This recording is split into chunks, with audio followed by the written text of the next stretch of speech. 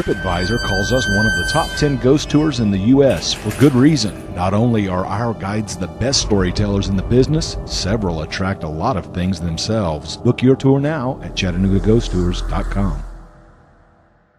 Chattanooga Ghost Tours offers not only award-winning tours, we are the first ghost tour in the world to offer investigations and ghost hunts using amazing tools such as the Talking Oculus and the new Ultimate Hunt with SLS Ghost Mapping. Show yourself again? Yes. Book now.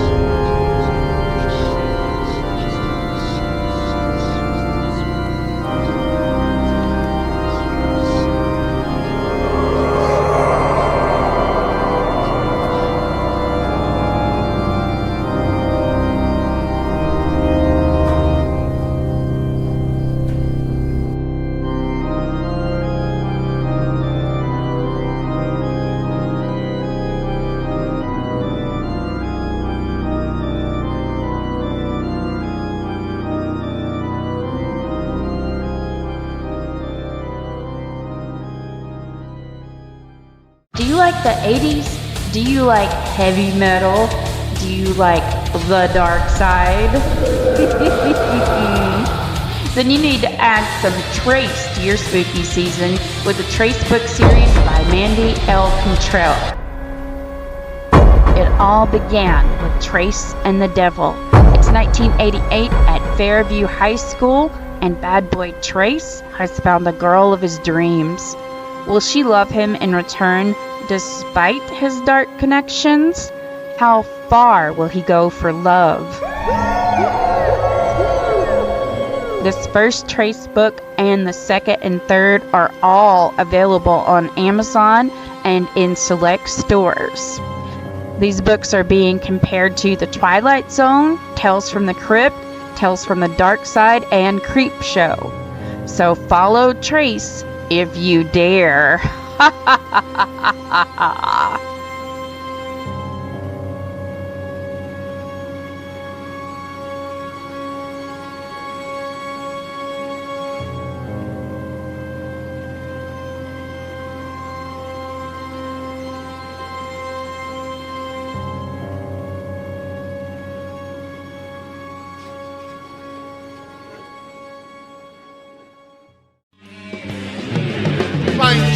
Priests, 41 children shall face the flames of hell.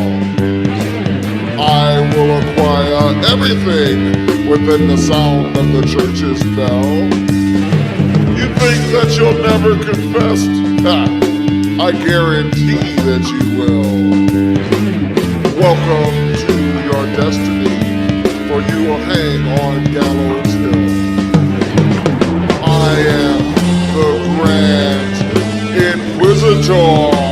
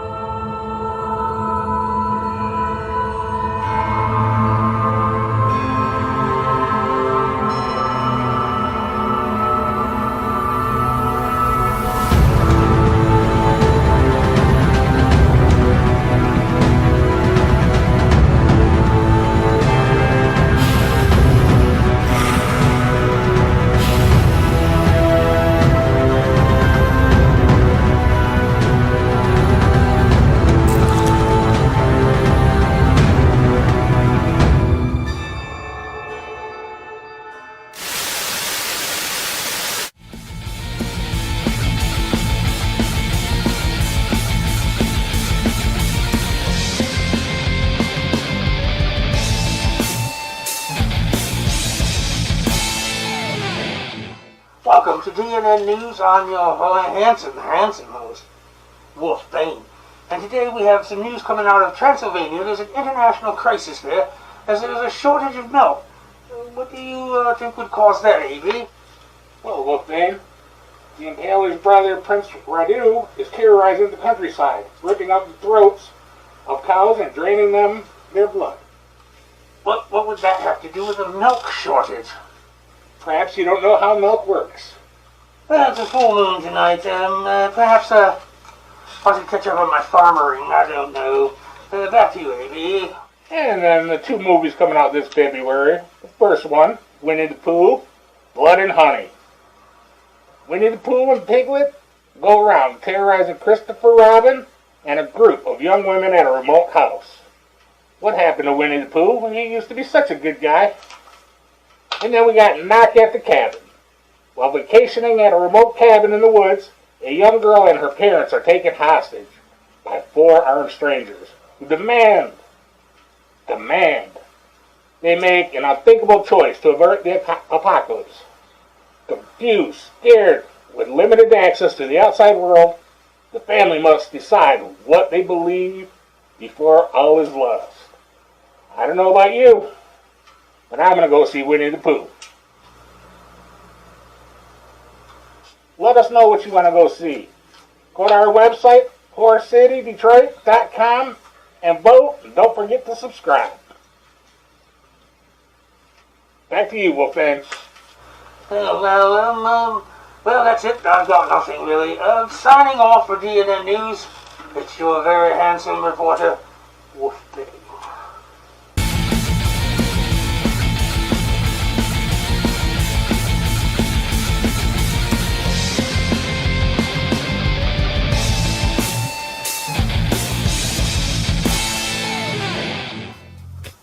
Yeah, at work they really thinks he's something, don't he?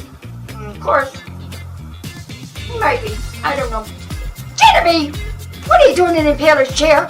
You know he don't like anybody in his chair. And furthermore, you're supposed to be helping me clean. Ooh! Yeah. I can't believe Ira's covered. Oh, Did you finish so that? much. I finished the potion. Oh, yeah. Okay, get out. Don't forget to spray him too, so you know. Oh, get him too. I gotta go find a hat. He should be here too. Yes. Okay.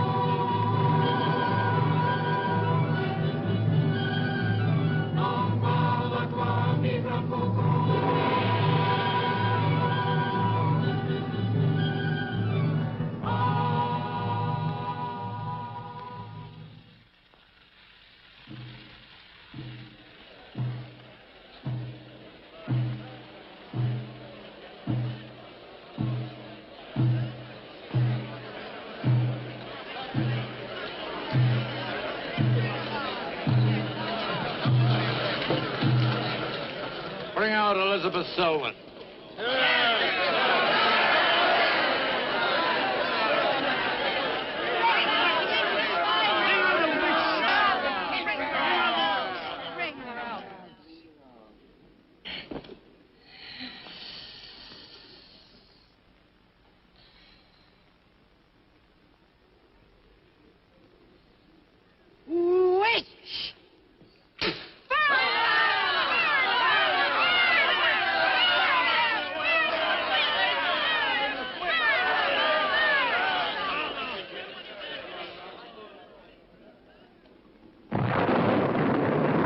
Burn the witch!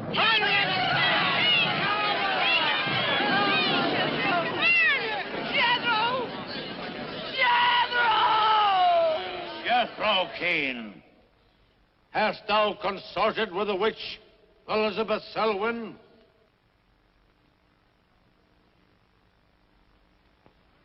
No. Burn the witch!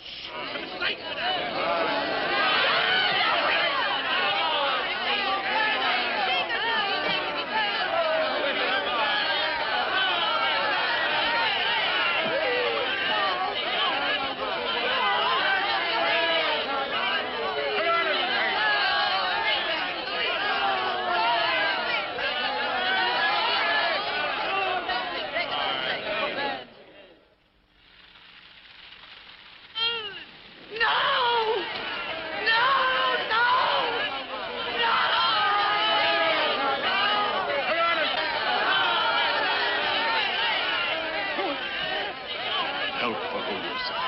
Help for Elizabeth Selwyn. On this 3rd day of March, in the year of our Lord, 1692, we, the people of Whitewood, Massachusetts, condemn thee as a witch. May the flames cleanse thy soul of its evil, of its lust for blood, but may they bring about the death of Abigail Adams.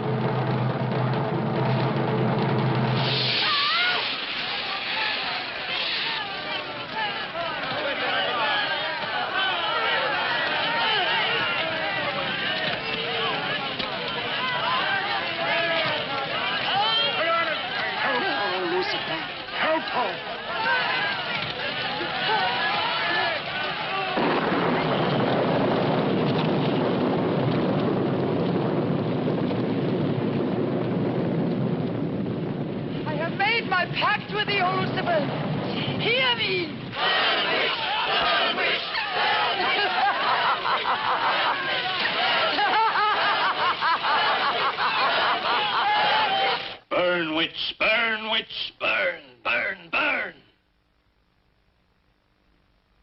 So shouted the people of Whitewood when they burned Elizabeth Selwyn in 1692. Though, as I've said, little is known today of the actual practice of witchcraft in 17th century New England, superstition, fear, and jealousy drove the Puritans to accuse their friends and relatives of consorting with the devil. Raiding around huge bonfires, repeating vindictive chants, they consigned the poor creatures to the flames. The tortured souls cried out in agony as the flames mounted higher and higher. Burn, witch, burn, witch, burn, burn, burn. Dig that crazy beat. Shh. That will be all for today. Tomorrow will be my concluding lecture on the history of witchcraft in 17th century New England. I shall bring along some illustrations which I'm sure will interest you all. I'll bring the matches. Maitland! Since you chose to attend these lectures, I had hoped that it was in a spirit of scientific curiosity about the subject. That'll be all. Bill, how could you? He takes it all so darn seriously. He's got you all hypnotized. Oh, Miss Barlow.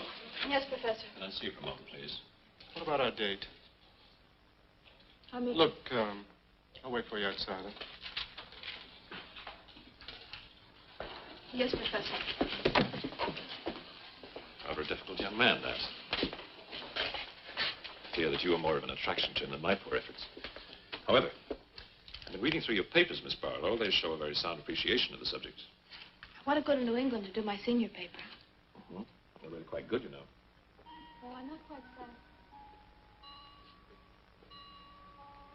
Some first-hand research. I want to get the atmosphere. Find out how widespread witchcraft really was. What the witches were really like. That might take a little time, you know. Well, I have the time. My brother and I were going to spend our vacation with our cousins. What I'd really like to do is to get a room in the smallest, oldest town in New England I can find. Check through all the town hall records. Recheck the libraries. Talk to the Puritan descendants. Make a really thorough investigation. Your brother is professor of science, Miss Barlow. I hardly think he'd be very interested in the history of witchcraft. Then I'd go alone. You don't think he'd object to that? You leave Richard to me. He's picking me up here for lunch. Hello, Bill. Professor Barlow. Nan here? Yeah, she's in there with him. Well, I don't like her getting mixed up in this witchcraft business. Why not? It's only part of a history course. Professor Barlow. Before you go in there, could I have a word with you? Sure. Well, it's about Nan and me. Oh. If you're really serious about this, I happen to know of a town in New England. As a matter of fact, it's the identical place where the events occurred that I mentioned in today's lecture, Whitewood. It's quite a small place. It's a little bit off the beaten track, so maybe these directions will help you. Thank you. I think you might very well find what you're looking for there. I happen to know the woman who owns the inn at Whitewood. Her name is Newless, Mrs. Newless. So you just tell her I sent you. Raven's Inn, Whitewood. What's Whitewood? Now, Dick, don't be too upset, but I'm going to change my plans for the vacation. Change your plans? Yes. Going to a place called Whitewood for a week or so to do some research. Who are you? What about Cousin Sue? Oh, she's expecting you for a birthday party on the 17th. She'll never forget. I can still easily make it by then. This is important. My term paper's got to be good. It could mean a scholarship. And I've made all the arrangements. Come on, Dick. You'll have a good time without me. My mind's made up. I'm going to Whitewood. Surely any good encyclopedia will give you all the nonsense you want to know about witchcraft. Witchcraft is not nonsense, Barlow. I'm sorry, Driscoll. Witchcraft, black magic, sorcery. To me, it's nothing but fairy tale mumbo-jumbo. I'm a scientist, Driscoll. I believe what I can see, what I can feel and touch. The basis of fairy tales is reality. The basis of reality is fairy tales. Did you ever meet a witch, Driscoll? Perhaps. Oh, come on. You're an historian. No witch ever survived the burning at the stake for all their pacts with the devil. In 1692, Elizabeth Selwyn went to the stake. She was buried in a churchyard in New England. And yet 3 years later... Yeah? 3 years later, a new wave of blood sacrifices broke out in the village that had condemned her.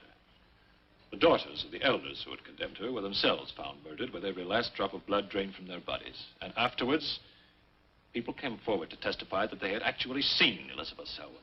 Oh, stop. This would be more effective at midnight with howling winds and crashing thunder, and even then it wouldn't frighten anyone. Dick, I'm sorry, Professor Driscoll. That's all right, Miss Barlow.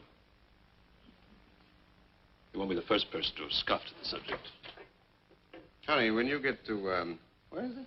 Whitewood. Ah, yes, Whitewood. Well, send me a picture postcard of a witch. If possible, autographed.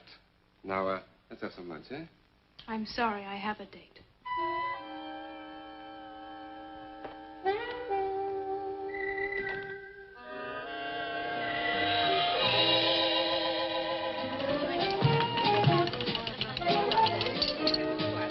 Nan, darling, I still don't see why you have to go off to this Whitewood place. Now, I thought we were going to have some time together during this vacation. You know I want to be with you. It's just this is important. Look, what the heck can you find that hasn't been found before? I don't know. It's just that maybe, hidden in some attic or buried in some old antique shop, there's something that might give a whole new outlook to the subject. What new outlook can there be? You're a science student, honey. You know how important research is. But this isn't about anything real. This is just superstitious people burning silly old women. But suppose the women weren't silly. Suppose they really had a pact with the devil. A pact that could have supernatural power. Oh, come on. What kind of power? I don't know.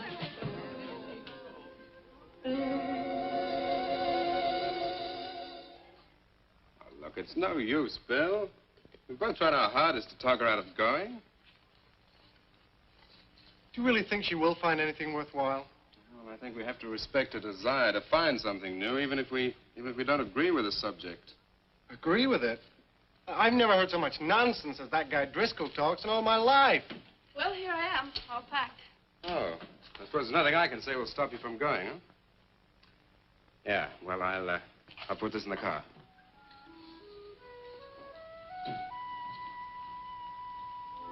I still hoped you'd change your mind, Nan. Don't worry, darling. I'll be back as quick as I can, and I'll write. Well, don't forget me altogether, huh? I won't. Give Sue my love, and don't forget we have a date at her party. Bye, darling.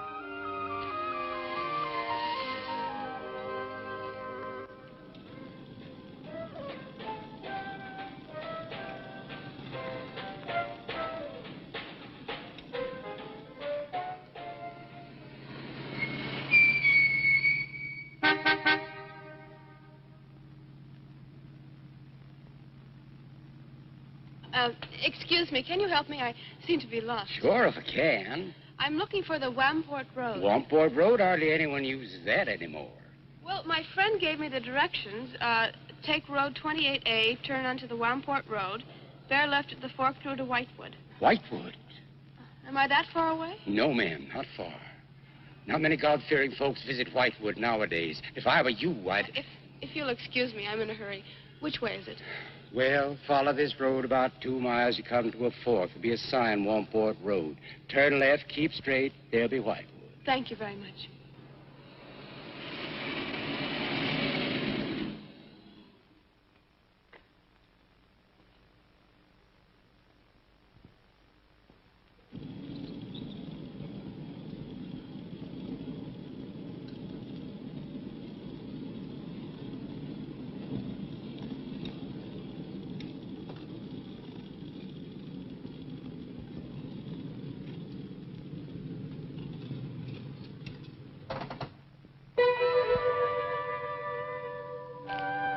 Does that sign say Wamport Road?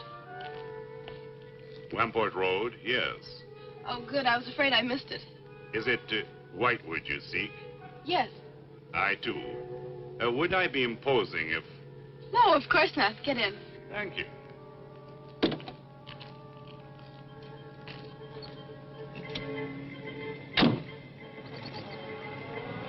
I think the Highway Commission would do something about these roads. Watch out, here comes another bump. What is your mission in Whitewood? Mission? Well, I'm going there to do some research on witchcraft. Professor Driscoll gave us some very interesting lectures on the subject, and I'm going there to get some original source material. Do you know Whitewood? I've known it for many years. Do you go there often? Fairly often. Oh, then you must know the Raven's Inn. I shall be resting there. Oh, so shall I. Oh, my name's Nan Barlow. My name's Jethro Keene. Pleased to meet you. Pleased to meet you.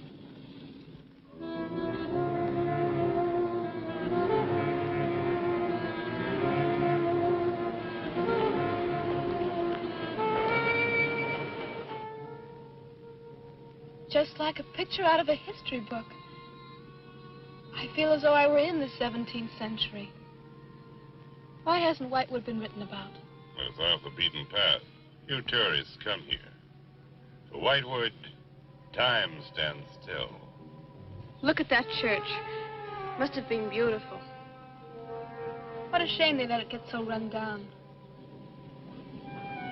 Straight on? Yes, follow the road around.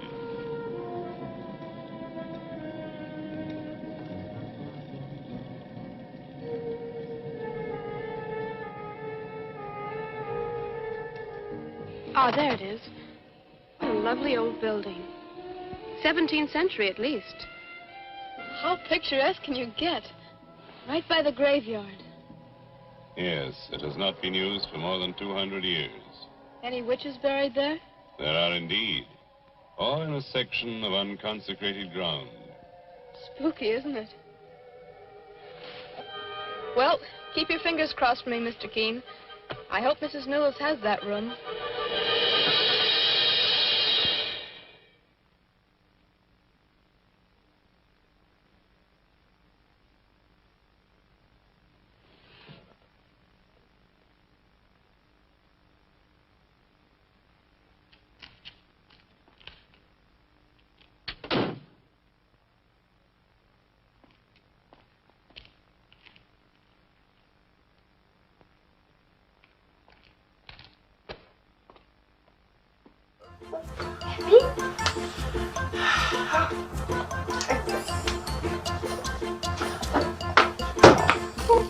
Guess who I brought, ladies? Oh, hey, everybody. How you doing? Hi, Ira. We're going to move in here a little bit. How's it going there? You've got pants on. Well, yeah, they made me put the pants on to, get on the airplane there. That's what happened there. Hi. Hey, how you doing? Hey, how you doing? You happy now? I'm happy. You happy? Oh, yeah, how you doing there? Fine. It's been a while. Well, let me get to my desk here. Okay, yeah, well, sorry, have a seat? Yeah, sit there, right? The mail's here. Why didn't somebody tell me the mail was arrived? Okay. Oh, yeah, well, did you want to talk about these, let's get to this. Let's get to the mail. Okay. From Sinister Selena. Mexico. Greetings from Mexico. Hope all is well in Detroit. First off, whatever you do, do not go back to Transylvania. They want to kill you and burn your witches. Your friend Wolfbane is plotting to get you back there. The food here is great, as well as the sights and beaches. Just an FYI, there are descendants of Van Helsing in Detroit. Thought you should know. You're familiar. Sinister Selena. So, what does Selena have to say? Well, she just mentioned how good this, the enchiladas are in Mexico. Anyway, how was your trip, Ira? It was pretty good. I got some ideas, Mr. Bailey, about the union thing. We'll talk about that later. Let's get back to the movie City of the Dead. How do you smell, Ira? Well, my sinuses are all messed up. My head noise and I got a deviated septum. Back to the movie!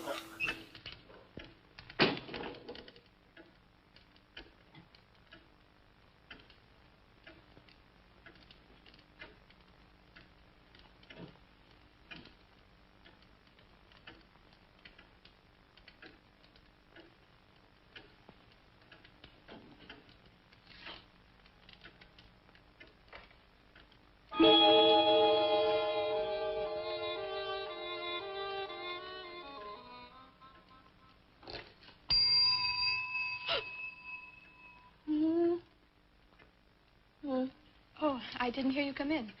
Are you Mrs. Newless? Oh, I'm Nan Barlow. I was told I might find a room here. I was recommended by a friend of mine, Professor Driscoll. Perhaps you know him. That will be all, Lottie.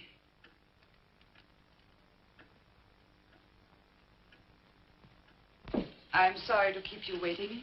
Unfortunately, Lottie cannot talk. I've often told her not to answer the bell. Oh, poor thing. Then you're Mrs. Newless. I am. May I help you? Yes, I'd like to have a room here for 2 weeks. The hotel is quite full. Oh, the guests are never about at this time of the day. Well, I'm a student of Professor Driscoll's. He told me if I mentioned his name, I'd have no trouble. Well, there is a room I could let you have. It's just off the lobby. Oh, thank you. Oh, Mrs. Newless, that plaque. Is it true that Elizabeth Selwyn was really burnt here for being a witch? She was?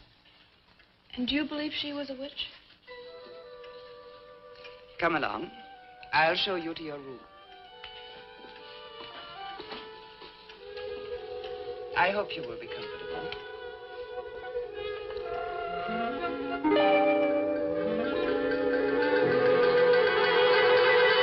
Yes, it is a nice room. The previous occupants have always found it most agreeable. Well, if there's anything you should need, just ring the bell for me at the desk. Thank you.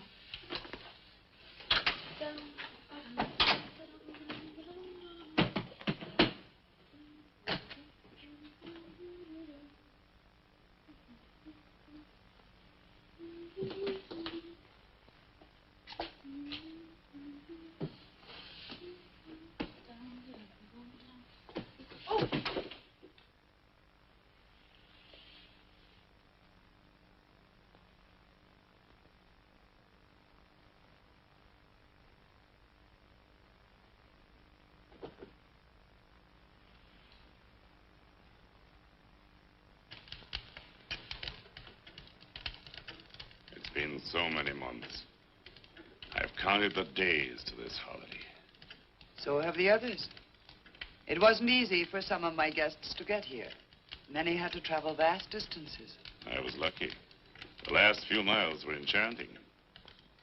Miss Barlow is very good company. You must be tired, Jethro. Your room is ready. And the festivities. I am prepared.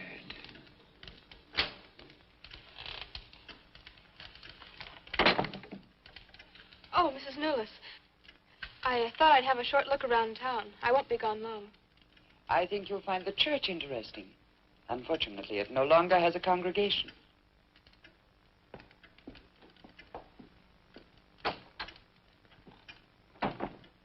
He will be pleased.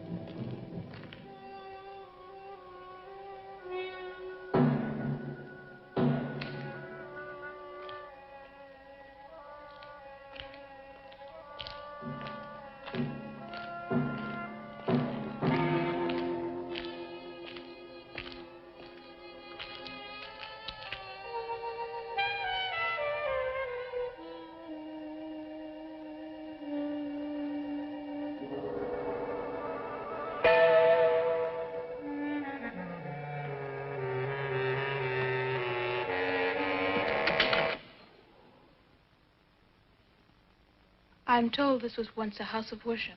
It is still a house of worship. I am the reverend of this church. As long as the breath of life is within me, this house shall remain God's house.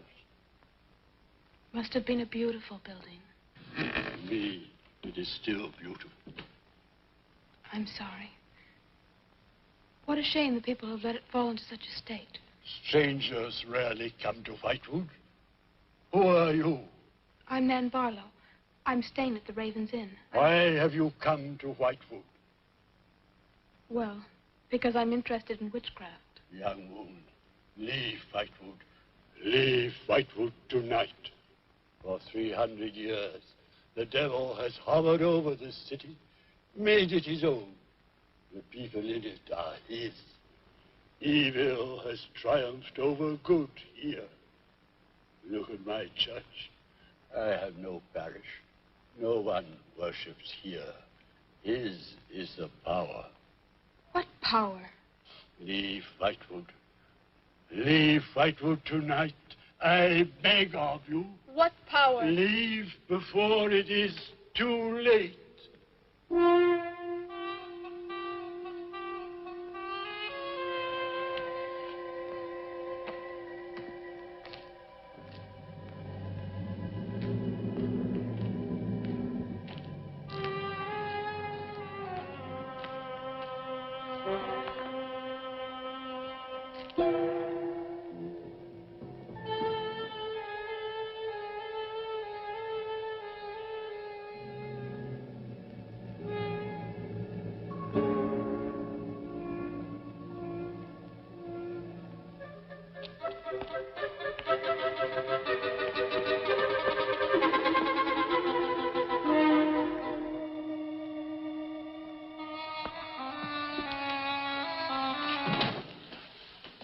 Good evening. Good evening. Please excuse the mess. We haven't been open long. You have some very interesting things here. Yes, they belonged to my grandmother. When she died, I came back to sort things out. Oh, I'm sorry. Then you don't live here? No, my family's lived here for generations, but I've just been back a few weeks. Would you like to have a look around? Thank you. Oh, I didn't mean to frighten you when I came in. It's just that all the people I've met here have acted like I'm a person from another world. They don't see many strangers here. And I had the most, well, unusual experience with the Reverend. He barred my way from the church. And he talked to me about a curse. And he warned me to leave Whitewood. Can you explain that? No, I can't. Does he often act that way? He's my grandfather. Oh, I'm sorry. Oh, it's all right. It's happened before with strangers. Oh, the lack of parishioners and loss of his sight has made him bitter and suspicious. I'm afraid what with him and the town, I was very scared. When I saw your lights, I made a dash for them. I'm glad you did. Do you have any books or pamphlets on witchcraft? You do, don't you? A friend of mine... Well, we have a collection gathering dust, but why on earth would you be interested in... Oh, I'm sorry. It's really none of my business. No, that's all right. I'm studying it in college, and I've come here to write my term paper. Well, just wait. I'll see what I can find.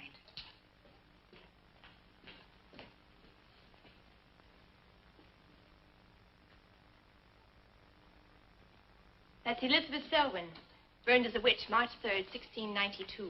Yes, I know. I saw the plaque in the lobby of the hotel. You're staying at the Raven's Inn? Yes. It was recommended to me by a friend of mine, Professor Driscoll. Alan Driscoll? Yes, do you know him? No, but my grandfather speaks of him. His family come from here. Oh, I didn't know that. Here, I think this will do for a start. A lovely locket. May I see it? I believe it's quite old. It is. You're very lucky. I'm even more lucky to have found this. A treatise on devil worship in New England. This must be a very rare book. I'm afraid I couldn't afford to buy it. You can borrow it, if you like. Oh, could I? That would be wonderful. I promise I'll bring it back in a few days. You're very welcome, Miss, Barlow. Nan Barlow. Nan Barlow. Thank you very much. Good night. Good night. Welcome back. And while these three decide to catch up on old times, I'm going to discuss something important with you. Do you have a graduation or a wedding or just a party that you want to be able to remember years from now? Well, Eclipse Photography here in Michigan is an outstanding company. They do all sorts of pictures for you in Oakland County, Macomb County, St. Clair area, actually anywhere in the Detroit area. They'll find a way to get to you if you're willing to give them a call. And you can call them at 248-836-8175. That's 248-836-8175. Tell them the impaler sent you. Oh, I'm sorry. Genevieve, this letter was for you. Oh, thanks. Michigan Made Music Festival. Look. Oh, yeah, I heard of this before. We're going? Yeah, there's February 3rd. There's a really great band over there, The Lion Within. I don't know if you ever heard of them. They're great. Great band. Jason Kane. Jason Kane, he rocks. He's got a sweet green SG Gibson guitar. He calls it the Goblin. It's wonderful. Well, hey, yeah, sure, we can go. We're all gonna go, right? Hey, Impaler, are we gonna talk about this union thing anymore? No, not today. We'll discuss that some other time. If we're not gonna talk about this union thing over here, maybe we should just watch some more of the City of the Dead there. Good idea. Yeah, there you go.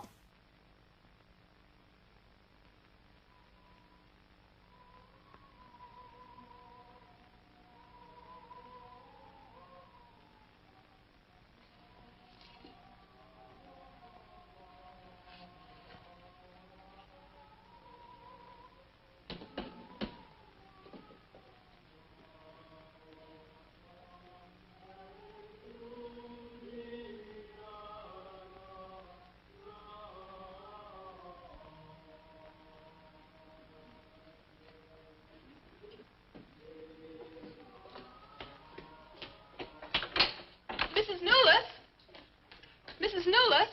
Yes, Miss Barlow? I've heard some strange noises in my room. Oh, possibly the water in the pipes. This is a very old inn. No, it seemed to be coming from the cellar underneath. I hardly think so, Miss Barlow. The cellars do not extend beneath your room. Then why is there a trapdoor in the floor? The ground was filled in many years ago to strengthen the foundations of the building. But I'm sure Well, if you insist, I will come and see you.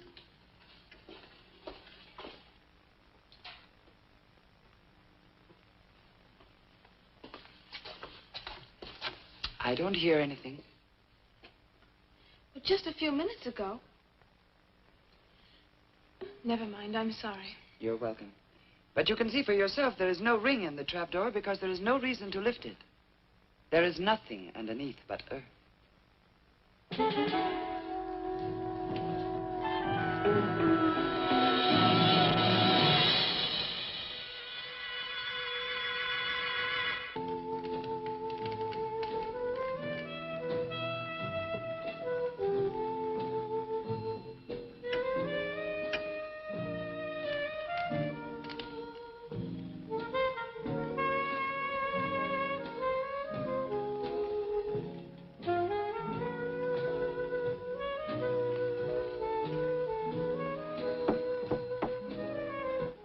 Come in. Oh, hello, Lottie. Come in. Oh, I don't need any more towels. I haven't used mine. They're quite clean.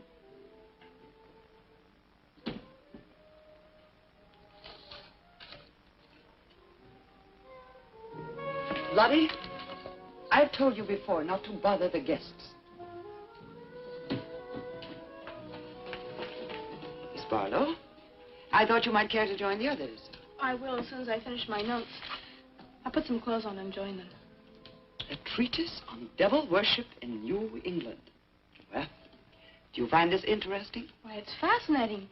The things I've learned. I bet you don't know the half of it. And you live right here on a spot where the witches were actually burnt. Listen to this. On Candlemas Eve, February 1st, in the year 1692, a coven of witches, a coven that's 13, some men, some women, whose power came from the devil, gathered beneath the Raven's Inn to perform a black mass in the honor of Lucifer. The witch Elizabeth Selwyn, later to be burnt at the stake, marked a young girl for sacrifice by obtaining an object of value belonging to her with which to call her. and leaving in its place a dead bird and a sprig of woodbine. The witches sacrificed her on the altar and drank her blood at the hour of 13. What's the hour of 13? Well, personally, I have never heard a clock strike more than 12. Now, how about joining the dancing? In a little while, I promise. Oh, by the way, I seem to have misplaced my locket. I remember having it in my room, and now it's disappeared. Oh, I'm sorry. I'll ask Lottie. Well, I'm not saying it was stolen. It's just, I remember having it on the dresser, and now it's gone. I would appreciate it. Of course. I'll look into it immediately.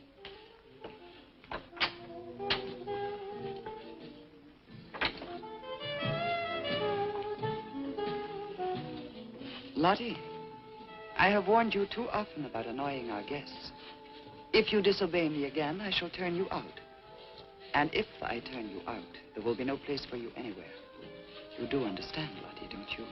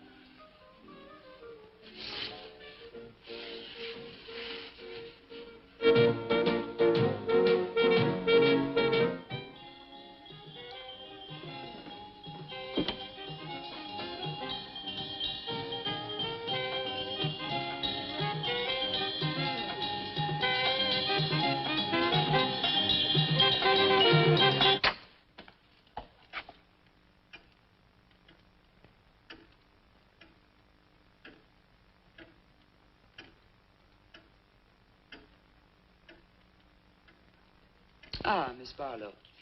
I'm afraid Lottie is nowhere to be found, but I will inquire about your locket first thing in the morning. Oh, thank you. Where is everybody? Most of the other guests have gone to services. Services on the 1st of February. Candlemas Eve. The night when the witches mocked the rituals of the church. Are you all right, Miss Barlow? Yes, quite. Thank you. Good night. Good night, Miss Barlow.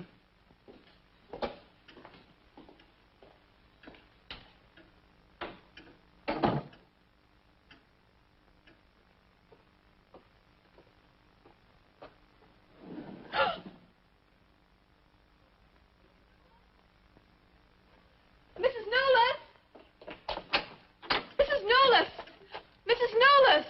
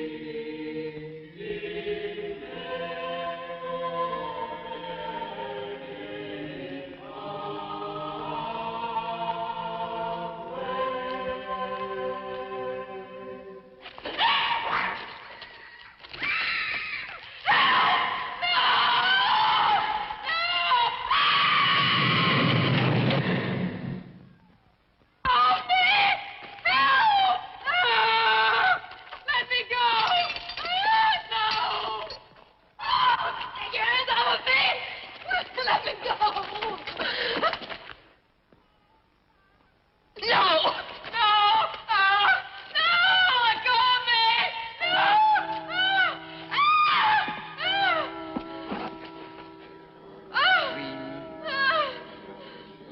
Four, 5,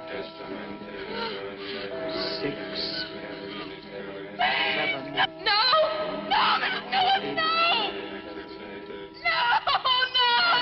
I am Elizabeth Selwyn. No! 11. Let go of me! Let go! 12.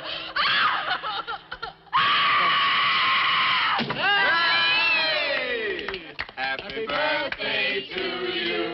Happy birthday to you. Happy birthday, dear Susie. Happy birthday to you.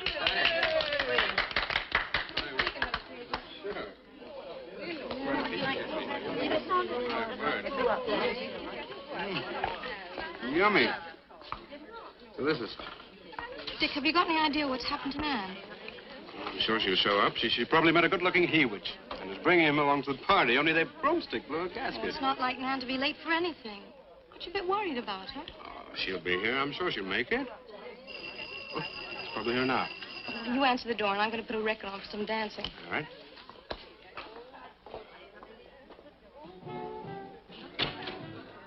Hi, Dick. Bill. Oh, what's the matter? You expecting somebody else? Oh, yes, Nan. Look, come in. Well, Nan, didn't she hear you? We made a date to meet here before she left for Whitewood. Well, she probably got held up. Look, give me your coat, huh? Nan was never late for anything in her life. Relax. Take it easy. Join the party. She'll be here. Dick. Dick, I haven't had a letter from Nan in over 2 weeks now. She's probably been too busy working on her paper. No, there's something wrong, I know it. Look, will you do something for me? Hmm? Ring up Whitewood, will you? Ask him if she's left. You serious? Yes, I am. Okay.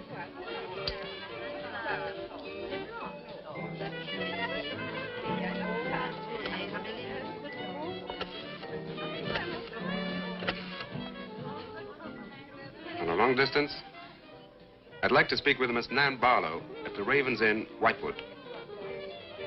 No, I don't know the phone number. What? Didn't she give you the phone number? Oh, I know, but that's my sister.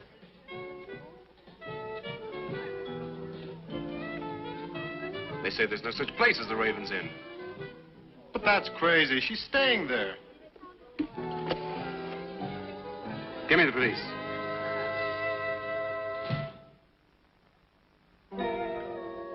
She left in such a hurry, she must have forgotten to return it to you, Miss Russell. She seems such a nice girl, too. Wouldn't have thought she was the sort who'd forget to return a book. We cannot always judge by our first impressions, can we? I'm not usually wrong about the people I lend my books to. Well, perhaps you'll be more careful in future. Thank you for letting me have it. Remember me to your grandfather.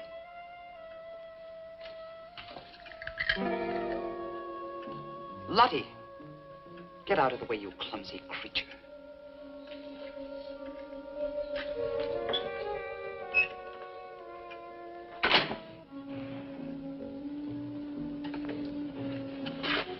Can I help you? Yes, we're from the sheriff's office. We had a call this evening. A missing persons report from some college kid named Nan Barlow. The party calling said that her last known whereabouts was the Raven's Inn. And Barlow, that's strange. Yes, I met her. When did you last see her? About 2 weeks ago. She came to my shop and borrowed this book. It's quite valuable, and so not hearing from her, I decided to come and get it. Mrs. Newless had it. May I? A treatise on devil worship. I must put this in the report. Peculiar things some of these college kids do nowadays. Well, thanks for your help. Come on, Charlie.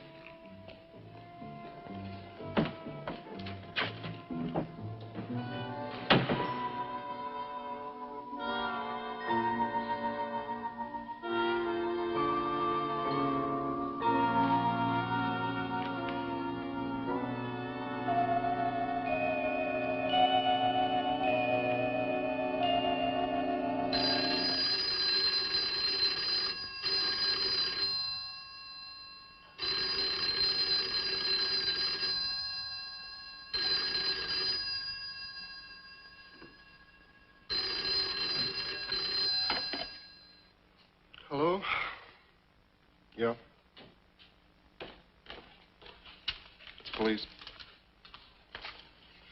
Yeah? Okay, thanks. Thank you. Well? Police sent a car out to the Raven's Inn. And checked out 2 weeks ago. I don't get it. Well, neither do I. Look, these are Nan's books and papers. Go through them. See if you can find anything which might give us a lead. I'm going to pay a visit to a colleague of mine.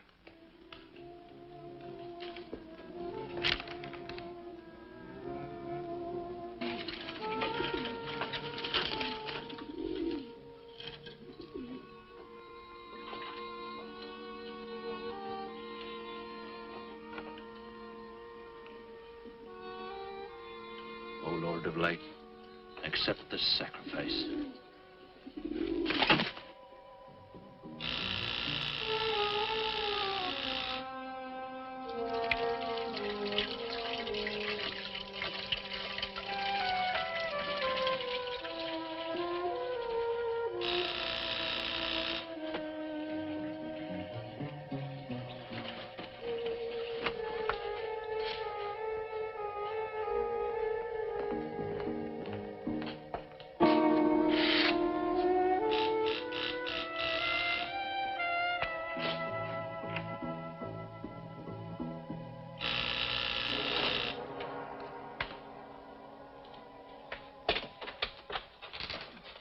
Barlow. May I come in? Well, of course, please do. Take your coat. I tried to phone you last night, but I guess you weren't in. No, I wasn't. Would you care to go in the study? Sit yourself down. Thanks. You take a drink? Rye and soda. Ice, please. So what's on your mind? Well, Nan's missing. And she has been since the day after she arrived at Whitewood. Really? You quite sure? That's what the police said. What are they doing about it? Carrying out a routine check. I don't suppose they can do much more until they've got something definite to go on. Well, I would have thought there was a very great deal more they could do. What? As far as they're concerned, she disappeared 2 weeks ago, and no one in the village seems to know anything about it. What did you come see me for? I thought you might have some ideas. Why did you send her to Whitewood? Because it was the best place for her research. And you suggested she stay at the Raven's Inn. Sure, it's the only inn there is. With an unlisted phone number? The inn has its own clientele, Barlow. It doesn't need to advertise. How do you know it so well? Because I was born in Whitewood. I see. And you'd have every reason to believe she'd be perfectly safe in going there. There's no reason to suppose that she wouldn't be. Nan struck me as being perfectly capable of taking care of herself. I grant you that, but why hasn't she come back or let us know? Look, Barlow, I can understand your anxiety, but I'm quite sure there's nothing for you to worry about. Nothing at all. She's probably got absorbed in the subjects and gone off someplace. I wish that all of my class had her application. Yeah, well, I'm going to find out where this application led her. I'm going to retrace every step Nan took. I'm either going to find Nan or know what happened to her.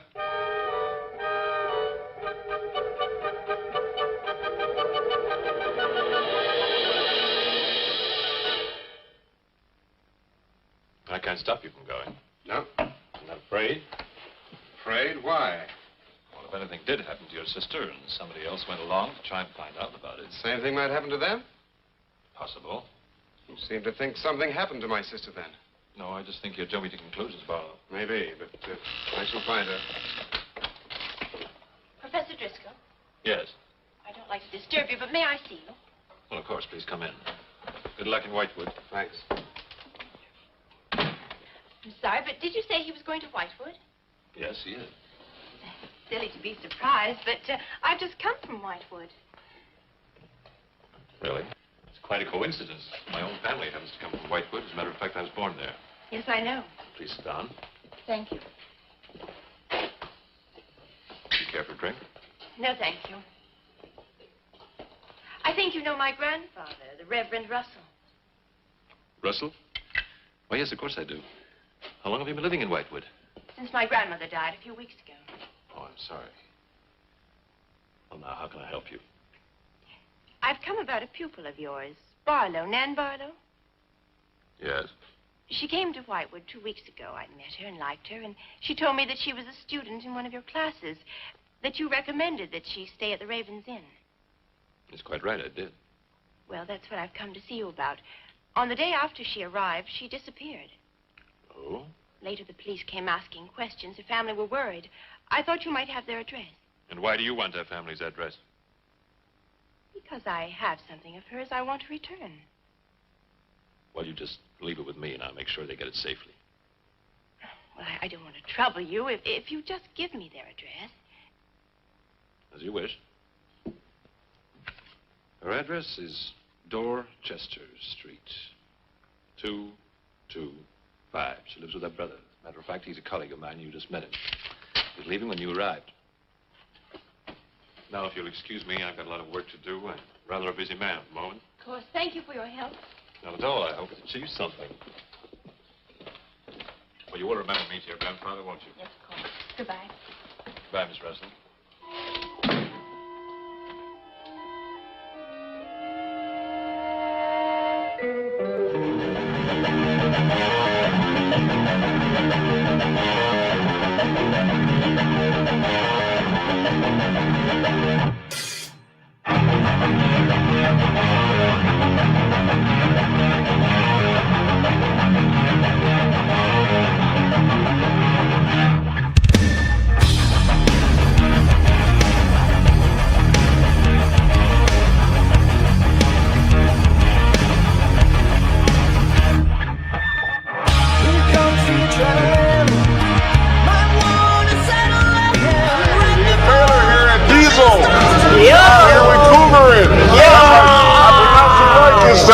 So I don't hear no stuff from my producer.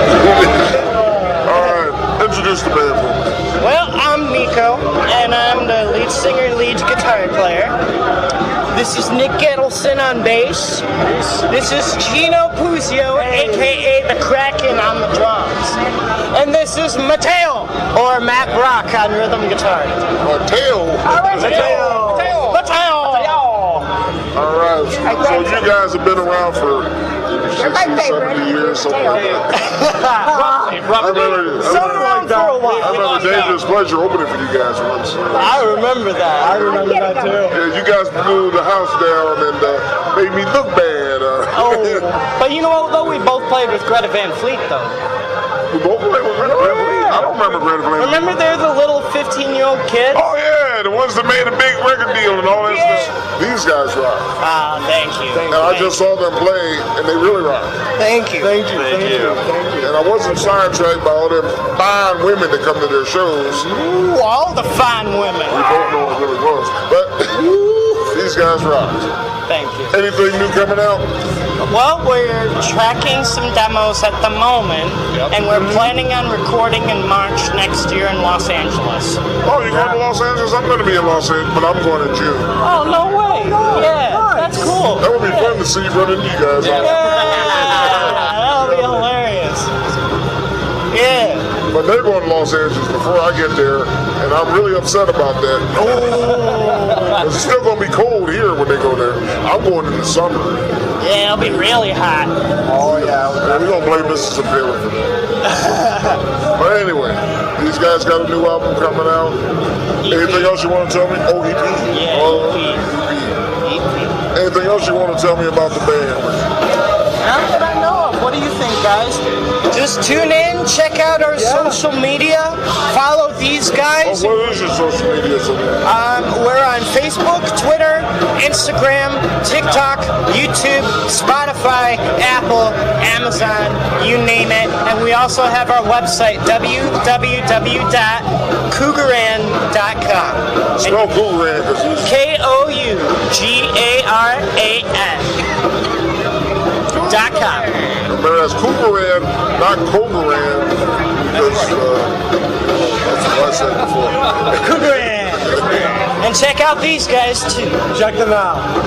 Check these guys out. I'm going to talk them into letting me book a show with them earlier next year, because I like having a big crowd. They draw big crowds. What can I say? Well, thank you, Mr. And some fine women, might I add. Well, thank you, Mr. Taylor. All of that. You should have seen them girls in the audience. Ooh, Nelly. Don't tell Mrs. Taylor.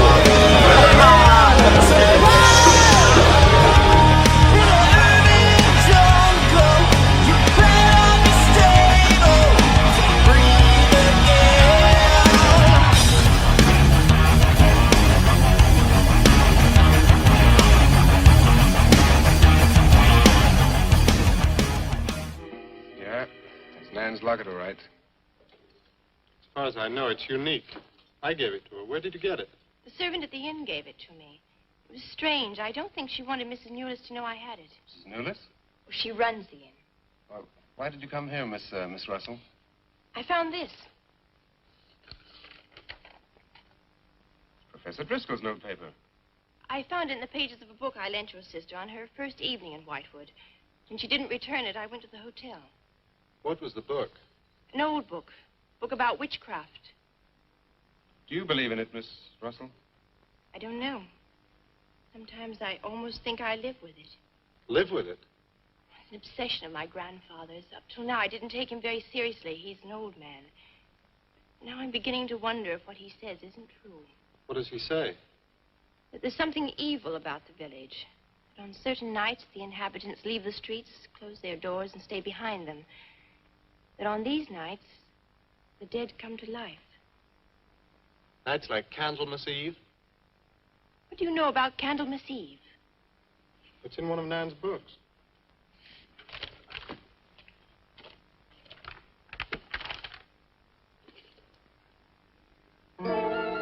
I don't believe it. Things like this don't happen today. In Whitewood, I wonder. I'm going to Whitewood tomorrow after classes. I can give you a lift. Thank you, but I must get back. I can't leave my grandfather alone. He's blind. May I come and see you when I arrive? I'd like to have a talk with him. Please do. It's the house next to the church. Goodbye. Bye. I'll see to the door.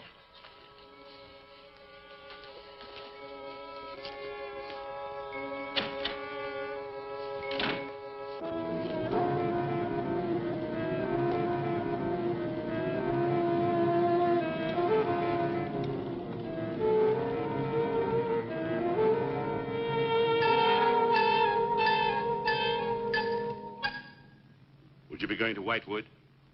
Yes. Would you take me along with you? It's a dark night for walking.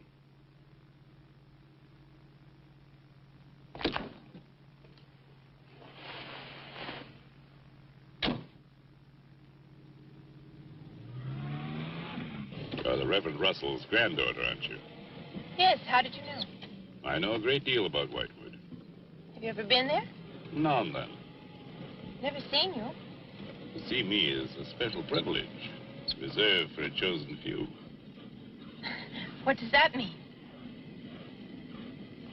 We'll soon be at Whitewood now.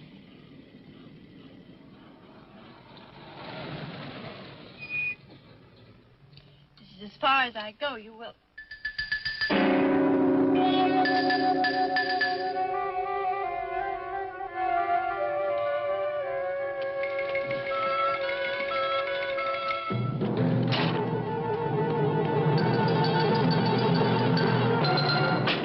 She's pretty, too.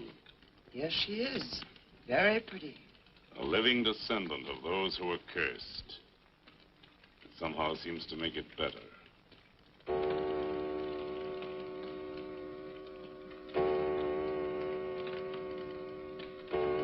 Another day.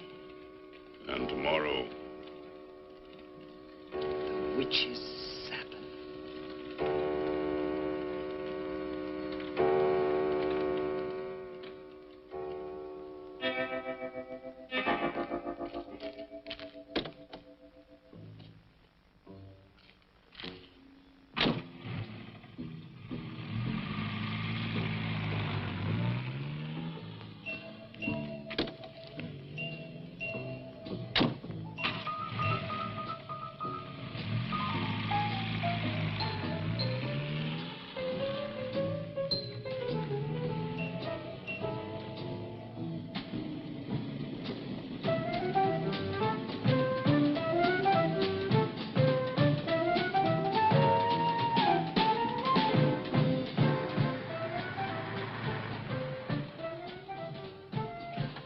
Which way to Wamport Road? Straight ahead. Fork in the road. You see a sign. Turn left. You heading for Whitewood? I am. Many people head this way? Not many. Is this the only way in and out of the town? In this direction, yep. You wouldn't remember by any chance a pretty girl in a convertible about a month ago? Barlow girl. Read about her in the papers. Never seen her again. Told the police. Thanks.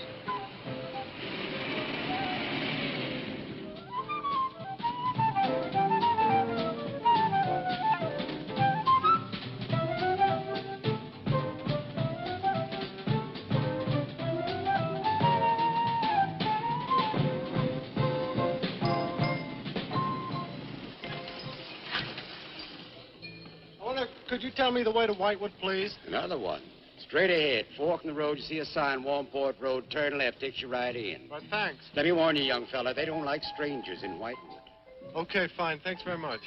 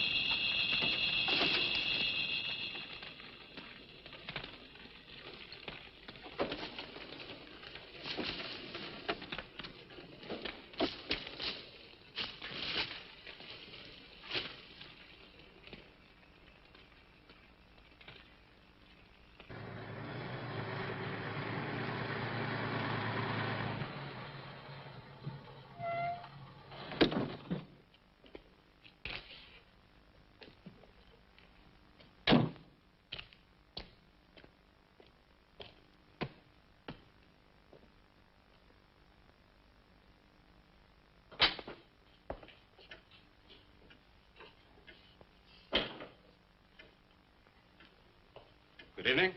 Good evening. I'd like a room, please. The inn is closing. Why, I'll only be here a few days. But the inn is closing. When?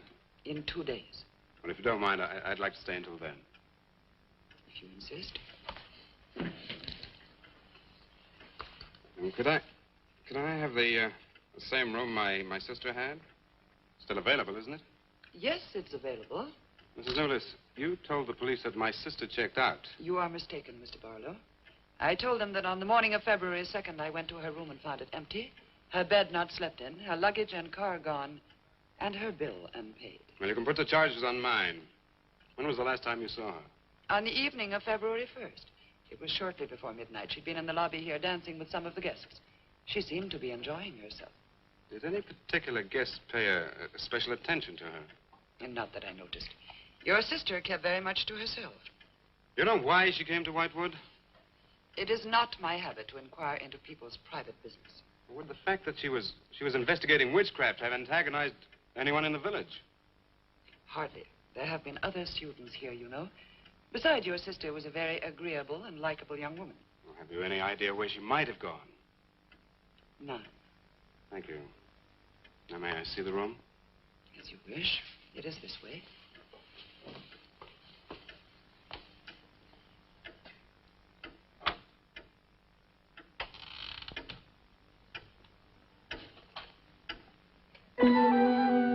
If you should need anything and I am not at the desk, you have only to ring the bell.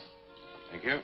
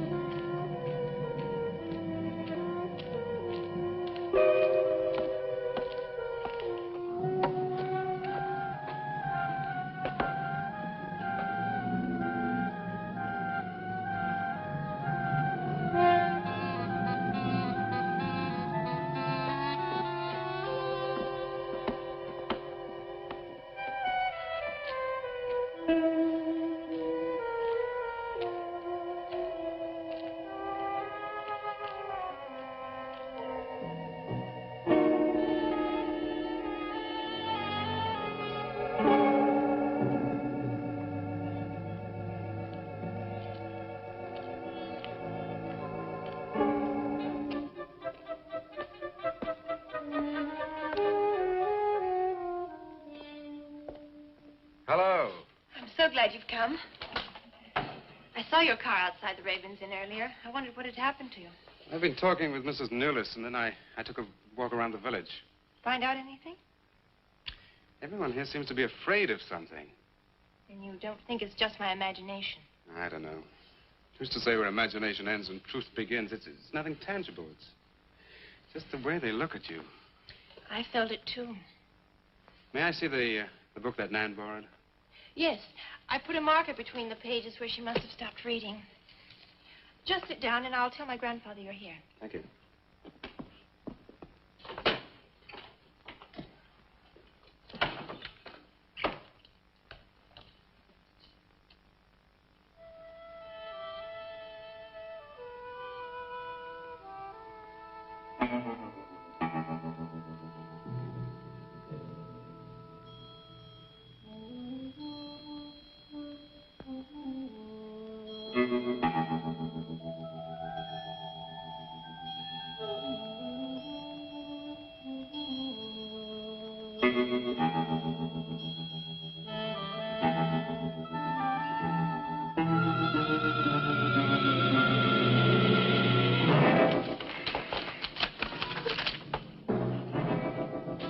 I warned you, Lottie.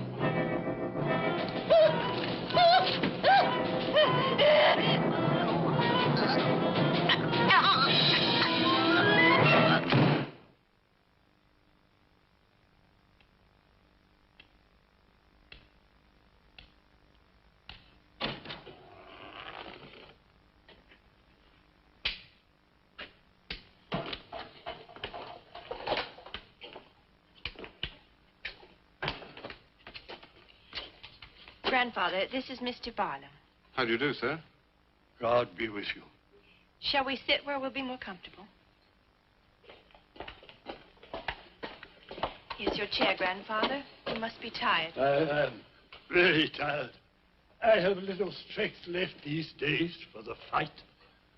Won't you sit down? I'll make some coffee. The fight against what, Mr. Russell? Against the evil that besets this village.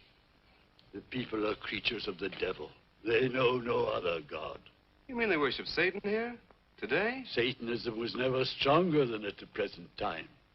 For 200 years, the people of Whitewood have carried out rituals that mock the church's teaching. I find it very hard to believe, sir.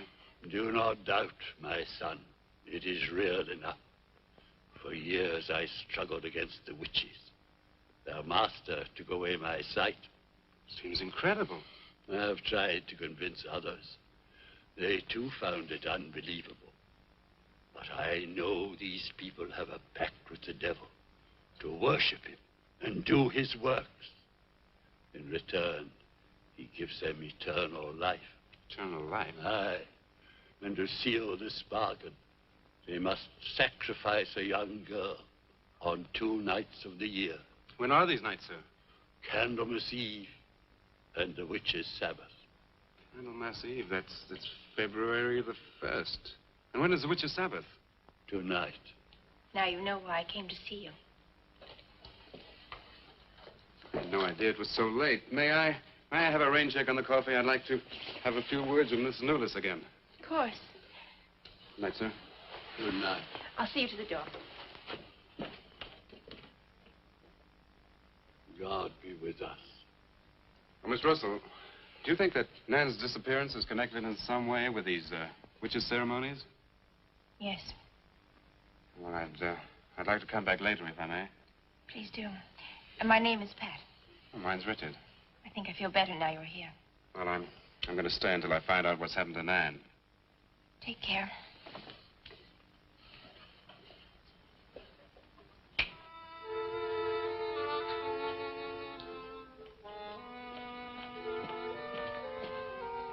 Now drink your coffee before it gets cold.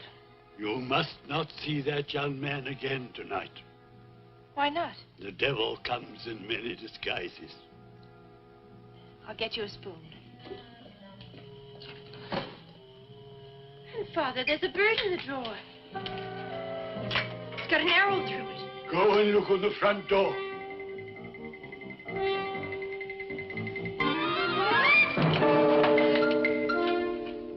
It's a sprig of woodbine. Shut Shut the door. Shut the door quickly. Grandfather, what does it mean? Now listen, my darling. This is their sign. The witch's sign. What can we do? We must leave here. Leave here immediately.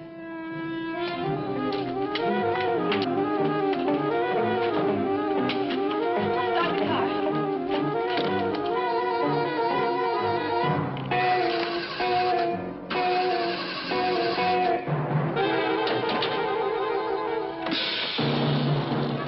Something's wrong. It wrecked the car. Barlow! Phone Barlow!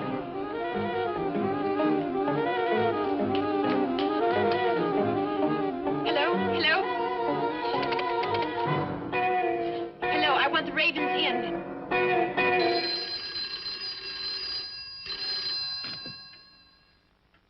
Yes, Mrs. Newless. Mr. Barlow. That for me? Yes.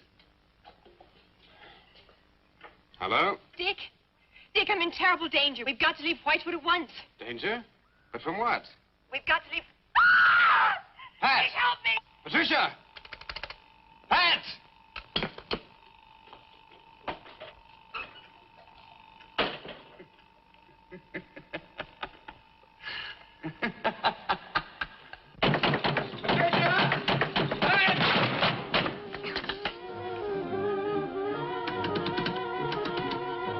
Pat! Patricia! Mr. Russell, are you there?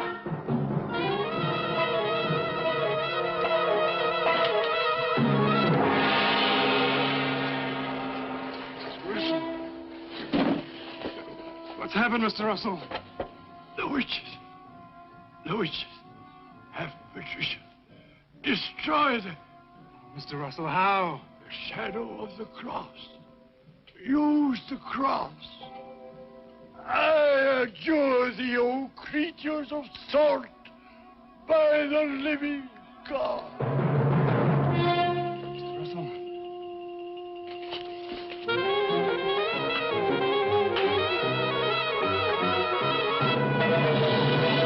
Maitland! Maitland, what's happened?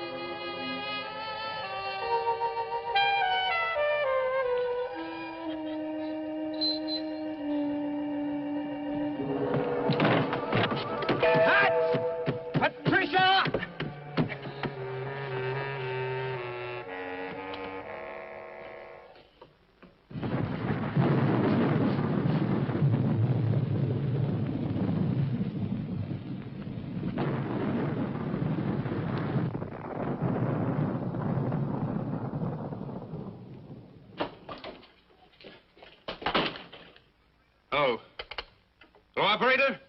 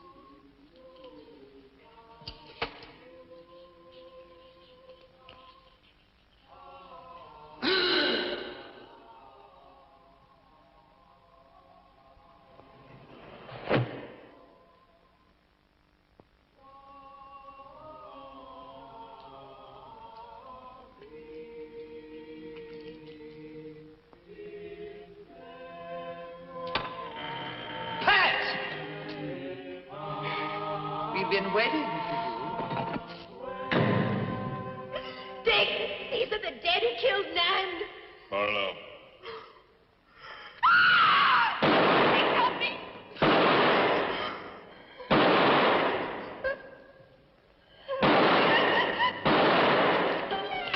Come on, Pat. Quicker.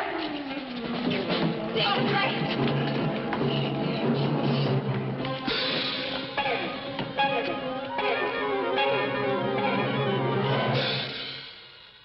Dick!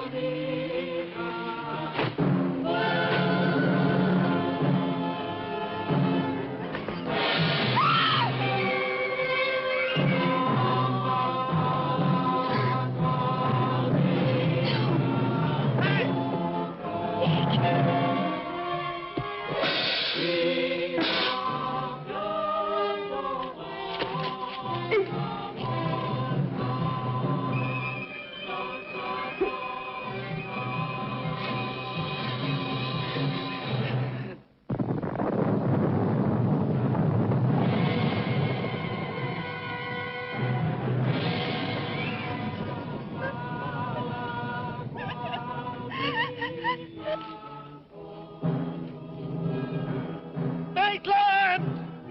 Get to a cross! A cross! A shadow of a cross!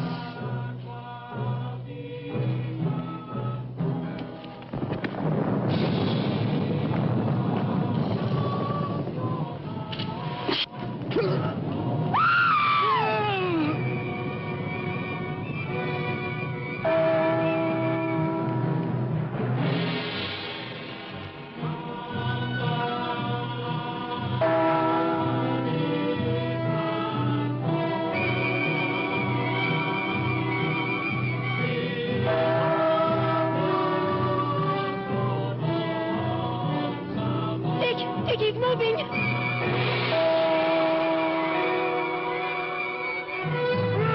Lift the cross!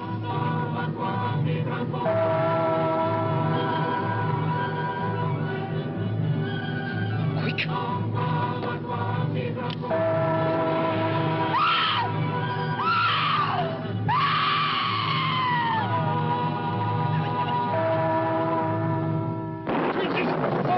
I'm Jersey by the living God!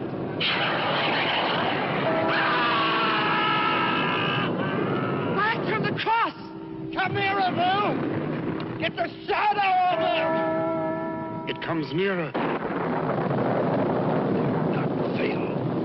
We must finish the sacrifice. Dick! Wait! Wait for the hour of 13.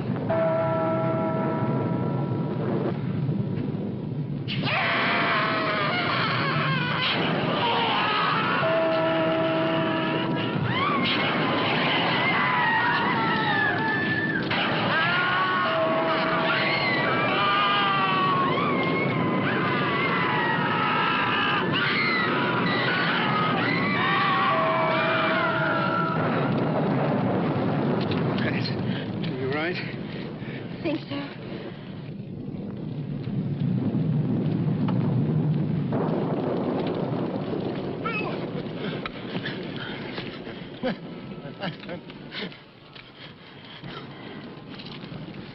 Got a score to settle with Mrs. Newless.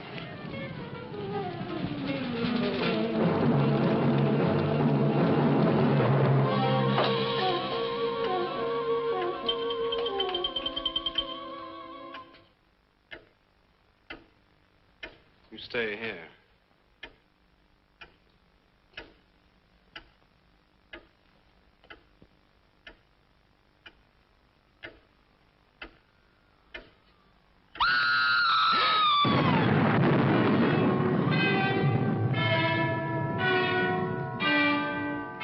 Yeah.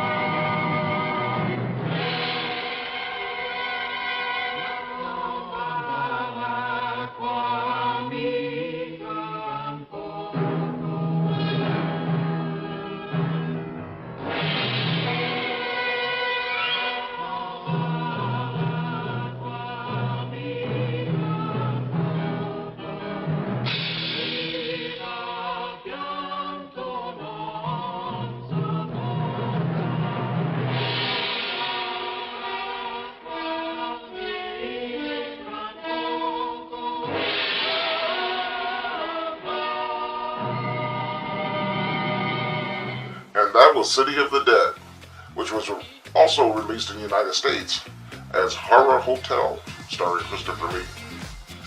And if any of this movie seemed familiar to you guys, that's because if you remember Iron Maiden, they did a video for the song Bring Your Daughter to the Slaughter, and they actually used footage from this film.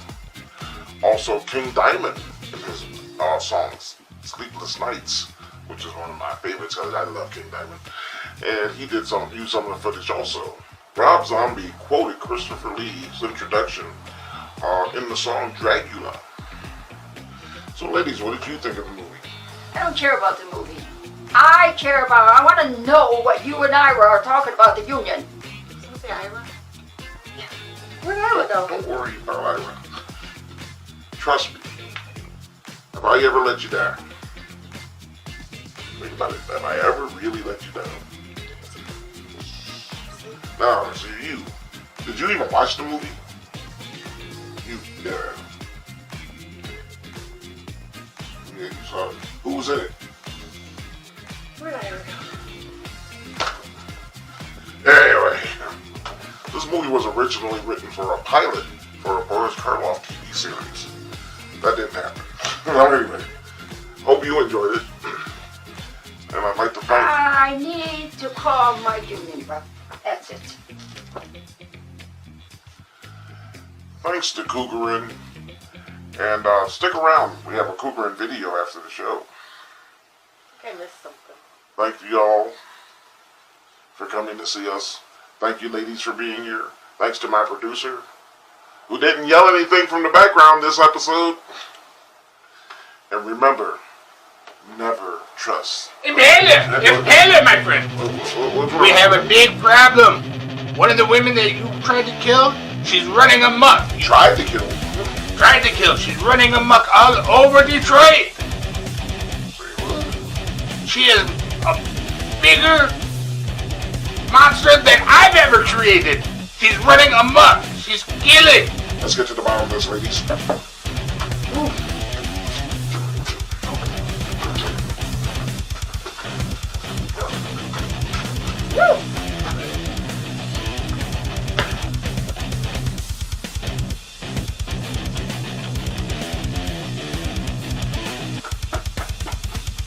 Don't tell Mrs. Bailey.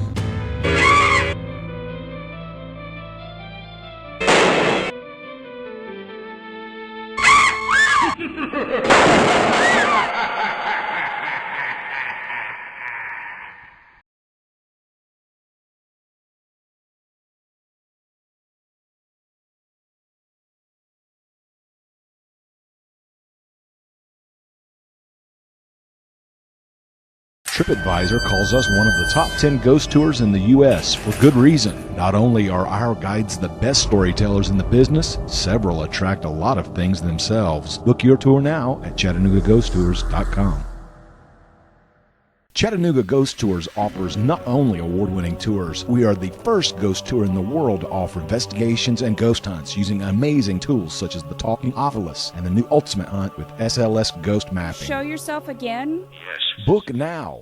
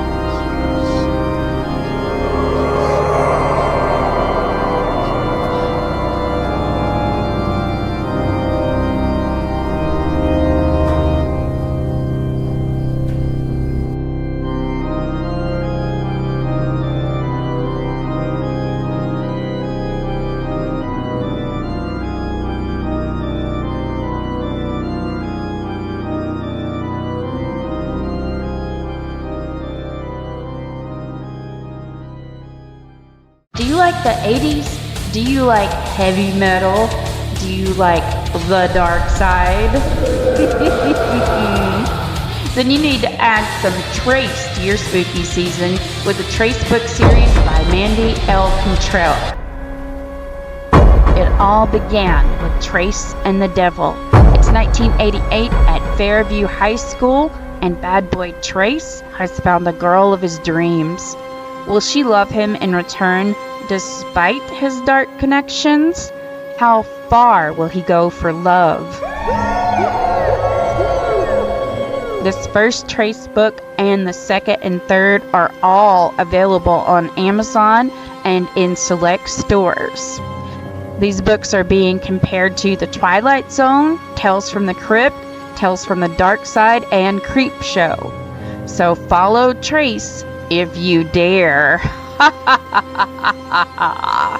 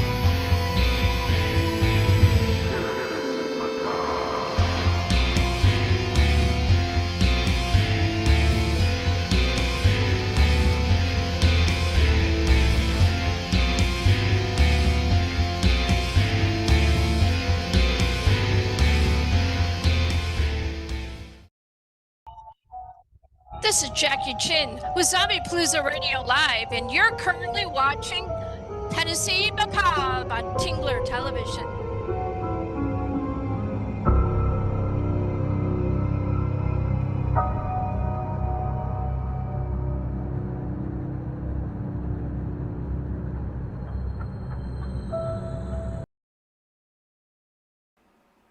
Hey, Grim.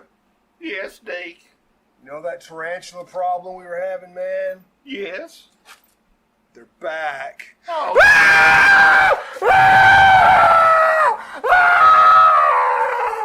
It's too late for Deke. But before the bugs bite at your house, call Tennessee Termite and Pest Control. Pesky little buggers.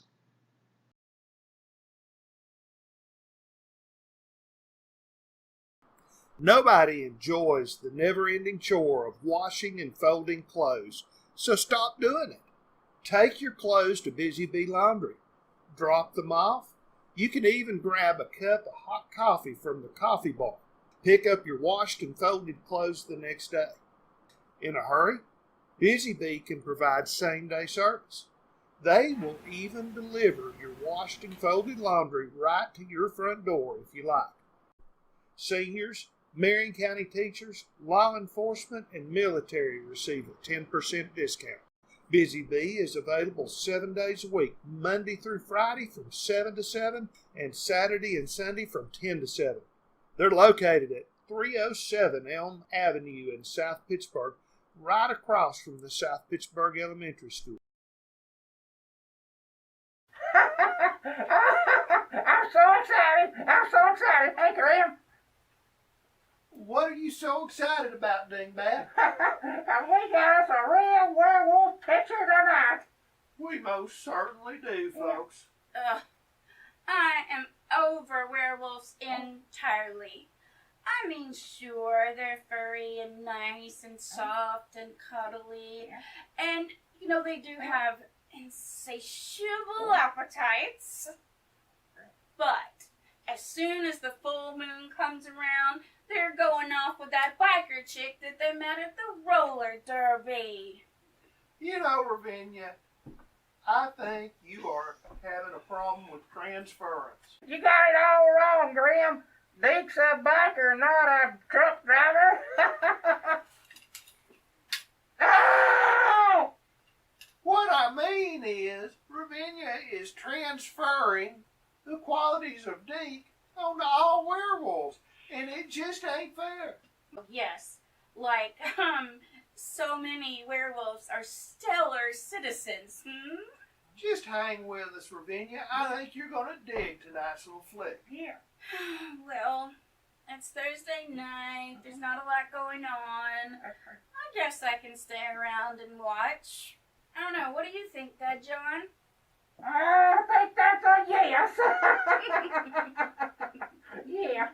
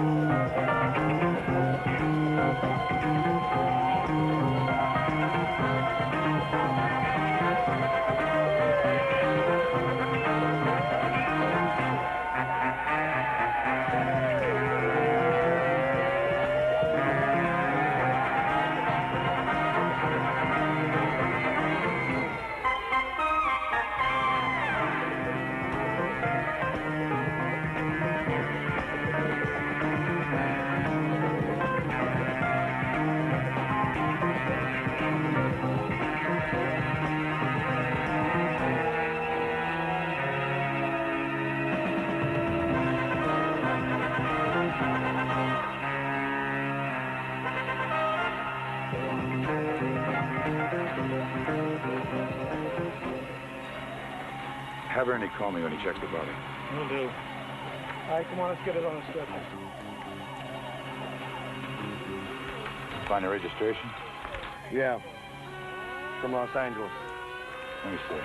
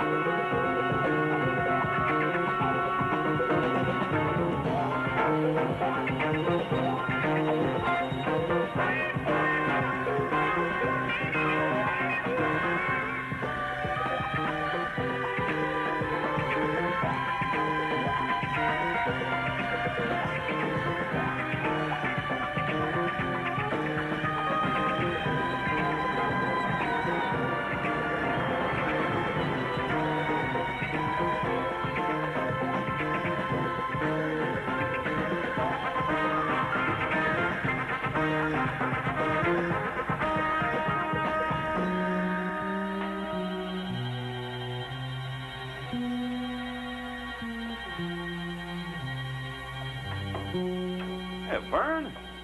Come on in. Glad to see you. Hey, you didn't come all the way out here because of that parking ticket I got the other day, did you? Have a little coffee. It's fresh. John, there's been a murder. Who? A man called Hammond, salesman from Los Angeles. Where did it happen? Out on Vasquez Road. He must have made the wrong turn last night and ran out of gas. Yeah? Something attacked him in his car. But something? What do you mean, something? That's it. We don't know what it was. But it practically tore off the roof, broke through the windshield, and mangled his body so badly he didn't even look human. Now, we found some tracks. I'd like you to take a look at them. Sure, come on.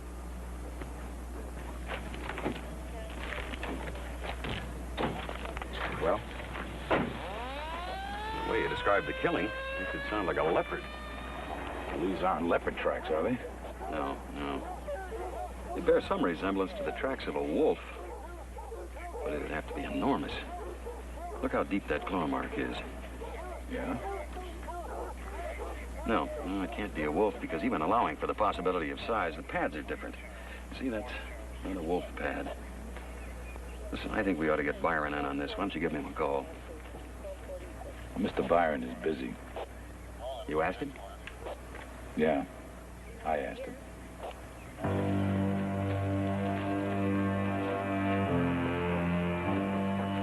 Joe.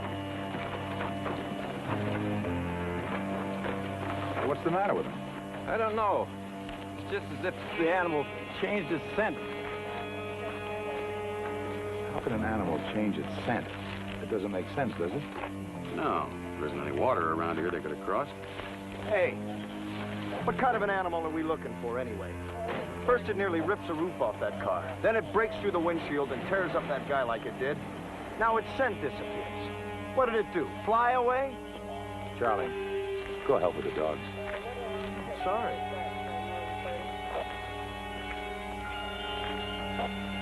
Well, what did it do?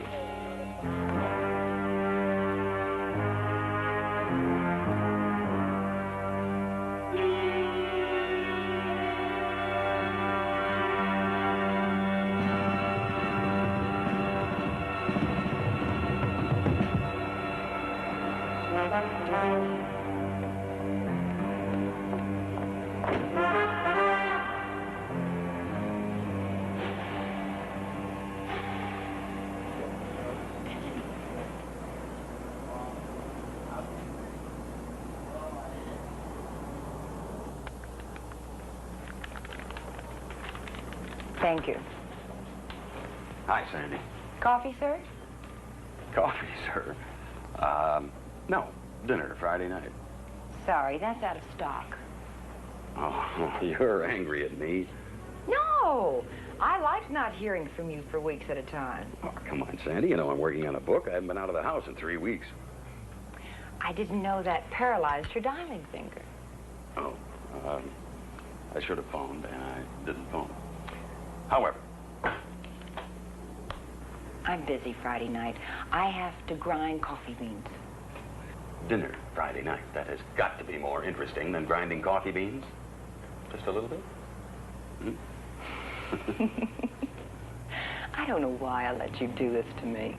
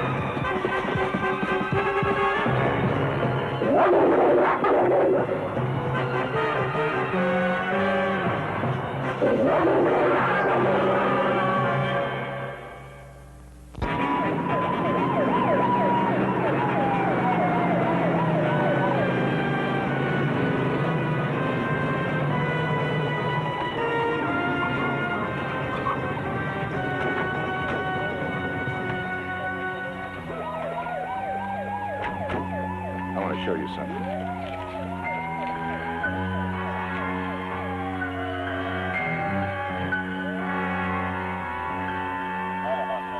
His whole face is gone. Yeah, I know. Again.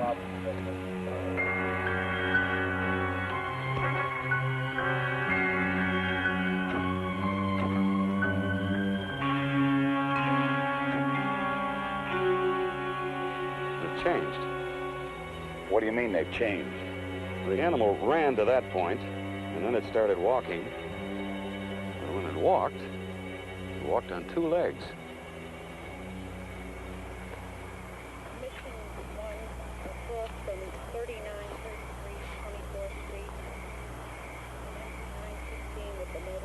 They're gone.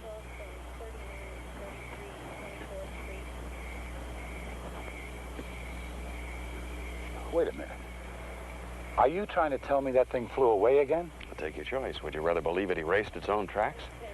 Vernon, any way you look at it, the tracks go from 4 feet to 2 feet to nothing, period.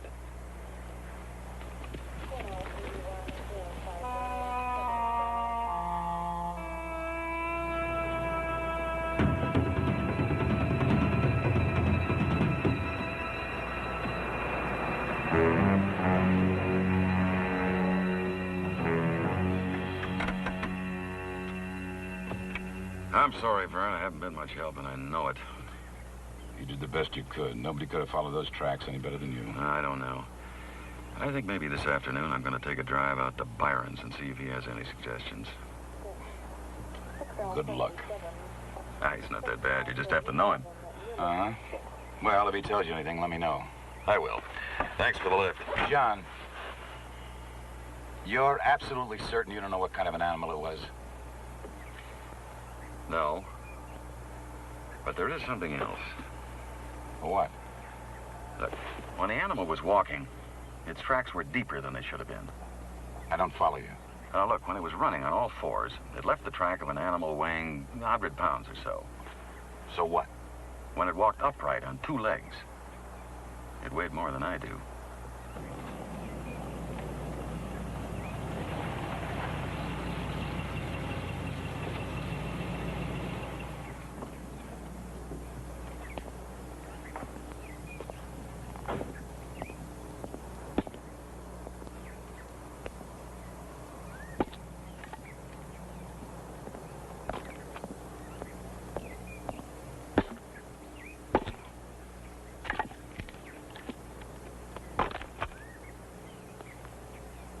I thought you might be around.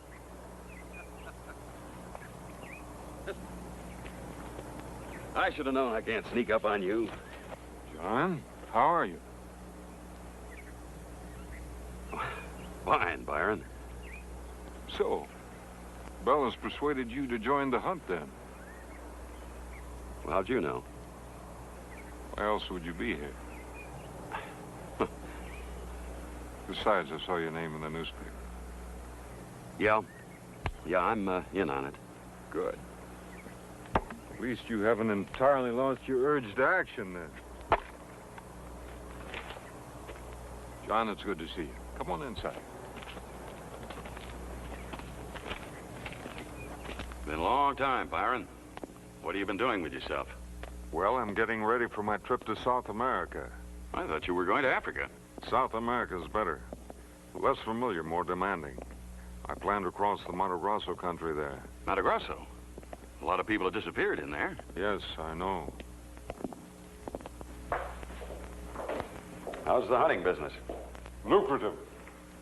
How's the story writing business? Still living. Is it? How about a scotch? Sure.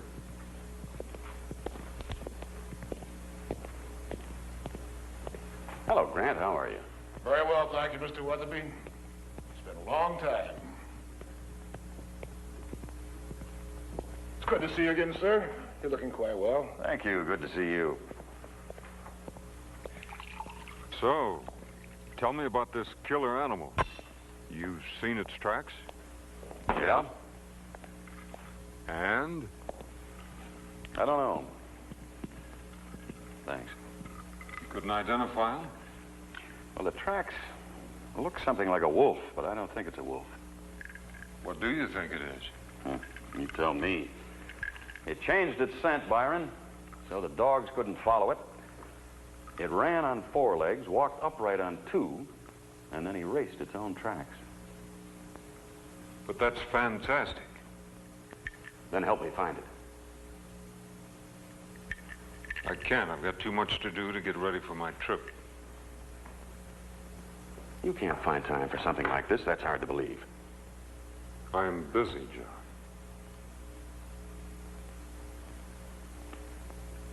So, what else? Have there been any further signs of this animal since the killing? Make that plural. It got its second victim last night. Where? About a mile from the first killing. Same method of kill? The same method of mangle would be a better description. Well, both killings occurred within a mile of each other. That narrows down the field. Undoubtedly, the animal's got a cave within that area.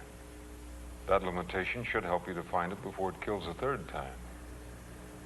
The third time?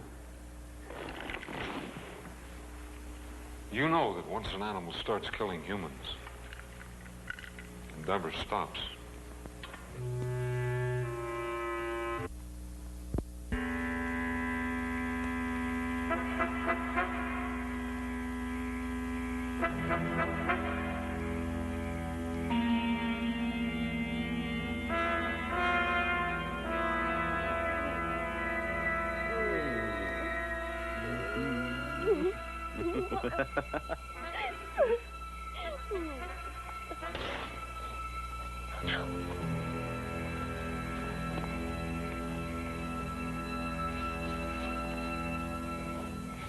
Do you see anything?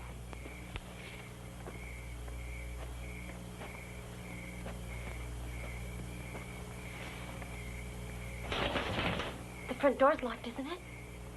Yeah, it's locked. Let me go check, make sure, though. I'm coming with you.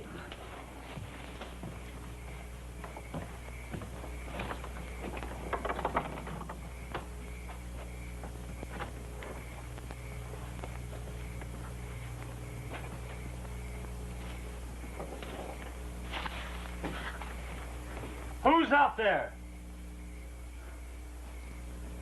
Better not have any funny ideas. I got a gun in here.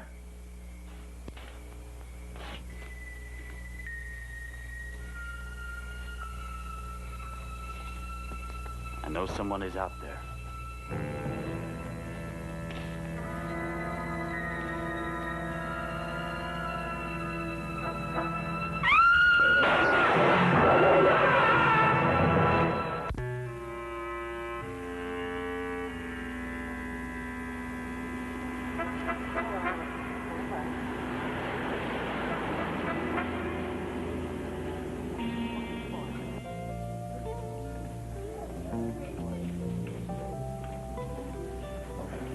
They're gonna have to close the place.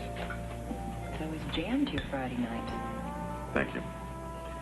Yeah, not now. No, not now. No one has any idea where this animal comes from. Sandy, nobody has any idea what this animal is, much less where it comes from. You know, in 20 years of hunting, I have never run across a predator even remotely like this one. And it's driving me nuts that I can't run it down. Then why doesn't your friend Byron help you?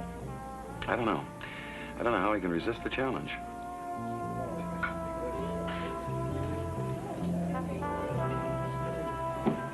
You know, I'm going to go to my grave not understanding how the two of you could be so close for so many years.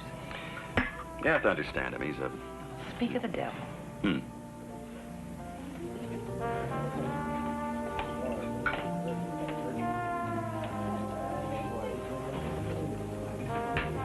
Here he comes. Byron. Good evening. Came into town to get some supplies. Stores are closed. Thought I'd drop in for a drink. Don't worry, I'm not going to join you. Oh, sit down. No, come on, sit down.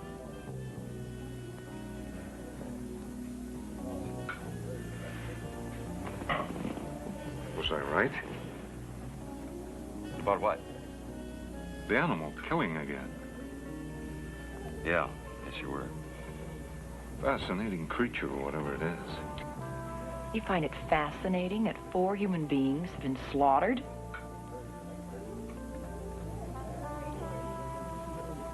Some people are saying it was a werewolf. Did you know that? Yes, I heard that. I don't scoff. Remember that wolf we went after in Canada? How the Indians said that it wasn't a wolf at all, but a trapper turned into a wolf? Mm-hmm. Now, there was an animal.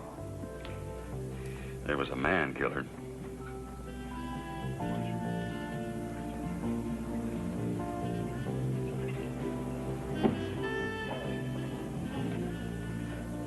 You never could accept that the life of a predator is superior to that of its victim, could you? What? I said he could never appreciate... I heard what you said. It's believing you that I'm having trouble with. That's a lovely dress you wear. Well, Byron and I never really thought too much alike. We almost did once. But you preferred to wait in the trees. Yeah, well, the allure that mortal danger holds for you always left me a little bit cool. But only in mortal danger are we alive, John. Only by risking our lives can we truly appreciate it. What kind of a life are you leading now? What kind of a life is anyone around here leading now? Emasculated by society and safety? Well, we're enjoying it. I give life as well as take it. The animals I kill are never more alive than in that instant before my bullet strikes them. Come on. And I'm never more alive than in that instant when they could kill me just as easily. I couldn't help overhearing you, sir. You're a hunter, aren't you? Why do you want to know? Perhaps you could tell me what the pleasure is that full-grown and presumably intelligent men get for murdering defenseless animals. Hey, look, I think you better just... I didn't mean to intrude, of course, but tell me. Is it a sense of power? A sense of accomplishment? Or is it a regression to the past when killing animals was a way of life? Sir? I couldn't tell you that. I thought not. I thought not, sir.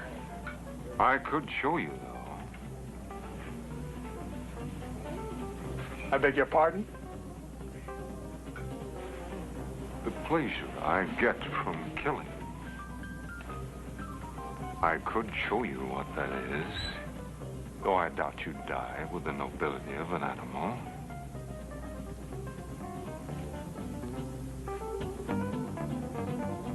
Shall I show you? Shall I? Byron.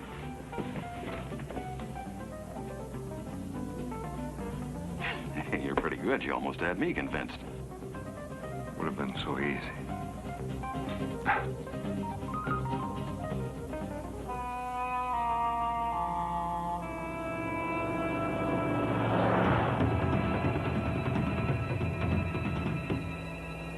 He's crazy, I'm telling you. He's always been like that, Sandy. He's got a strange sense of humor. That's humor? Well, to him it is, yes. You don't know him that well. You haven't seen the things that he's done. You know that wolf he was talking about, the one in Canada? What about it? Well, in order to kill it, he waited for it all night on the ground beside some bait. A killer wolf, a real terror. I waited up in a tree. That's where anyone in his right mind would wait. Well, not according to Byron. See, the wolf had to have the same chance to live that he did. Him with a rifle? With one bullet in it. Oh, am I supposed to admire that? Well, not admire it, maybe, but respect it. I got badly bitten by that wolf. They were so close together, I couldn't get in a shot. Byron finished it off with a hunting knife. He came very close to dying.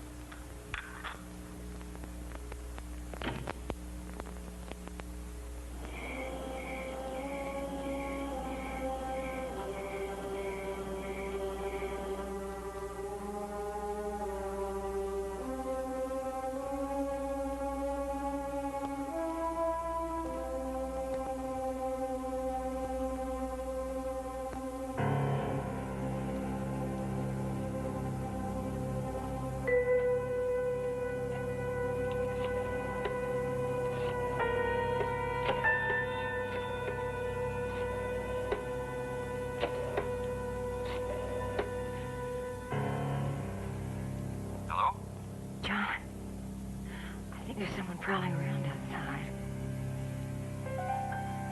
I thought I heard something when I was in the bedroom, and then I went into the kitchen, and, well, I looked out the window, and I thought I saw something. No, I'm not being silly. John, you've got to come over. I'll be right over.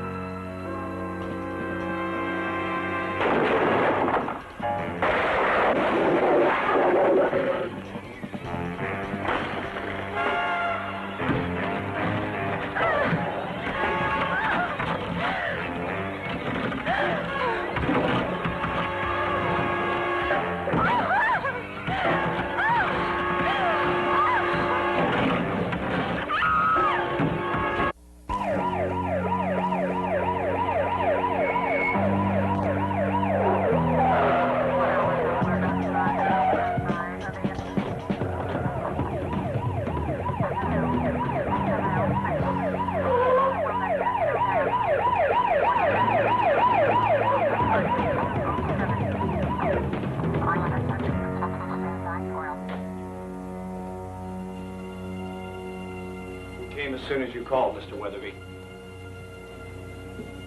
She's in the bedroom.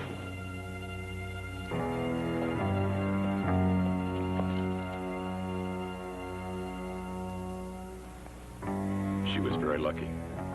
We must have scared it away before it got through the door. She never saw it.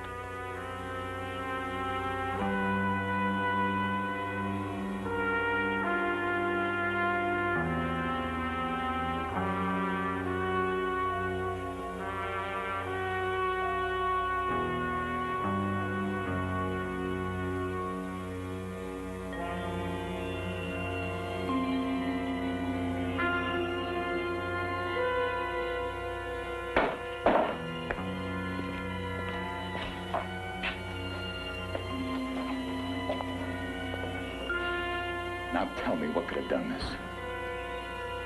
Let's look outside.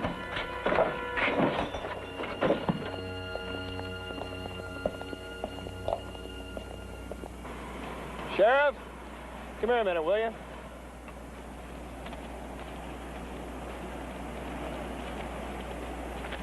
You believe it. Look where they go.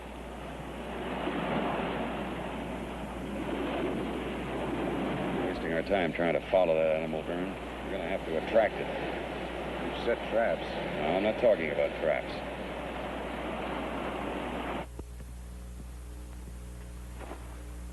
I'm sorry. I'm sorry, Sandy. I want you to get some things together. You're gonna stay at my place for a while. Okay?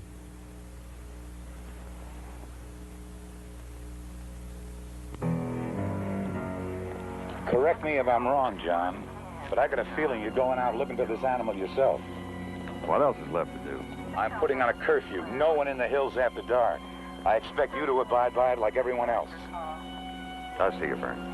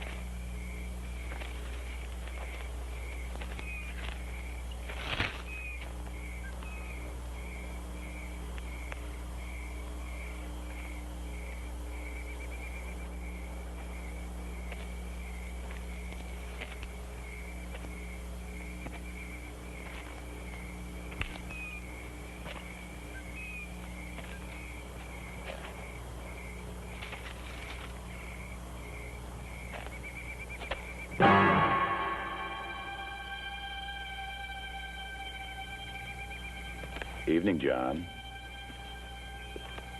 I guess you forgot about the curfew.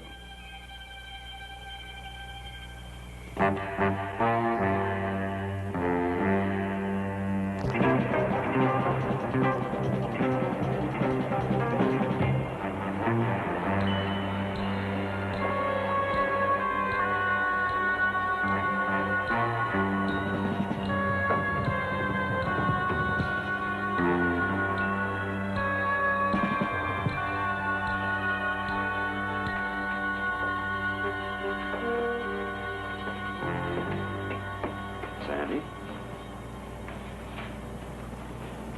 Well, I was worried about you. What did you want me to do? Well, I didn't want you to call the sheriff. I'm very capable of taking care of myself, Sandy. And I'm sorry. I didn't realize my caring about you would be so upsetting. All right, I'm tired. I'm going home and get some sleep. I'll see you later. John? You're not going to like this. Well, don't tell me. I think it's Byron. What's Byron? I think he's behind the killings. Well, why was I attacked right after we saw him in the restaurant? Well, you told me he was badly bitten by a wolf in Canada, and you also You're not said... going to start that werewolf business, are you? Well, I don't know what I'm starting on or what I believe, but he said that the wolf had... Hi. Am I interrupting anything?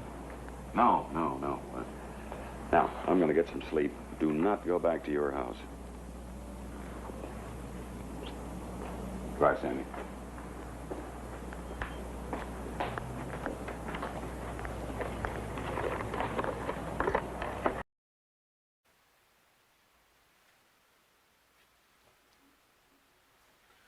This groovy movie was produced in 1974, and it quickly became an ABC Movie of the Week. Well, I don't care about all that shit. I want to know who Tall, Dark, and Luscious is. Oh, you must mean Clint Walker. Clint Walker's not that great. Clint Walker was 6'6", had a 48-inch chest, a 32-inch waist. Man, he didn't play the rugged type. He was the rugged type. Clint Walker couldn't have taken Blue Demon. Hey, wasn't he a cowboy star? He was, Dingbat. He played Bodie in Cheyenne. And the other star in this movie, Peter Graves, his brother, was James Arness, who played Matt Dillon in Gunsmoke. And The Thing. And The Thing. You know, he's not half bad either. If they'd only just found a ginger beefcake to put in this movie, we'd have had like a whole bowl of Neapolitan ice cream.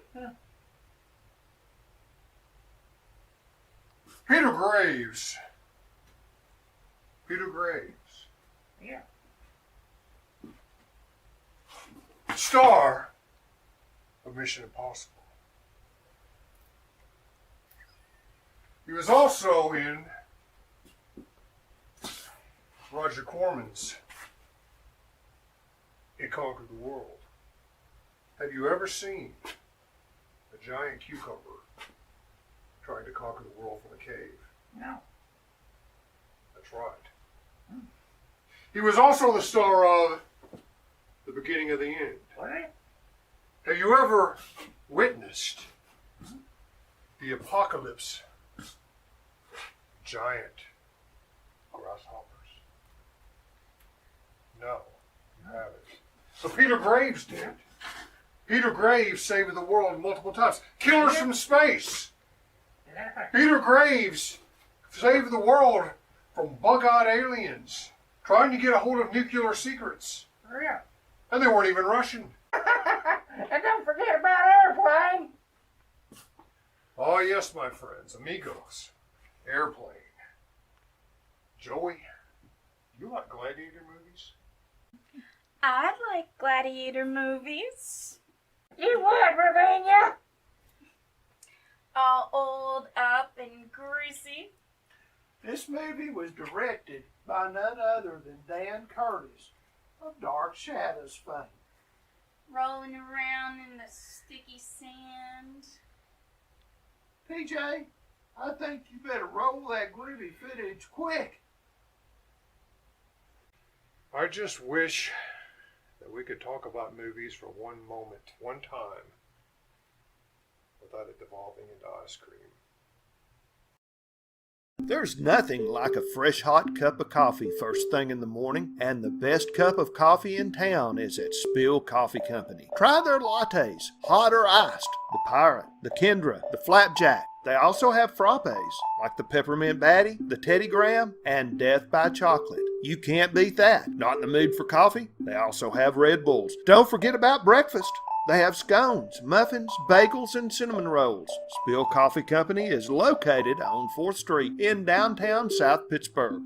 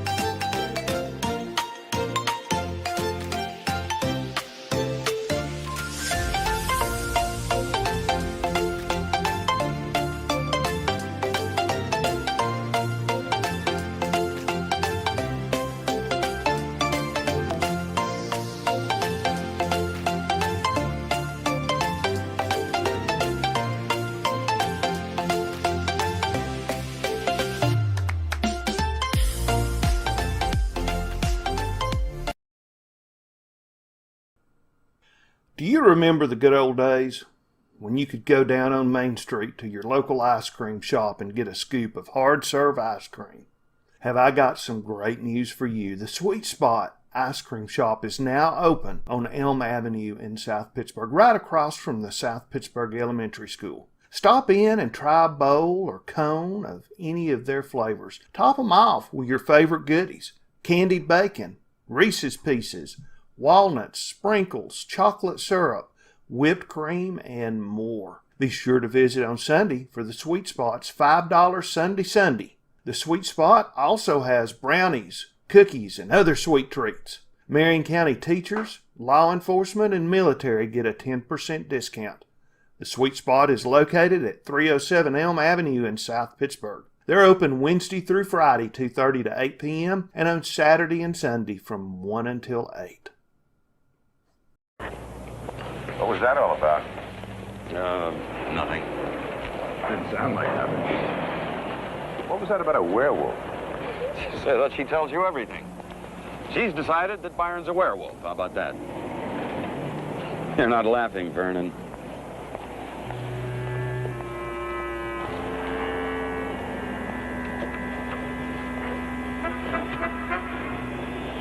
John, I wonder if you'd ride out to Byron's with me this afternoon.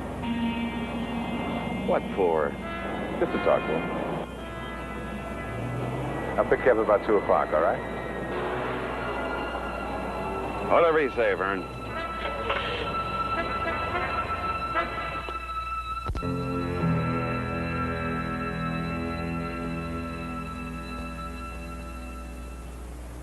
Interesting. That's all you've got to say? What would you like for me to say? Well, how about you be glad to help us? It's not my concern. I don't get you. 4 of your neighbors have been violently killed in the last 10 days, and that is not your concern? Oh, you're angry. That's good. I like to see a man in anger. It's a living emotion. Living emotion? What the hell are you talking about? Are you going to help us or not? Not.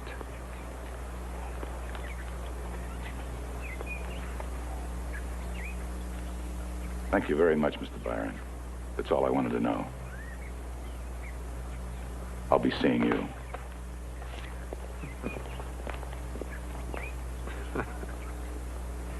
Doesn't any of this bother you at all? No, I'm enjoying it. Enjoying? Yes, enjoying it. I'm enjoying seeing people feel anger, fear, agitation. It means they're alive, John. Maybe for the first time in years. John, just in case you're thinking about going after that animal yourself, a good hunter is never sure of anything except that his prey will do the unexpected.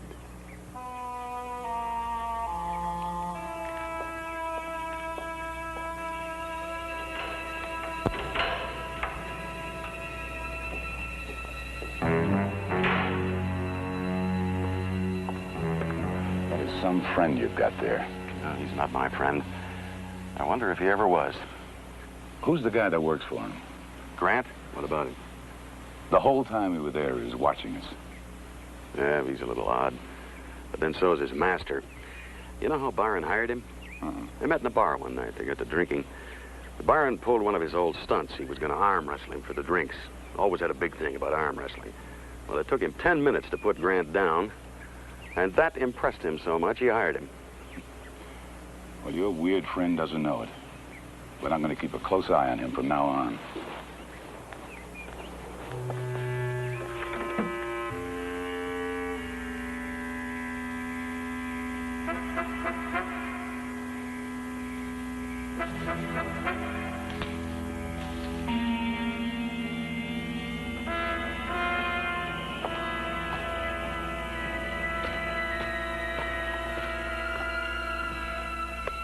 Oh, what's the matter? Charlie, are you crazy sneaking up on me? Getting a little edgy in your old age, huh? That is not funny. Anything happening? No, nothing. Look, keep an eye on the place. I'll see you tomorrow. Right.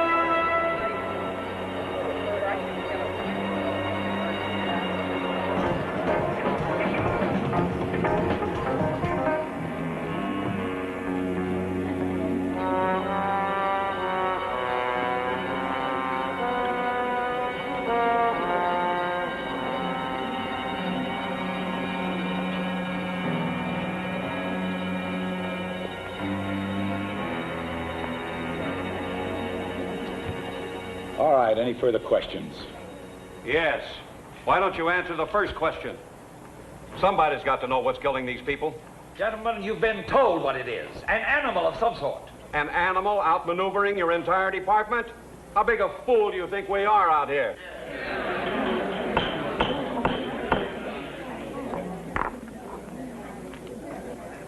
I just received a wire from Sacramento. The governor has declared this area in a state of emergency. The National Guard will be brought in. Armed with silver bullets?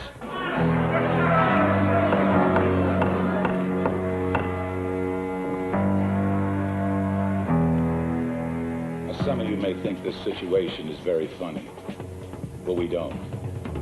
There have been 5 brutal slayings, including one of our own men. We don't find that very humorous. Now, the National Guard will commence operations within 3 days. End of report.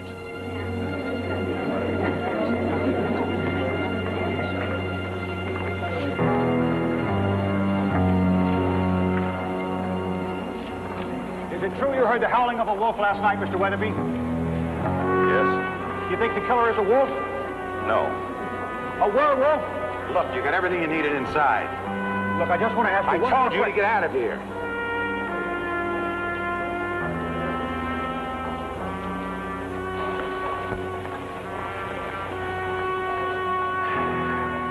This town is really stirred up. It sure is. Well, I'm glad the governor called the guard in. Yeah? What's the matter? Don't you think there'll be any help? No, I don't. That's good news, John. Yeah. Well, I'll see you later. Goodbye, Sandy. Bye, Vern.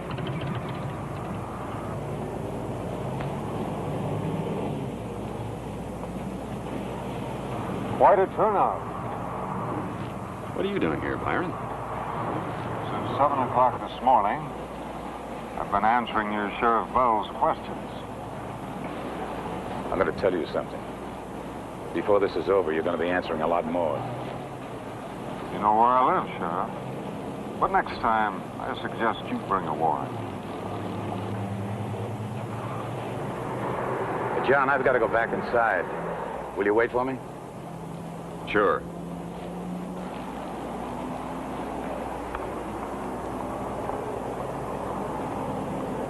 Look at those faces. Oh, yeah, don't tell me they're alive. Alive with fear. Alert to the possibility of death hanging over their heads. And you think that's just marvelous? It is marvelous, John. When is a man more alive than on his way to the gallows? What cigarette tastes as good as that last one while the firing squad is waiting? You know, in a way, these killings may be of benefit to everybody.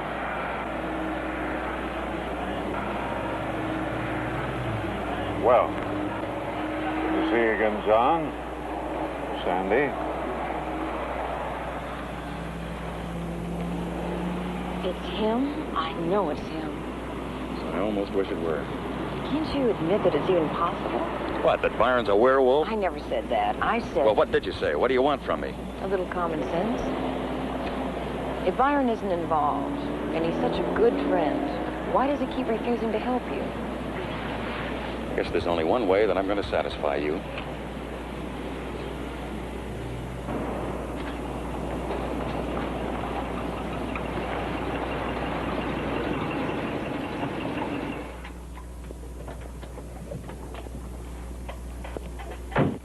Oh, Mr. Weatherby, how are you, sir?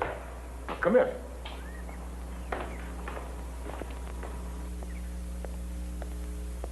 Twice in one day? To what do I owe the pleasure? It's time for you to help me find the animal, Byron. You can't tell me it's not your concern anymore.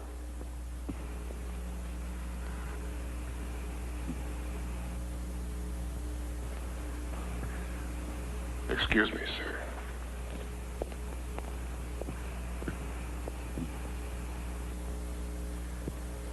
John, can't you understand why I haven't involved myself? No, I can't. Well, I guess I'll have to tell you.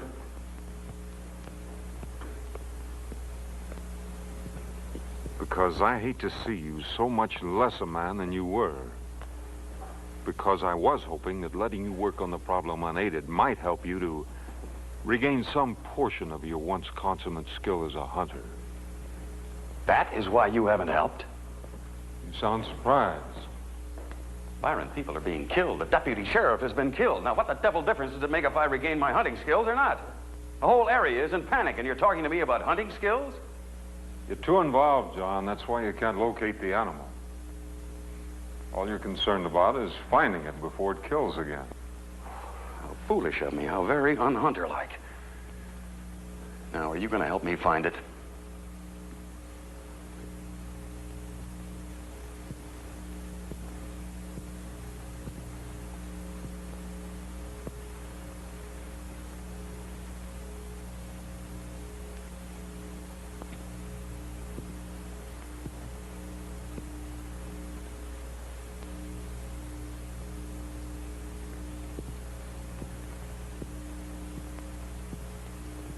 The last time we tried this, it took me 7 minutes to put your arm down. But then, of course, that was years ago. I don't understand you. Of course you do. Can you still last 7 minutes? 5 minutes. John, if you can hold my arm for 1 minute, I'll help you.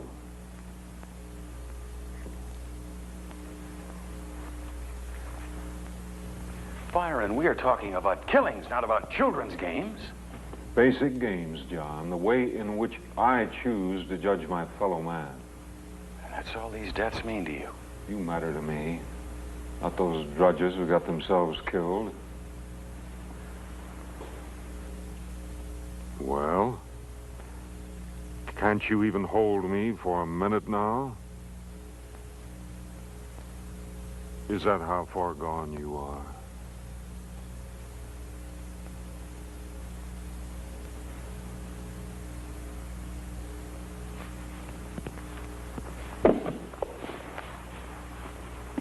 Good, John. Tell me when you're ready. Now.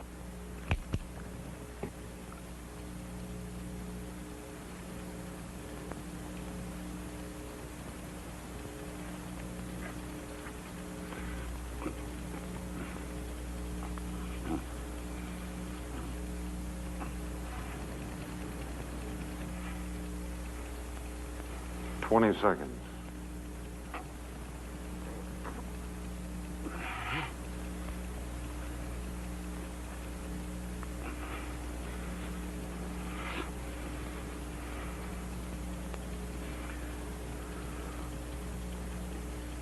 $45 seconds.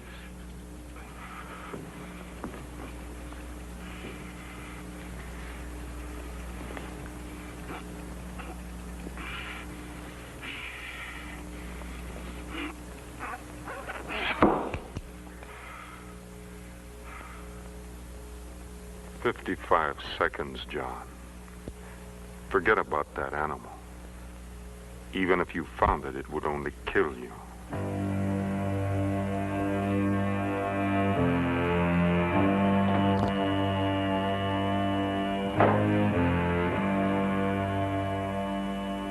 Well?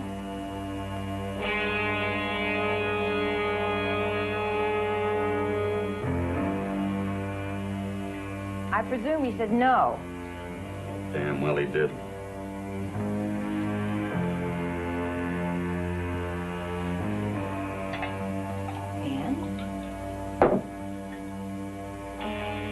And I am going to have a drink and a nap. And Did not consider for a moment he might be guilty.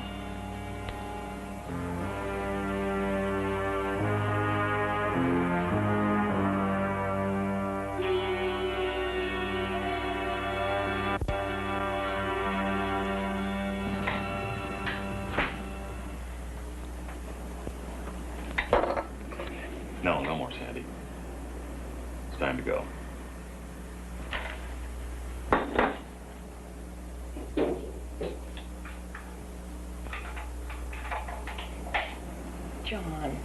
Please, don't go.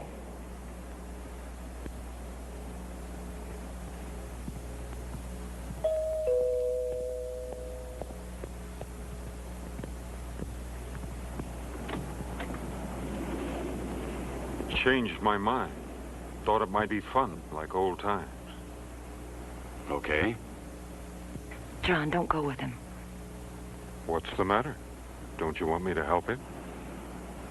Just a minute. Come here.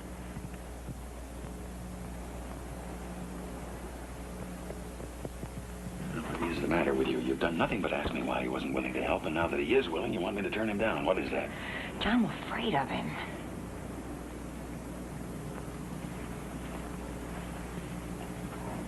Why did he change his mind? I need his help, Sandy.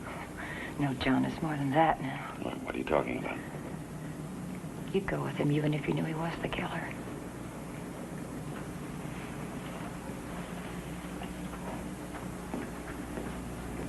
Now, don't you worry. I'm going to take real good care of him.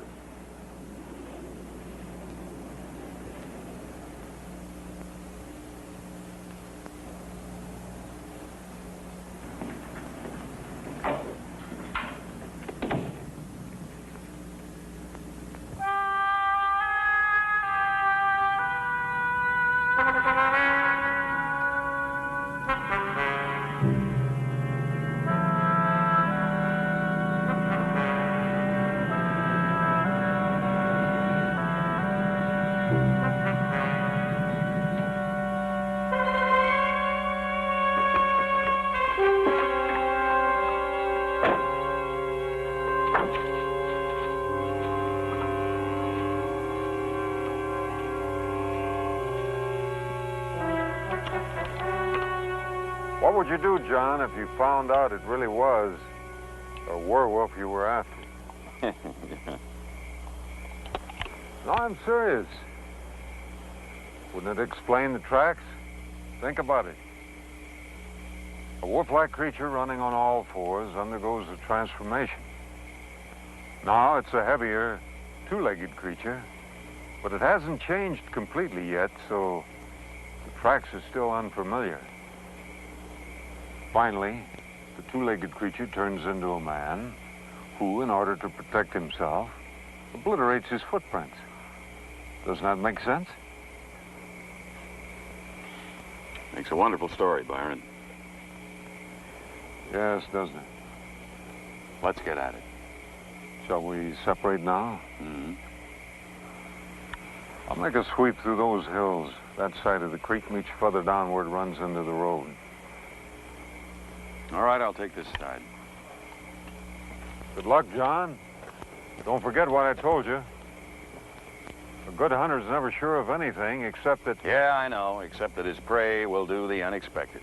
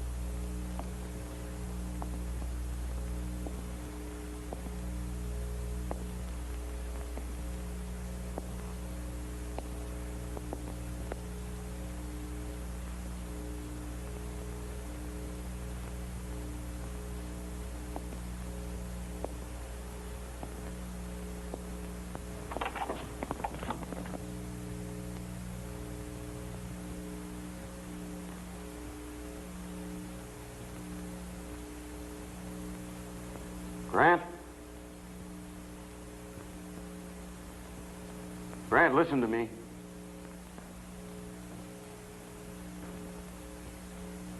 I know. I found Byron's body.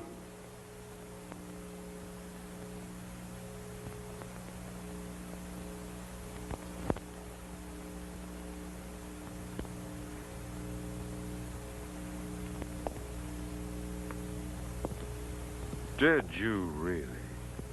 Put the rifle down, John. On the table.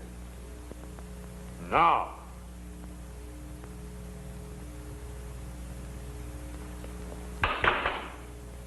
Back up, John. Against the wall.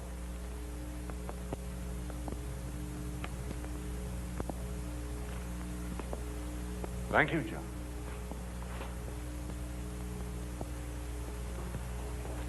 That was Grant's body in your clothes, wasn't it? He threatened to tell the police about me. And it did provide for a stunning moment, didn't it? Aren't you at all curious as to how I did it? All right. How did you do it? To the basement stairs, John. Erasing the tracks was nothing, of course. The change in scent, obvious. There were two of us. The switch is on your left, John. And watch the stairs, they're rather steep. The two-legged tracks I made myself. A simple matter of borrowing claws and footpads from some of my trophies and fastening them to the bottoms of a pair of my boots. Most perplexing to you, naturally. You were correct about the four-legged tracks, though. What you didn't realize was that I'd burned and scarred them to make it more difficult. In there.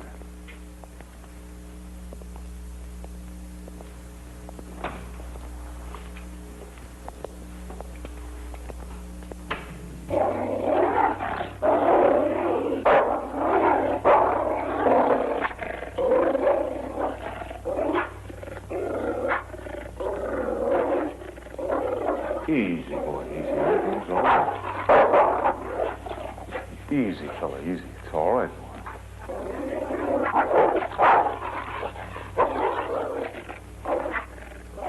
What have you done to him? Taught him how to kill another kind of prey. Yes, I gave him a little help with windshields and doors, making sure not to leave any tracks. But why, Byron? I've already told you why, John. To give these rustic clods some reason for existence. To fill their empty minds with so much terror that even they come alive. And to bring my old friend back to me again. Maybe he's not the man he used to be, but we can work on that. Revitalize old muscles, bring back old instincts. Byron, don't you realize you have murdered 6 human beings? I could have made it 7, John.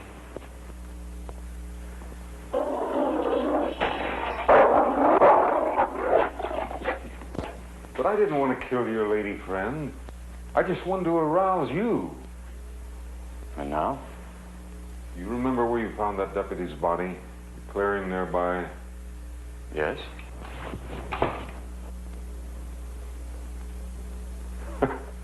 Won't do you any good, John. It's empty.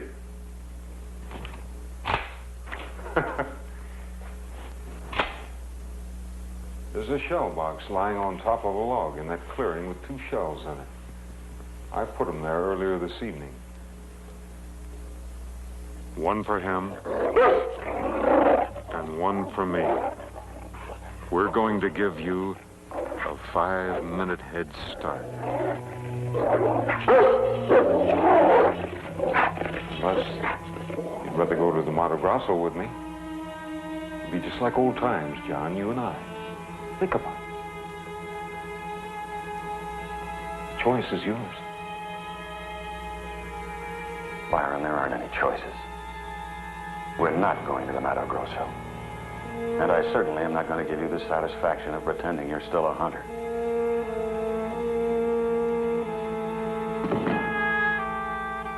No more games, Byron.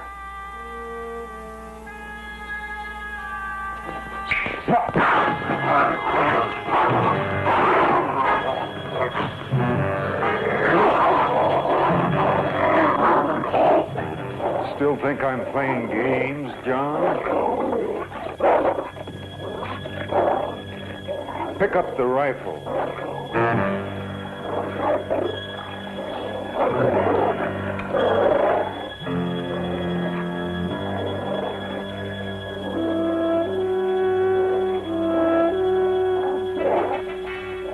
You've got 5 minutes.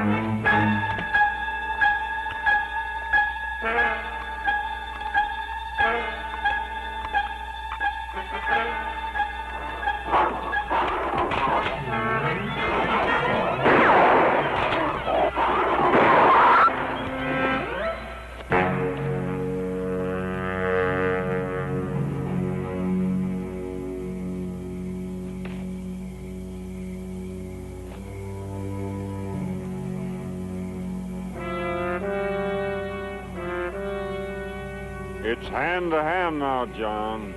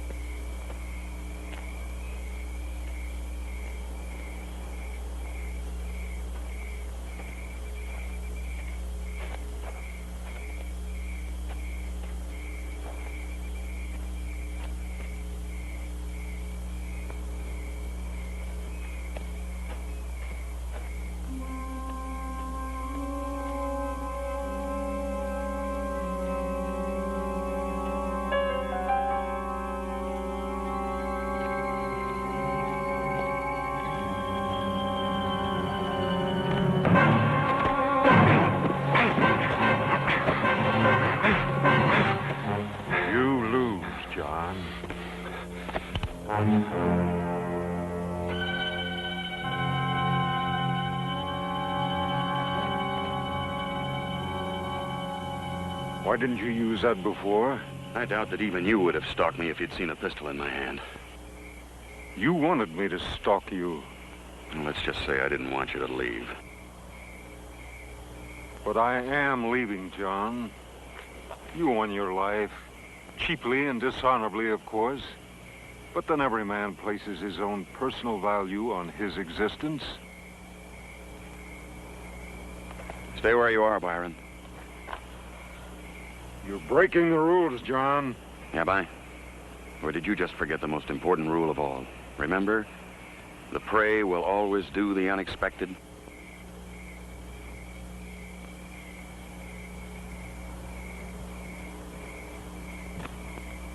Byron. You're civilized, John. Humane. You wouldn't shoot a man in the back. I can't let you go, Byron.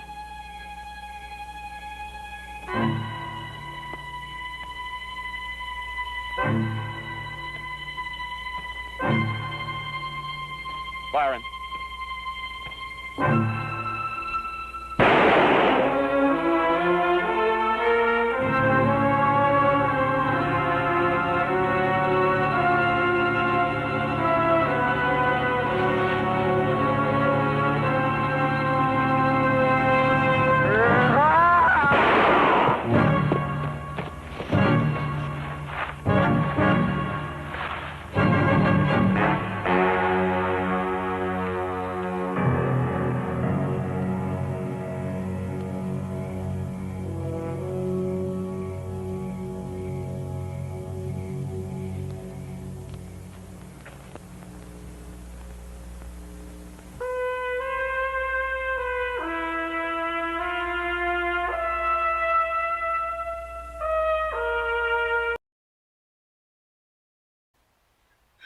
Grim, the little white-haired guy killed Clint. Well, sure. Peter Graves wasn't little. Actually, dingbat, he wasn't. He was a little bigger than normal. You know, it's just that Clint Walker is so doggone big. I can't believe he died. I just can't believe he's dead. He was the evil character, sweetheart.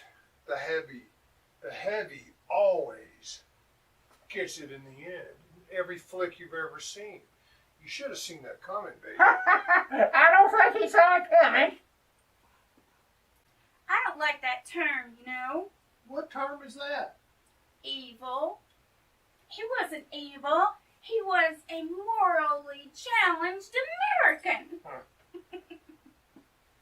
You know, Ravinia, I take back what I said.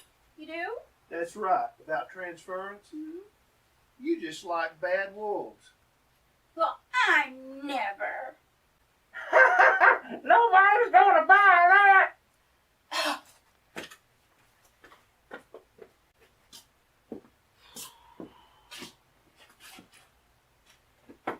She was my ride home. What did I say? I don't know, but it looks like Red Demon is walking tonight. I'm kind of disappointed, Graham. Why? Because of the whole dog thing? I was wanting a werewolf movie. I understand, Dingbat, but it was the 70s and people were trying new and unusual things. I had my heart set on this here werewolf movie. Well, that's okay, Dingbat. Would a couple of tacos from Rose's make you feel better? Yeah, lead the way. Okay. Folks, before we go, remember, tune in next Thursday night at 8 to Tingler Television for the next episode of Tennessee Macabre. And if you like the show, go to TennesseeMacabre.com and leave us some coffee money. I think that'd be negative, honey. Hey man, things are about to get pretty weird. Whoa, baby. My God, what is it?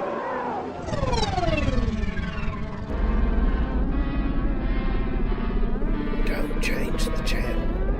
Tennessee Macabre is in control of your television.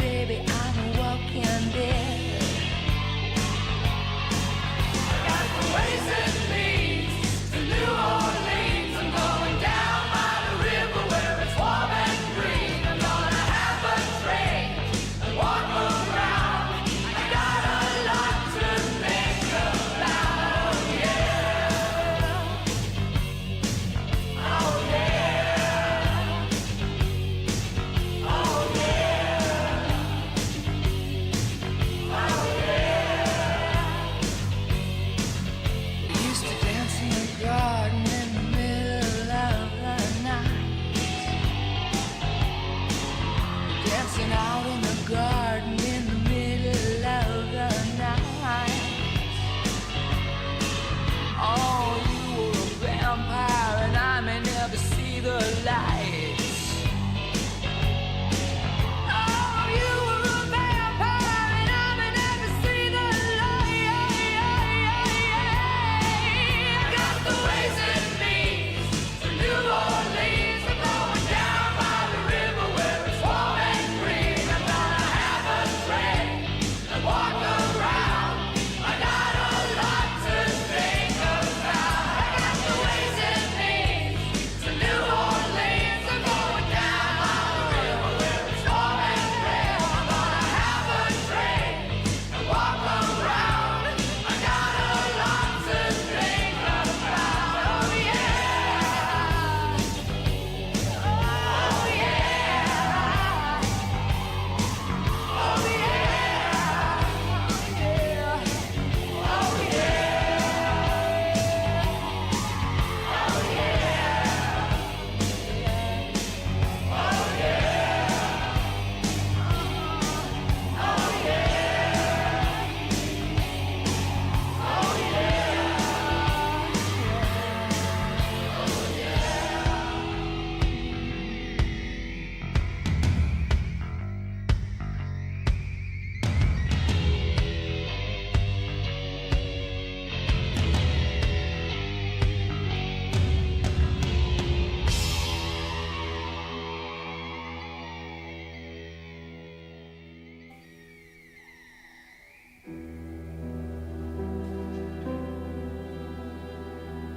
I'm frightened.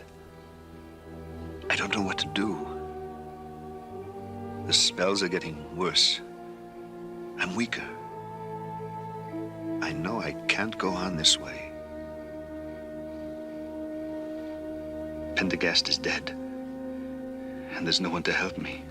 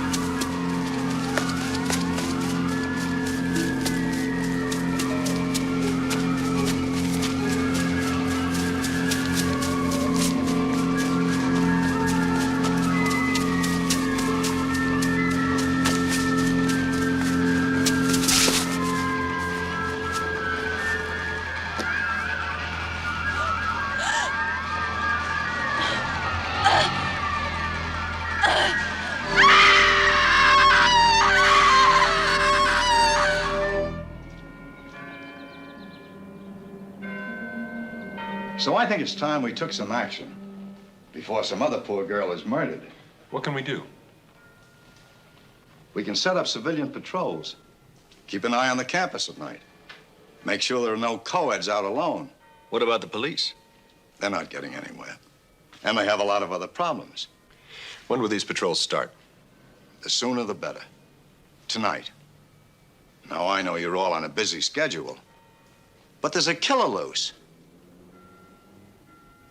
Do I see any volunteers? Now, if you were any kind of friend, you would have stopped me before I volunteered. Oh, I don't know. The quad's not so bad. Cemetery, however. Want to trade, friend? I never saw you before in my life. You know, I really think it's not such a bad idea.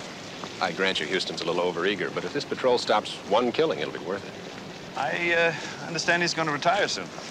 You're trying to tell me something. Oh, you got to admit, if he catches the killer, he goes out in a blaze of glory. Hi, Mr. Wells, Mr. Simmons. Don't hi me. When am I going to see that report on Chaucer? Would you believe next Monday? That's what you said last Monday. Trust me. Where have I heard that before? All right, but if it's any later than Monday. Thank you, Mr. Wells. You're a doll.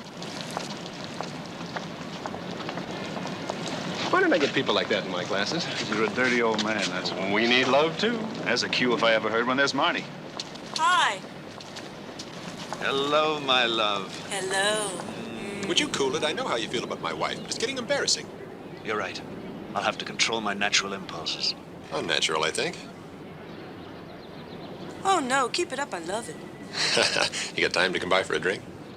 No, thanks. I've got a desk full of papers waiting at the office. All right, well, listen, good luck tonight. Thank you. You too. What's this about tonight? Oh, it's nothing. It's, I'll tell you later.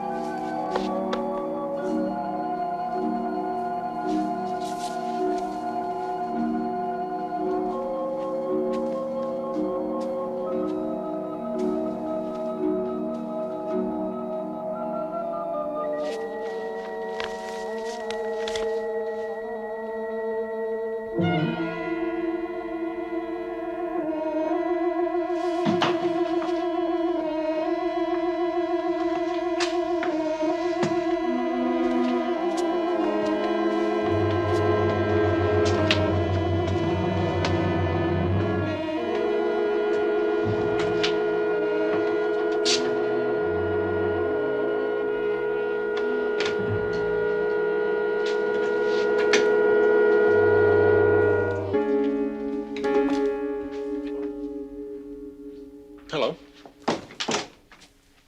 David's not here? Who? David. Wells. He lives here. Oh, I'm sorry. I'm Laura Benton. My folks own the house. Hi, I'm Frank Simmons. Hi. I came here on a visit, and they're away. Bad timing. This used to be my playroom. Really? Mm-hmm. I just came by out of curiosity. The door was unlocked, and I'm embarrassed. You needn't be. I'm sure David wouldn't mind. I couldn't help but notice the picture. Is that his wife? Was. She died a couple of years ago. They look like they were very much in love. Yes, they were. Sometimes I think he's still getting over it. I know where he keeps the bottle. Would you like me to fix you a drink? Oh, no, thank you. I'm expecting a call from my folks. Well, since David's not here, I'll walk you down.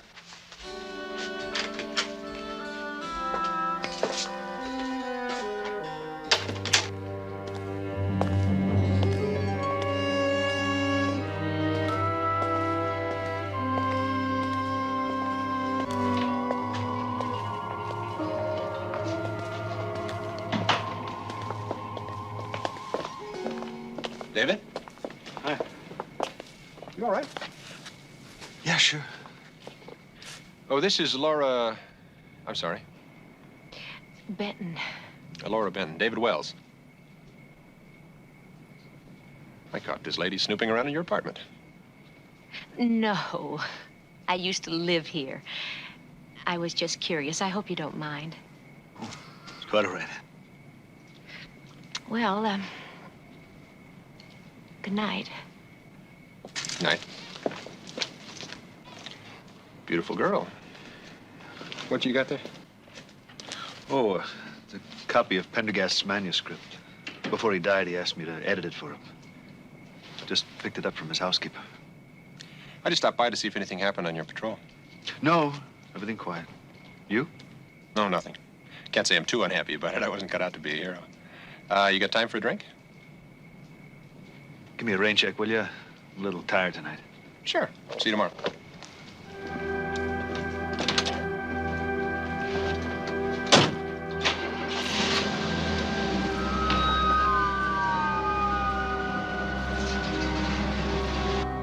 It is the author's contention that there is a scientific explanation which accounts for the unnatural desire for human blood. That such a desire is in fact a biological need caused by a chemical imbalance. Therefore, the purpose of this study is to demonstrate a relationship between diseases of the blood and the body of literature concerning itself, vampires.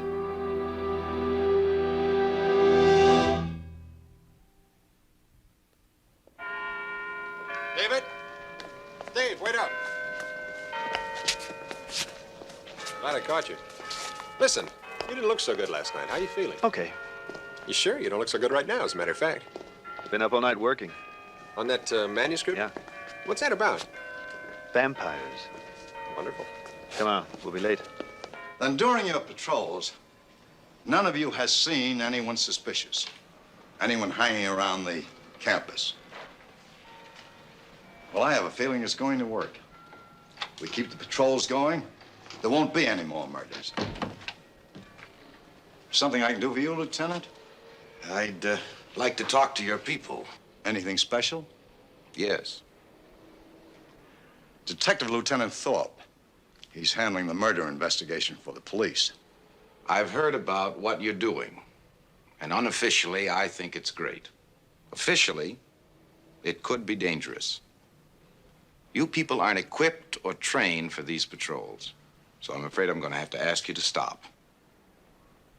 We booked a suspect this morning. A boy who dated the victim. He has no alibi. We think he's probably the murderer. So you see, there's just no need for the patrols. I hope I've made my point. Thank you all for your time.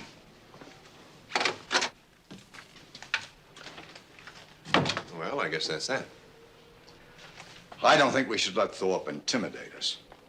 The police are not infallible. What if they arrested the wrong person?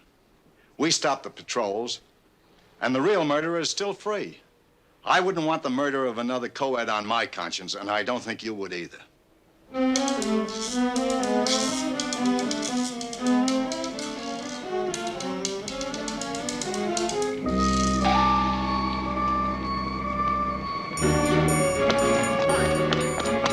Wait a minute! Mr. Simmons. Oh, you scared the daylights out of me. Well, you should be scared, young lady. What shit has been going on around here? What are you doing out by yourself? Are you on the faculty patrol? Yes. You better let me walk you back to your dorm. Well, that's okay. I'm gonna go meet my boyfriend. Your boyfriend. Everything's cool, honest. Okay, but listen, keep your eyes open, will you, please? I always do.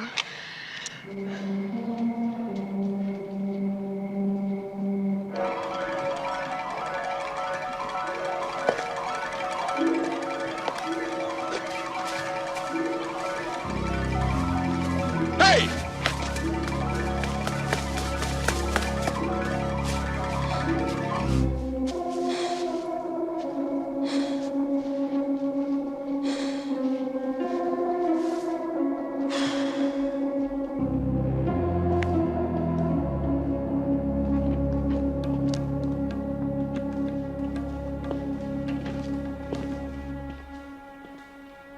David?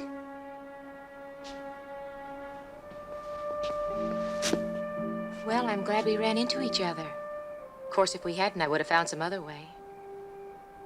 Are you always so honest?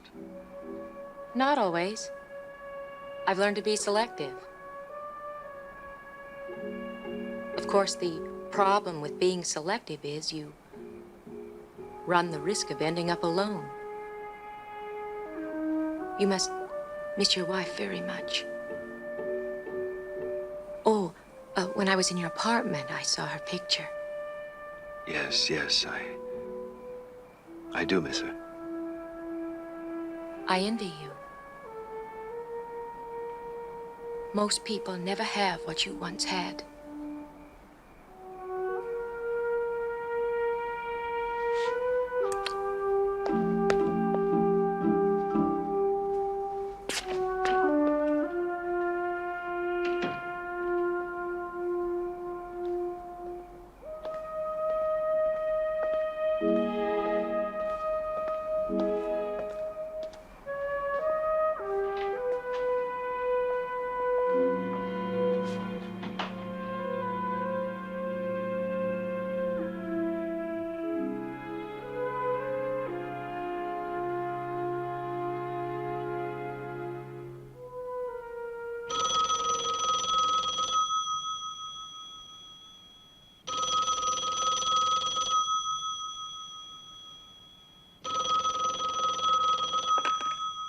Hello. David, it's Frank. Yes, Frank, what's wrong? Listen, I haven't been able to get out of my mind something you said about Pendergast in his manuscript. Tonight I was patrolling in the cemetery and I saw someone. And I chased him, but he disappeared. Go on. For a minute, it looked like... I thought it was him. Pendergast. I know he's dead. But... You think I'm crazy, right? No. David, what are we going to do? I don't know.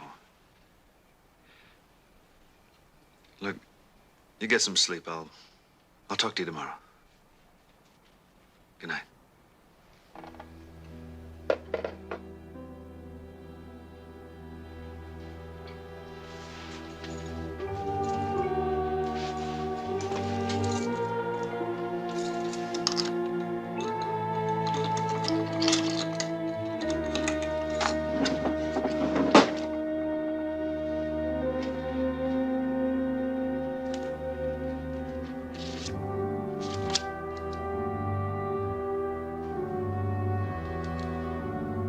It happened again. I can't account for my actions. Am I a murderer?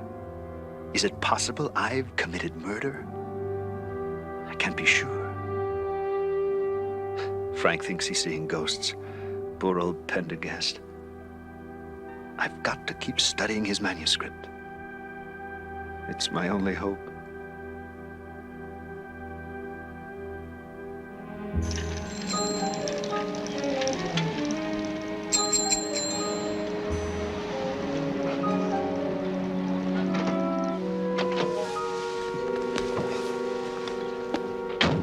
Drive carefully.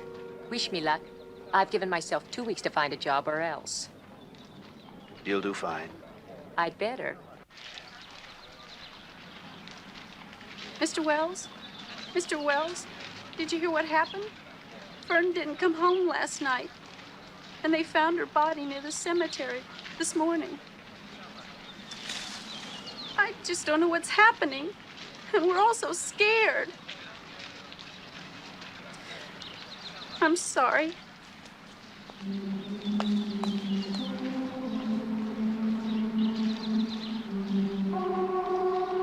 Her roommate. She was a student of mine. Doesn't seem possible.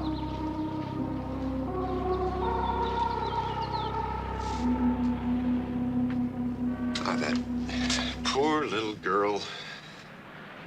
If only I'd stayed with her or stopped her. Frank, you can't blame yourself.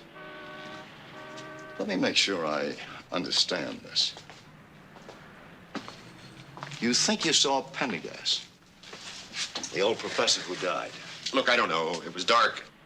I can't be sure. What makes you think it was him? It was something David said. He was writing a book. I remember somebody joking about it. Something about blood diseases. Well, there's more to it than that. Well, go on. It was about blood diseases and vampires.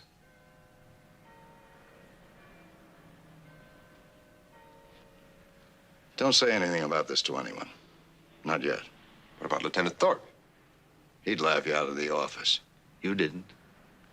Either you saw something you thought was Pendergast, or... When you get to be my age, you begin to believe in the possibilities of a lot of things. All right, there's something else. The girls all bled to death. No indication of a weapon.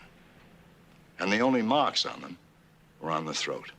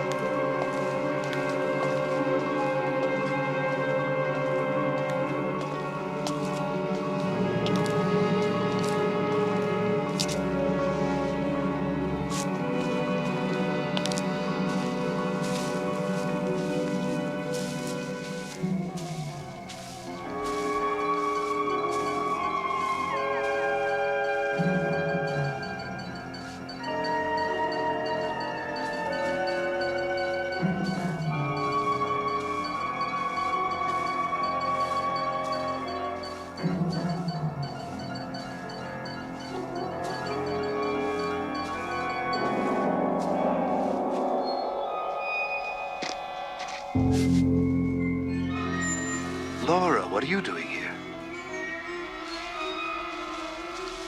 It was a nice night, and I wanted to be with you. Come on, you know it's not safe. That's why we're still patrolling. David, I'm not asking anything of you. I know you're still getting over your wife's death. I guess some people take longer to heal than others. I understand. I'm just content to be with you. It's not just my wife, Laura. I guess I've always been shy with people I really care about. Thank you for telling me.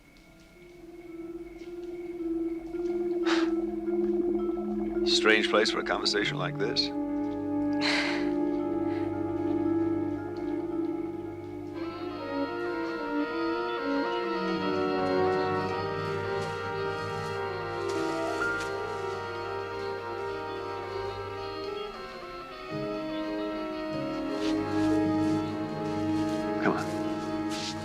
Who was he? He was a teacher, a professor of medicine. He was a kind, gentle old man. Wells! I'm sorry if I startled you. You all right? Miss Benton, Chief Houston. How do you do? Why don't you two run along? I'll take over the last watch. Thanks. Good night. Good night.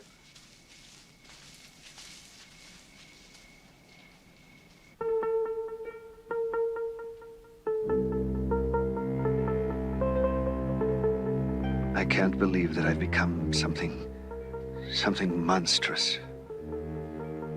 If Pendergast's theory is sound, there's no hope for me. I wish I could die. My mind wants to die, but my body's determination to survive is too strong.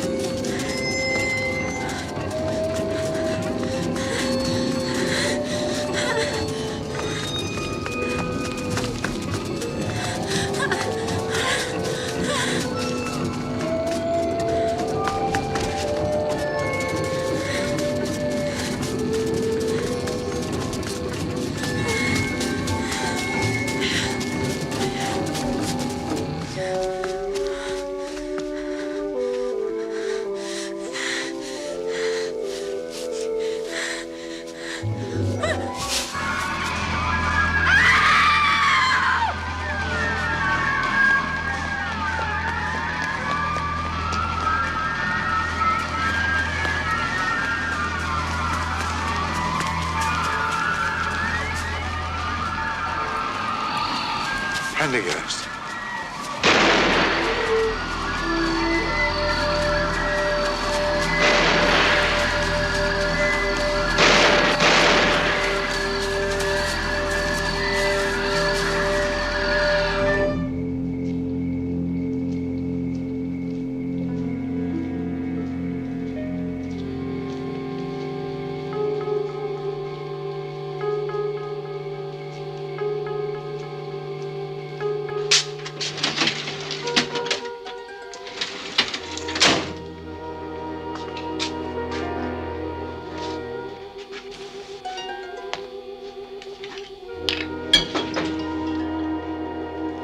Come in. Can we talk, Owen? Sure, want a drink? No, thanks. What do you know about these murders? I thought you had a suspect. We had to let him go. He didn't date the second girl. Last night, when Dana Evans was murdered, he had the best alibi imaginable. He was in jail. Too bad. It's possible you eased up on your investigation because you had a suspect. I didn't. Look, why don't we work together? In spite of your patrols, there's been 2 more murders. Now tell me what really happened last night. I read your report. Was a little sketchy, wasn't it? The only thing sketchy around here is the police protection on this campus. Why are we always at each other's throats? Did I say something funny? The girls, the murder victims, all died of throat wounds. Well, I know that. And you know I know it. No sign of a murder weapon. Did you ever ask yourself who'd do such a thing? Nut. Maybe. You got another theory?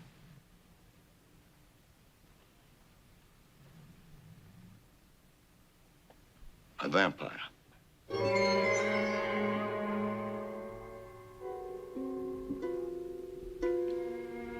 Maybe I'll have that drink.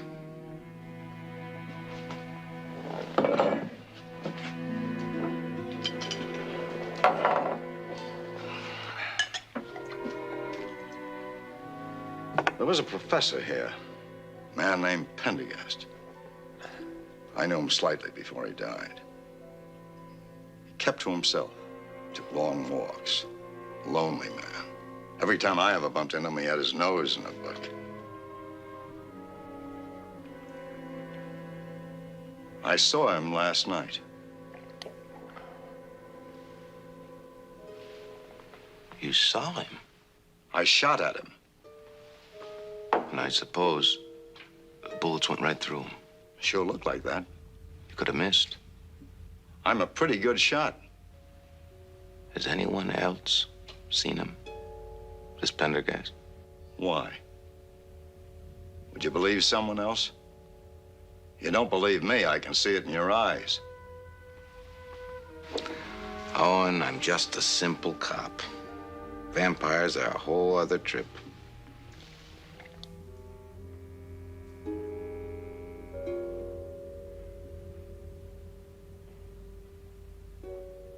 What are you smiling about? You're a wonder, that's all. I ask you out to dinner and end up having the best meal of my life in my own apartment.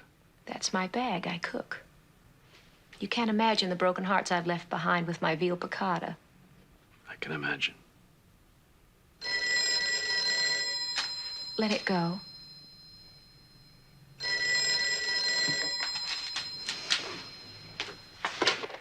Hello. Yeah, Frank. Well, I can't get away. You just... Yeah, I'm listening. I'll be right over. Problems? I'm terribly sorry. I'm afraid I'm gonna have to leave.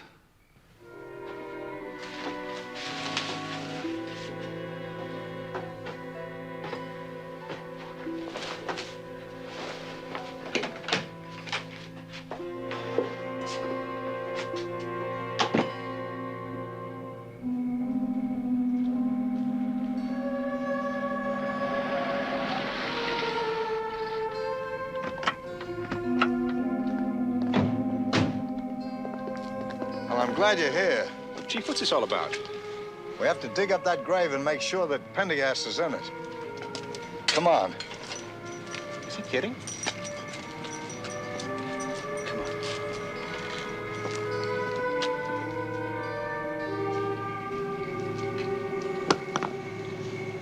Wait a minute. What's that thing for? It's the only one sure way to kill a vampire. Come on, let's go over.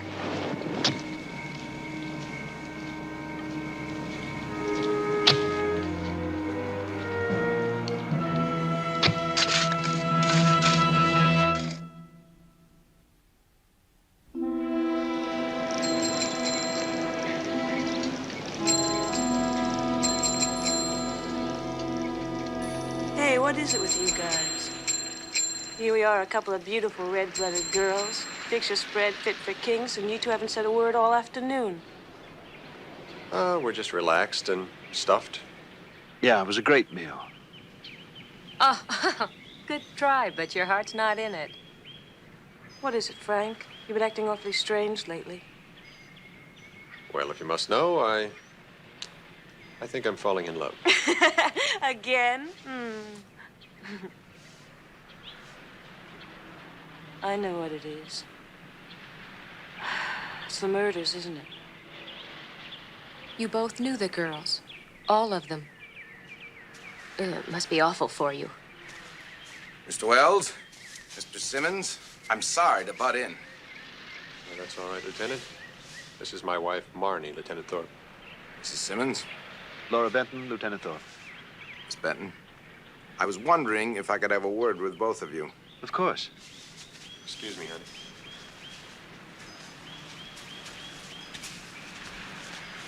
Now, Houston tells me you think you saw a dead man named Pendergast. Is that true?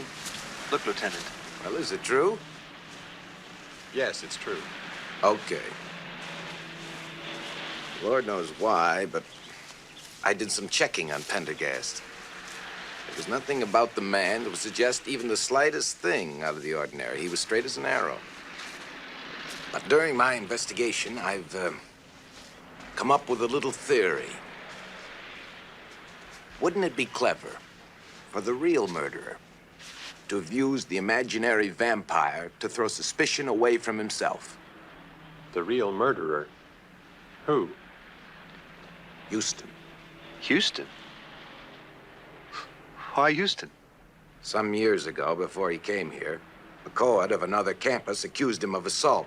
The charge was dropped when she refused to testify. Then how, in the name of heaven, did he ever get a job here? Well, he's clean. He's got no record. I found it out unofficially. Oh, I'd appreciate it if you didn't mention anything. Look, take my advice. Don't get caught up in Houston's madness. Or you both could be in more trouble than you ever imagined. I'll take care of him.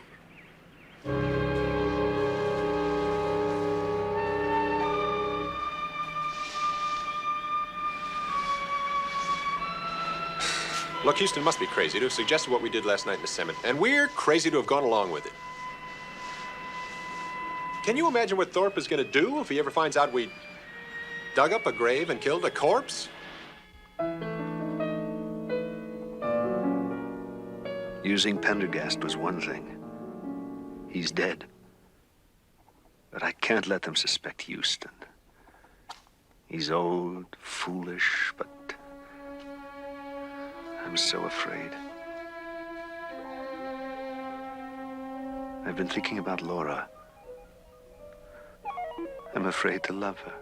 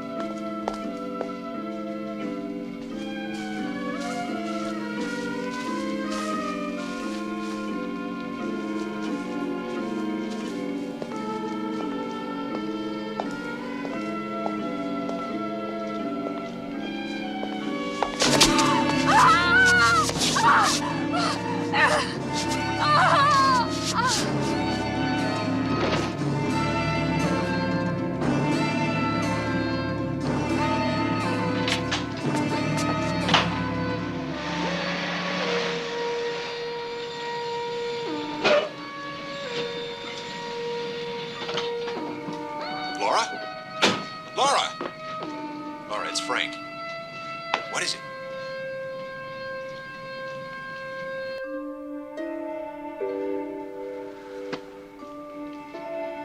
Did I kill her? My God, did I kill again? I loved her. David! Oh, my God, what happened? I don't know. I just found her out there. Put it here. Oh. What happened? What happened? Oh, David. Oh, I was coming up here and someone grabbed me and I screamed and I guess I fainted. It's all right. It's all right. Oh. Oh, David, I've never been so afraid. Operator, give me the police.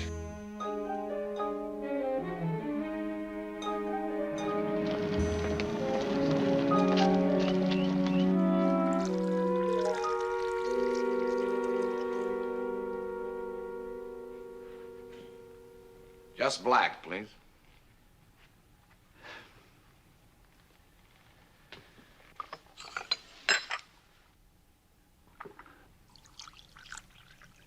Any news? Lab boys drew a blank. Not one lead.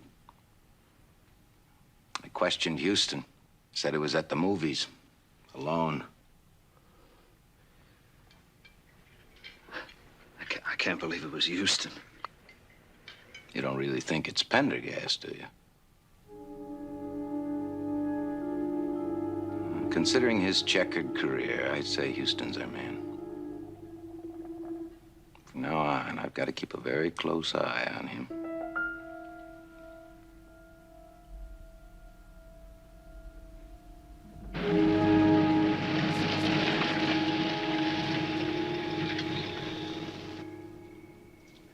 I thought you were gonna jump out of the stands and attack that poor referee. Poor referee, my eye, he blew the game for us. What happened to that nice ladylike demeanor? That was just a front. Now you've seen the real me.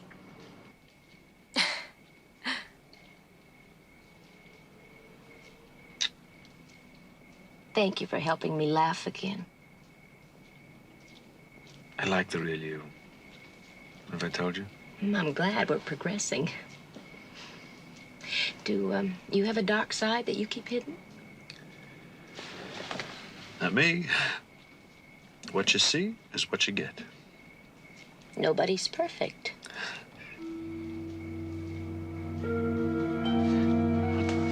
Just be a minute. I'm gonna pick up some papers at the office.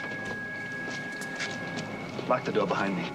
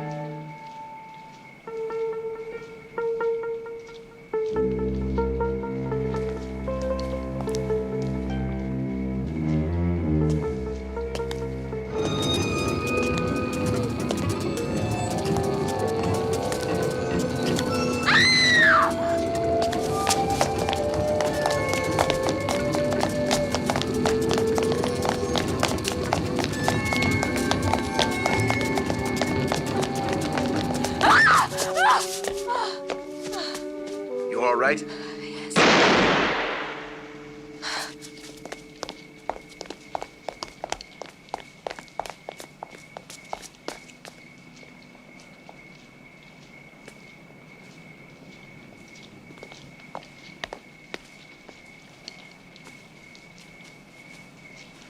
I was making my rounds. I heard a scream. There were footsteps. I chased them. Fired. David?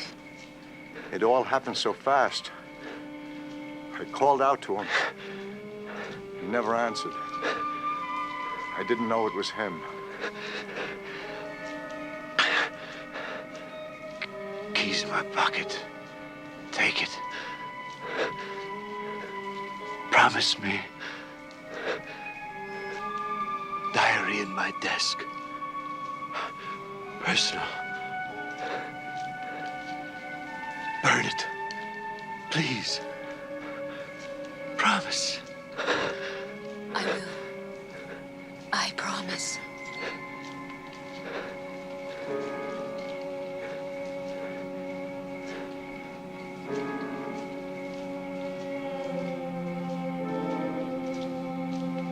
Thank God it's over.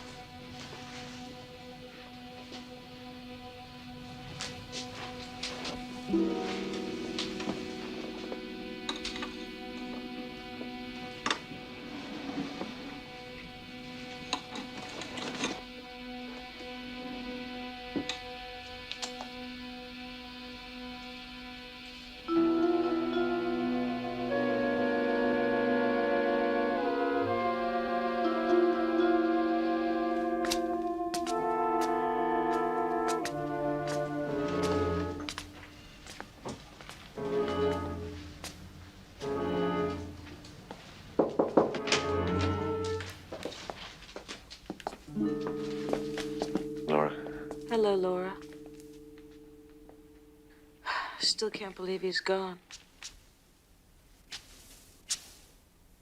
Laura, how are you feeling? Can I fix you a drink?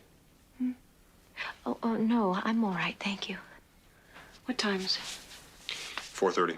The train doesn't leave till 6. Laura, are you sure this is best for you?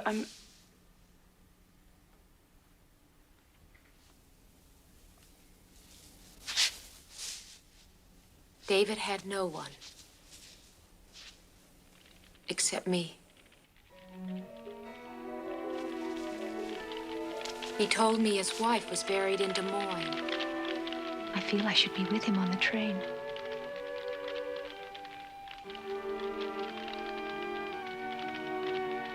I want to be with him. We had so little time together.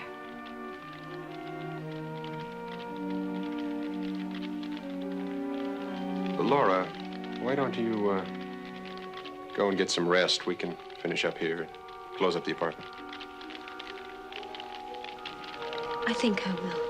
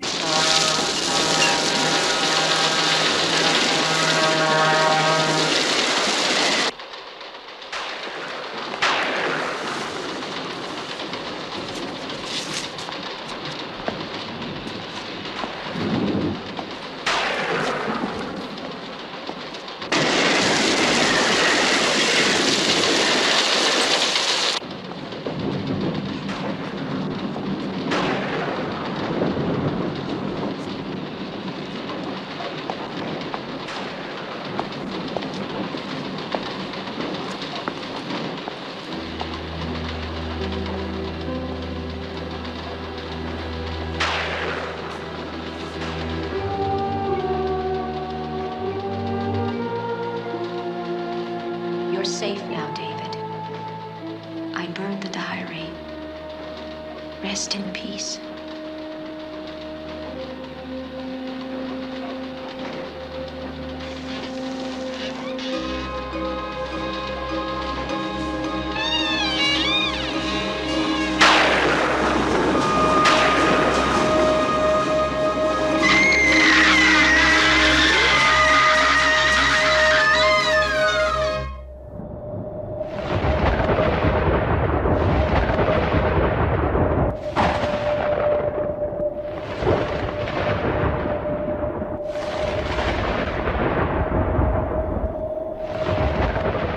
You gotta put down with it, please,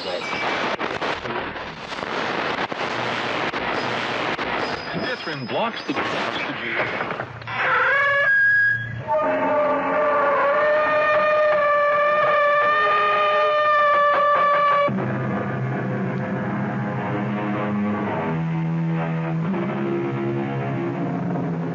Come in. Welcome. I'm E.G. Marshall. Welcome to the terrifying world of your imagination. Vampire. Perhaps in the safety of your home, the word means little to you. Oh, you've heard of vampires, of course, but do you believe that they exist? Not you. I would be remiss if I didn't warn you that if your nerves are not strong, it might be better for you not to listen.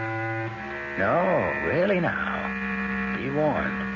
Because as Minna Harker tells us in the diary she kept, there awaits you an experience so loathsome, so horrifying, that I can hardly bring myself to write of it. If I'd known what lay ahead for me when I went to visit my dearest and closest friend, Lucy Westenra, at Hillingham, I could not have brought myself to go, much as I loved her. Looking back now, I realize I had plenty of warning, but I paid no attention.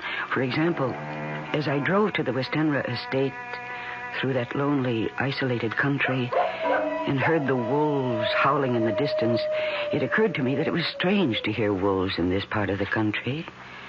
As strange as the huge bat that flew alongside my car. I mentioned this to John, Dr. John Seward, Lucy's fiancé, as we sat having a drink in the living room. It's strange, Minna. I've seen that bat myself. The thing must have a wingspread of at least 4 feet. I haven't the faintest idea where it came from, or the wolves either. Even Lucy's letters seemed kind of strange to me, John. What is the matter with her? No, I don't know. I'm completely baffled. I've had 2 other doctors look at her, colleagues of mine, and they can't figure it out. I'm desperate, Minna. I'm so desperate, I've called in my old friend and teacher, Professor Van Helsing. Van Helsing? Yes, he's one of the finest diagnosticians in the world, John. Yes, he'll be here from Amsterdam in a day or 2. Amsterdam, Holland? Yeah. All the way from Amsterdam? Oh, John, you must be desperate. Lucy is dying, Minna. I'll do anything I can to save her. We must find a way to stop her from losing blood. Losing blood? Well, it's this constant loss of blood that's killing her. Transfusions help for a time, but only a short time, and each transfusion is less effective. John, when can I see her? Oh, she's sleeping now. Her mother's with her, watching her. We take turns. As soon as Mrs. Westenra lets us know she's awake... Oh, listen. Those wolves, they're at it again. John, hasn't anyone looked into this wolf thing? How they suddenly come to be in this part of the country? Well, according to the paper, the town police have looked into it. Well, that's peculiar, too. What? Well, they haven't been able to spot one single wolf. Oh, excuse me. We have a visitor. Oh, come in, Count. Come in. Thank you, Doctor. I'm on my way to town. I have a dinner engagement, and I thought I would stop to ask after Miss Westenra. Oh, she's no better, I'm afraid. I'm sorry to hear that. Can you stay for a drink? Well, I'd like you to meet a friend of Lucy's who'll be staying with us for a while. Oh, in that case, of course. Minna, this is Count Dracula, our new neighbor. Count Miss Minna Harker. How do you do? How do you do? Count Dracula? Yes, but do not hold it against me, Miss Harker. I cannot help being of the blood royal. Well, why don't you 2 get acquainted while I go up and see if Lucy's awake yet? I shall do my best to entertain this charming young lady. I won't be a minute. You're a long way from home, Count. A very long way, Miss Harker. May I ask what brought you here? Business. Business? Good heavens, what kind of business could you have in this part of the country? I mean, it's so isolated. True, it does present difficulties, but I like living in the country. Oh, you must. Oh, forgive me, I'm forgetting my manners. Would you like a drink? Thank you. Scotch or bourbon? Is there perhaps some wine? Red wine? Now, let me see. I'm not very familiar with the supply here.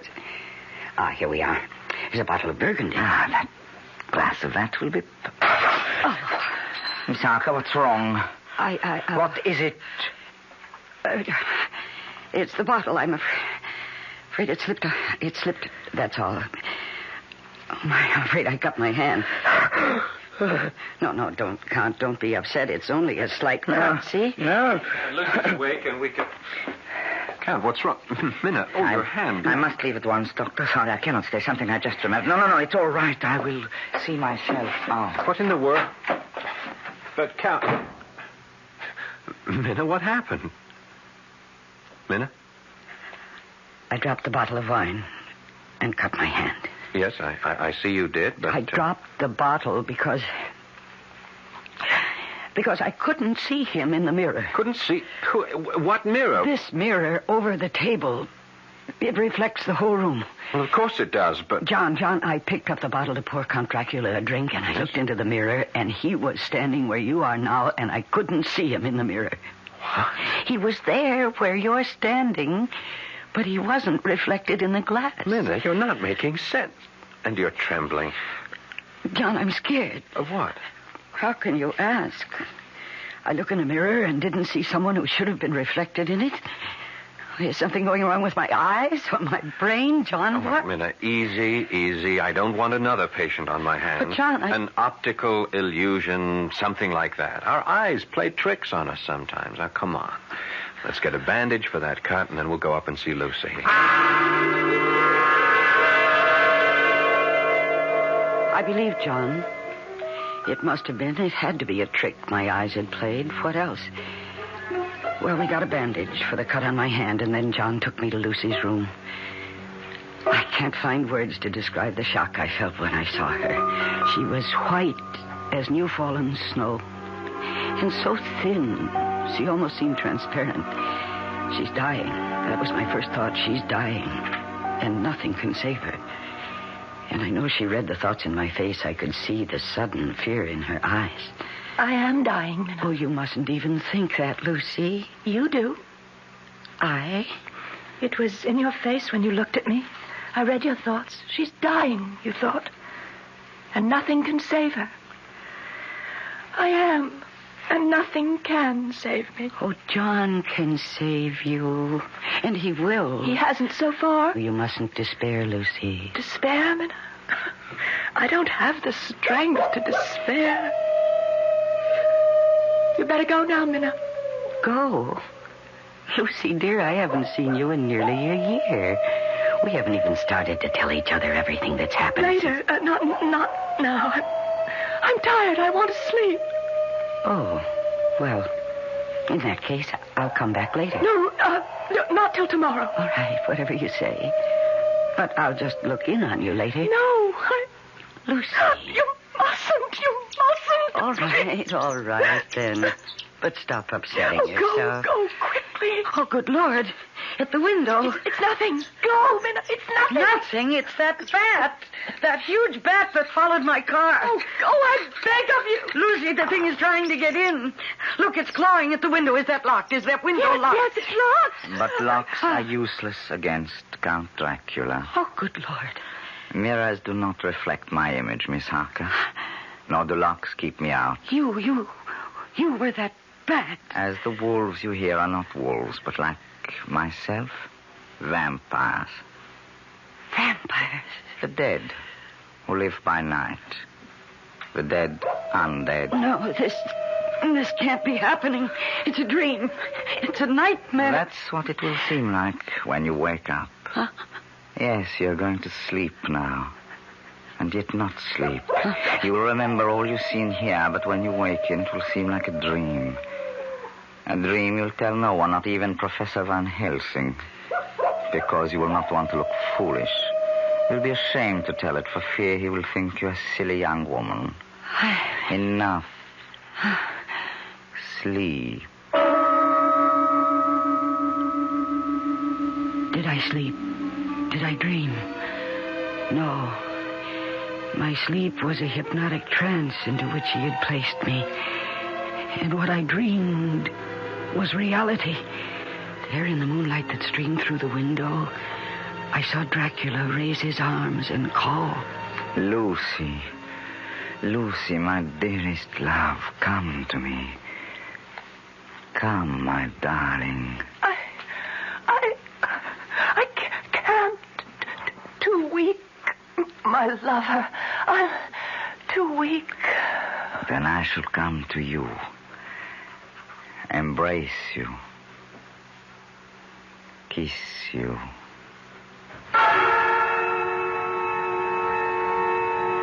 And now the strangest thing of all happened to me. As I watched what then took place, my love for my friend Lucy, my fears for her, made me feel as she must have felt, so poignantly, so deeply that, yes, I became Lucy. I watched Dracula as he approached my bed. There was a deliberate voluptuousness in him which I found both thrilling and repulsive. Lower and lower went his head as the lips went below the range of my mouth and chin and seemed about to fasten on my throat. I could feel the hot breath on my neck. Then the skin of my throat began to tingle. I could feel the soft, shivering touch of his lips on the supersensitive skin of my throat. And then two hard dents of two sharp teeth just touching and pausing there. I closed my eyes in a languorous ecstasy. And I waited. I waited with a beating heart. And then horror overcame me. And I sank into unconsciousness.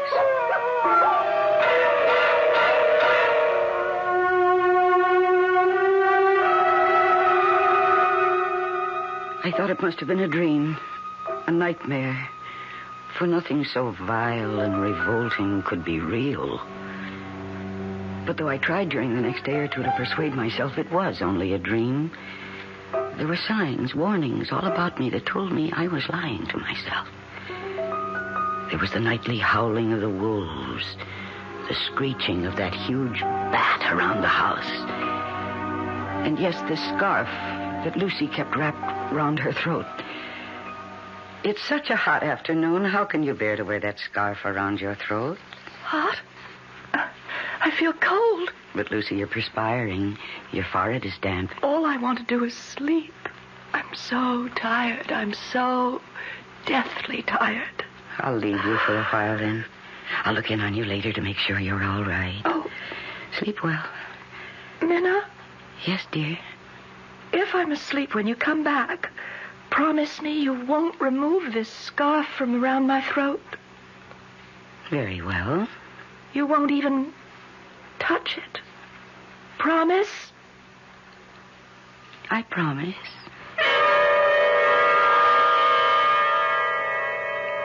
Later that afternoon, toward evening, Professor Van Helsing arrived from Holland.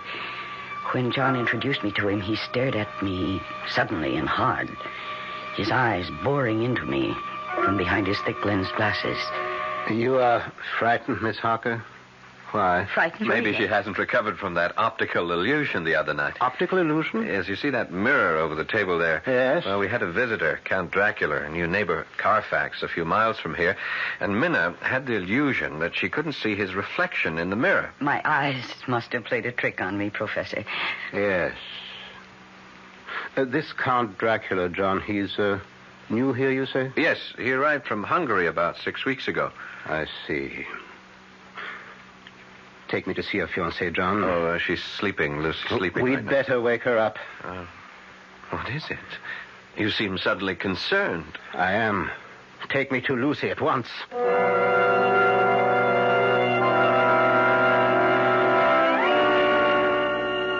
Wake her, John. All right. Gently. Very gently. Lucy? Lucy, dear. Come on, wake up. Here. Let me.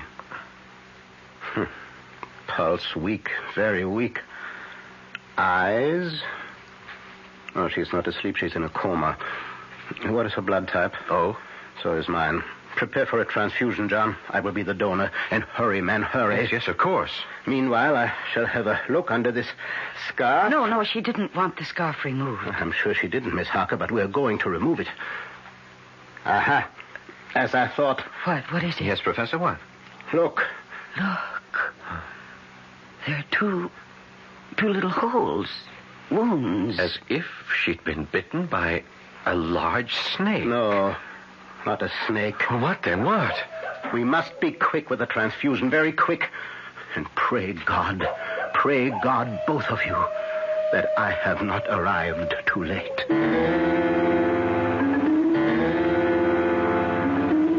But he was too late. The transfusion revived Lucy a little.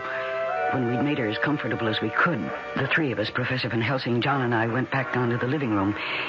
And it was here that Professor Van Helsing told us the truth. The truth that made John Seward cry out. Vampire? You say we are dealing with a vampire? Professor, have you gone out of your mind? My dear John, I don't blame you. Blame me? I should hope not. You ask me to believe me, a doctor, a man of medical science? Science? There's more to this world than science. But, Professor, a vampire? I can't believe that there's a vampire. I tell you that witches exist. That warlocks exist. That vampires exist. And we are dealing with one here. But if what you say is true... It is. Ask her. Ask Miss Harker. Me? You had an experience in this house that you are concealing. You choose to think it was a dream. When did it happen, child? Last night? No. The night before. Where? In Lucy's bedroom. Minna, what happened? I dreamed... No, it was no dream. All right, then.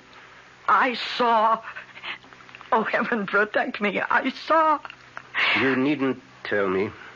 No need to put you through that. I would if I didn't know who our vampire is. But I do know. Who? The man whose reflection she could not see in that mirror. Your new neighbor, Count Dracula. I don't believe you. I cannot believe you. If you can't believe me, at least trust me. Oh, I'll answer that. Wait. Yes, Professor. If that should be Count Dracula, you did say that he calls about this time each evening, John? Yes. Say nothing, do nothing to give away the fact that we are onto him. This is nonsense, sheer Do nonsense. as I tell you. You may answer the door now, Miss Harker. Yes. Good evening, Miss Harker. Count Dracula? Come in. And how is Miss Westenra today? Not too well, I'm afraid. She had to have another transfusion. Oh, I'm sorry to hear that, John. Very sorry to hear that. Thank you, Count. I do not believe I have met this gentleman. Oh, I'm sorry. No, you haven't. Let me present my old friend and teacher, Professor Abraham Van Helsing. Professor, this is Count Dracula. How do you do, Professor? How do you do, Count? I wished only to inquire about your fiancée, John. I'm sorry indeed to hear she is no better. If there's anything I can do... Thank you. Meeting you, Professor, has been a pleasure. Good night. Oh, Count. Yes? Mrs. Westenra keeps asking me to do this, and I keep forgetting. There is a custom in the Westenra family to ask visitors to sign the visitor's book. Ah, charming old world custom. It's right here. If you'll just wait a second, I'll get it, and then you can sign it. Is something wrong? It's a Bible. Well, yes. Why do you back away from me? Or are you backing away from the book? The holy book? I must go. No, you'll stay and face this book. You know. John, you fool. You shouldn't have done this. I had to have proof. I will make you pay for this. You shall pay. Oh, no. Not now that I have found out what you are. Oh, John. You think because you discovered my secret you can stop me? Fool. You've only delivered yourself into my hands. I meant to make Lucy one of mine, and that was all. But now you shall become mine, and you. Not I. Yes, and you. No, I beg you. I shall have you all, but first, Lucy, I shall take her. Take her. Now. She is mine. She's no longer of this world, but of mine. I leave you. Look, he turned into a bat. The bat. And he flew right through the wall. John. Oh. John, why did you do this? Why, after I warned you? I had to know one way or the other. I had to know. There's only one way to finish a vampire. Oh, the first thing you must do is find out where he sleeps during the day. Lucy! Professor, quickly. Professor! There is no hurry now. When he said he meant to make her his own, he had already done so. It was true. Lucy was dead. We went to her bedroom and found her. Dead. I felt as if I'd been stabbed to the heart. We buried her, my dearest friend, in the Westenra vault at Hillingham Cemetery, not far from town. Lucy is gone. Dead? No, not dead. Not dead, Professor. She has become the undead. She has become a vampire. Oh, what are you saying? John, listen to me. Believe in me. You didn't believe before. Believe now. Yes. I believe you. Go on. John, you feel you've been through hell. I must tell you that you have been through only the anteroom to hell. What do you mean? Now listen to me. Listen carefully. There is only one way in which a vampire can find peace, can be changed from the undead to the dead. What you must do, terrible as it will be, will release her soul from the horrifying bondage in which it finds itself. Her soul and Dracula's. Dracula's? Do you think a vampire wants to be a vampire? Oh, no. A vampire's soul is chained, pinioned, held mercilessly to this earth by Satan himself. And we who believe in God, are the only ones who can free them. It is our duty to destroy them. Well, then let's destroy them. We shall, if you have the nerve to do what must be done. I have the nerve. Professor, you frighten me. I mean to, in order to prepare you. But no matter how well I prepare you, when it comes to doing what must be done, your sanity could snap like that. So first I will ask you both to take as much time as you need to think, to ask yourselves, how much do you really love Lucy Westenra? And be sure, be positive beyond all doubt that your love for her is greater than the hell that lies ahead for you and you this very night.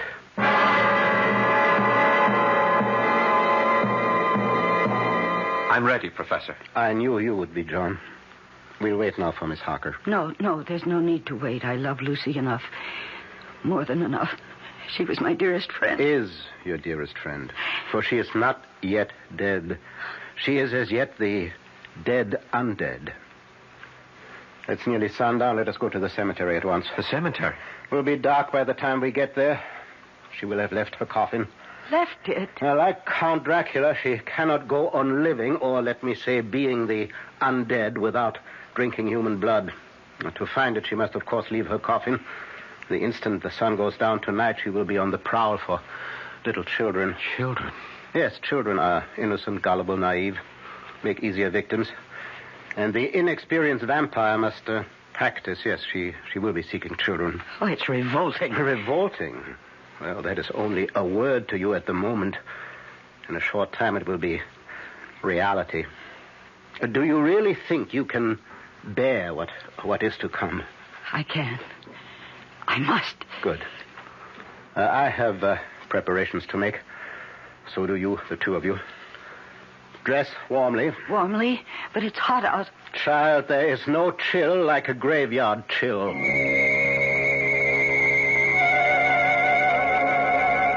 We drove to Hillingham Cemetery in John's car. I'd never been in a cemetery at night. How many people have? I found it a very unsettling experience, to say the least. It was a moonlit night, the moonlight spilling like milk over the gravestones, which in turn threw long black shadows. An owl hooted, and dogs barked, or I couldn't help thinking, were they wolves? And then we reached the Westenra vault, the vault where we'd put Lucy's coffin that afternoon. Now what do we do, Professor? We go into the vault. Why? And how? I have the key to the vault. How did you get it?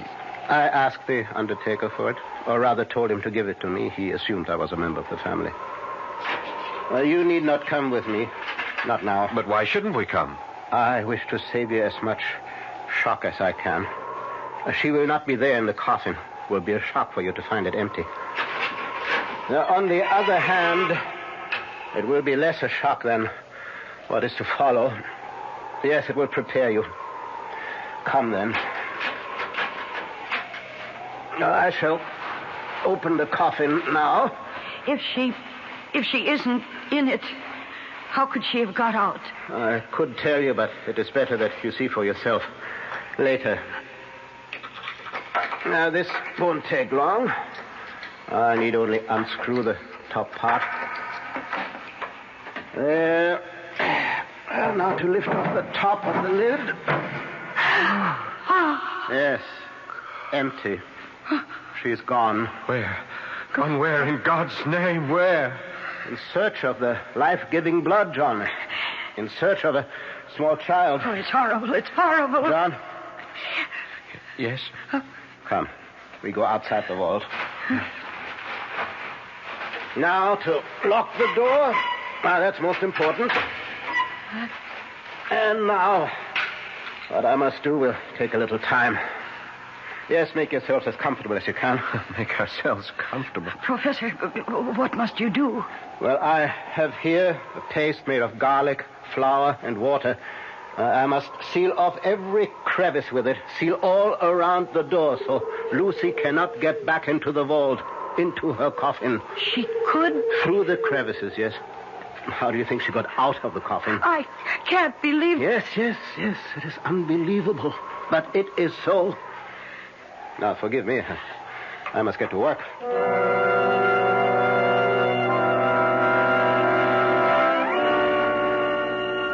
I can't express in words how fresh and clean the night air seemed when we came out of the tomb.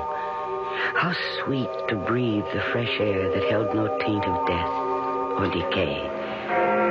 John was silent, and so was I. As for Professor Van Helsing, he was very busy sealing the door. It's 10 o'clock. I hope both of you took my advice, dressed warmly. We have a long wait ahead of us.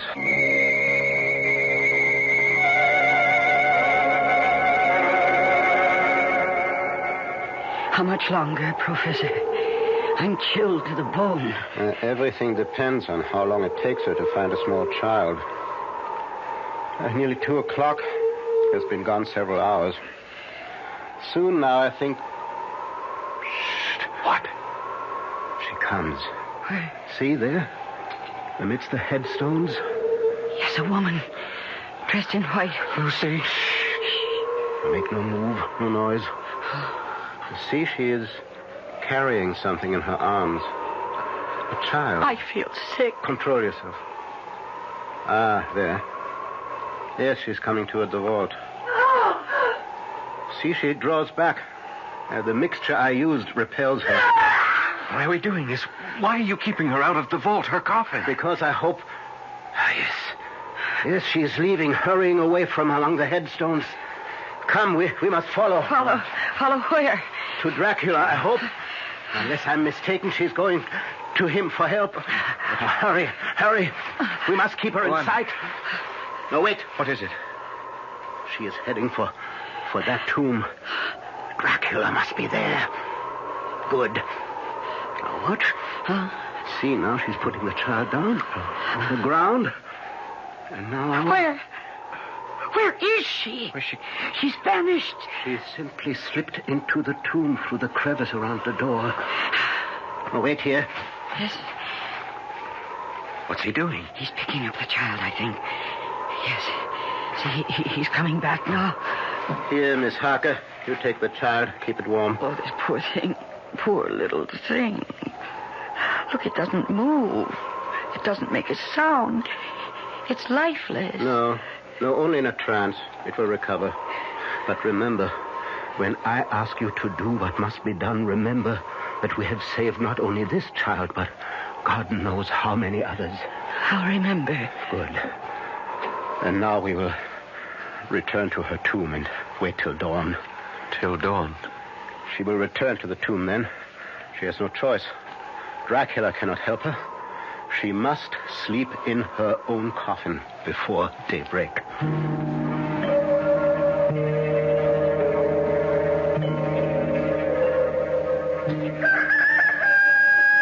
How do you feel, Miss Harker? I'm all right, thank you. John? I'm okay. It's almost dawn. Why doesn't she come? Soon now. How's the child? Still asleep, if it is only sleep. It is. It will not come to its senses until daybreak. Now, prepare yourselves for... In a very short time, now Lucy should... there. Yes, she's coming. And this time she'll be able to enter the tomb. Because you removed the garlic mixture. This time I want her to enter the tomb and her coffin. It will be there that you will do what must be done. Oh, there she is. Oh, heaven help me. She is as beautiful as she always was. Now, hold on to yourself. She isn't dead. She can't be dead. Lucy!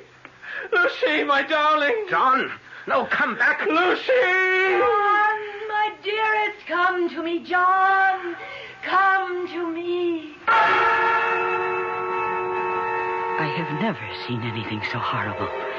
God save me from ever seeing it again. Lucy's eyes shone with an unholy light, and her face became wreathed with a voluptuous smile as she advanced toward John with outstretched arms. Come to me, dearest. My arms are hungry for you. Come, and we can rest together in the tomb. Come, my lover. Come. And John suddenly opened wide his arms and started running to her, and she to him, when Van Helsing rushed forward between them. And he raised something he held in his hand up against her face. It was a crucifix. With a cry of rage and agony, Lucy flung herself away from John and toward the tomb, and she was gone. John? John, are you all right? The Lord help me. The Lord help me. And he shall. Come, into the tomb. It's time. Now, first, let me put the bag I brought over here. And now I will remove the coffin lid again. Professor, is this really Lucy's body or some kind of demon in her shape? Oh, she's hideous. Yes. Yes, your friend who was so sweet and pure is now a foul thing. But if you can do what you must do, you will see her once again as she was. Whatever it is, we'll do it. This wooden stake I have brought. Yes. This pointed stake. You must drive it through Lucy's heart. With this hammer. Oh, no. And when that is done, cut off her head with this surgical knife. I don't... You must do it. For her sake, John. For the sake of the woman you loved. All right. Give me the stake. And the hammer.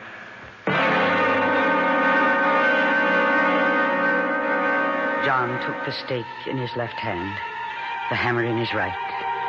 I saw him tremble as he placed the point of the stake over Lucy's heart, saw the point dig into her white flesh, and then I could see him gather all his strength, all his self-control. He raised the hammer high above his head and looked at Van Helsing. Yes. Ow! John struck with all his might. The thing in the coffin writhed, and a hideous blood-curdling screech came from the opened lips. The body shook and twisted in wild contortions. John never faltered. He struck, and he struck again, driving the stake deeper, deeper, as blood from the pierced heart welled and spurted up around it. And then the writhing and quivering of the body became less. The teeth stopped champing, and the thing lay still. It was over. Is that enough, Professor? Enough.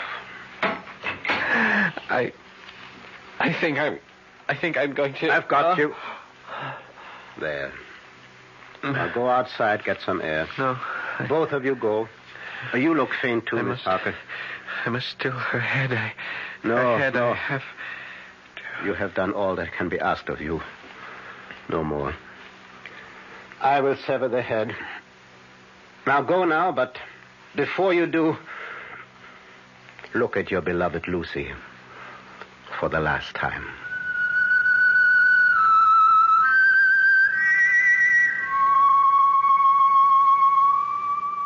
There, in the coffin, lay no longer the foul thing we dreaded, but Lucy, as we had seen her in life, her face as beautiful and pure as it had been then.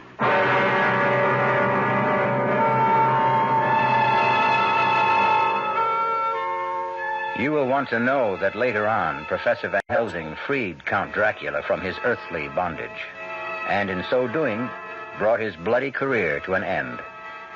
Unhappily, I must add that Count Dracula was only one vampire among... how many? I don't know. Hope I never find out. This is E.G. Marshall inviting you to return to our Mystery Theater for another adventure in the macabre. Until next time, pleasant dreams.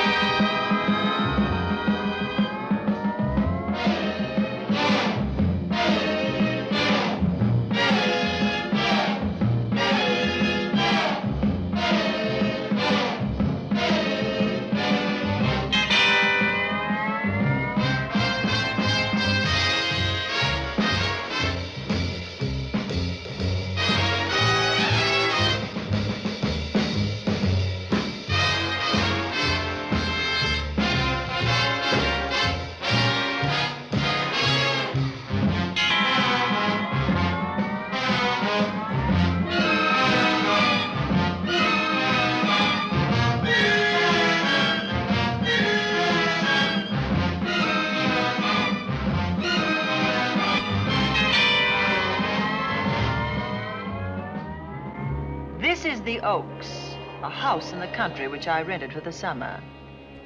As an author, I write tales of mystery and murder.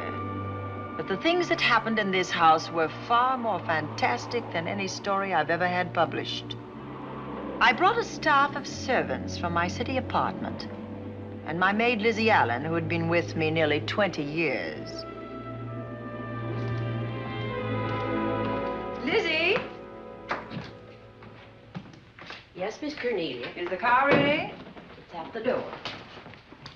Look, Miss Cornelia, them servants you brought from the apartment are talking about walking out on us. Really? Well, I know they don't like it here, but I didn't think it was that bad. Well, they've been hearing things about the killer that the police call the Bat and the murders that he committed here this past winter. Now people are saying that he's back again. Well, how can they be sure of that? Has he committed another crime? No, not yet, but that ain't saying that he won't. Here's something else. You've heard about the bats they have here. Animal bats, the kind that fly. Yes, yes. Look what it says in this magazine. This is a report from the State Health Department, and it says some of them bats is rabid. Well... And that ain't all. Now there's a rumor going around that it was the bat himself, the killer, I mean, that released the rabid bats in this neighborhood. Oh, that's ridiculous. Well, the housekeeper, the cook, the butler, and the upstairs maid don't think so. Well, I can't help what they think. If hysterical nonsense like that can scare them out of their good jobs, it's their loss, not mine. Come on, Lizzie, I've got to get to the bank.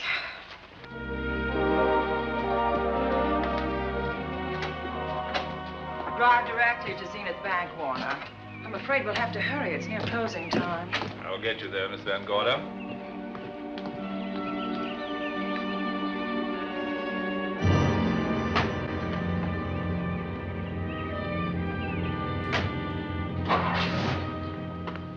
Thanks again.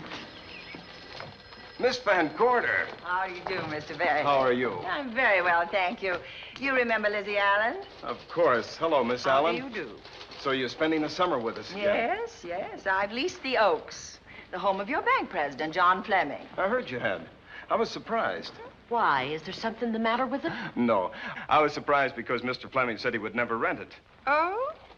Well, I rented it from his nephew, Mark Fleming, who has the real estate office here. He said his uncle would be gone the entire summer. Well, that's right. Mr. Fleming's in the North Woods now with his physician, Dr. Wells. Oh, pardon me. Dale, I want you to meet my wife. We were married at Christmas time. That must have been nice. Believe me, it was. Oh, here she is. Oh, dear. My How wife, do you Miss do? Van Gorder, Miss Allen. How do you do, Mrs. How do you do? Cornelia Van Gorder. Yes. Oh, well, I've read every murder mystery you've ever written. I just adored that weird one, The Private Morgue of Dr. X, even though it gave me the shivers. Only the shivers? Scared hell out of me. Oh. Well, I really mean that Miss Corney killed them off in that one.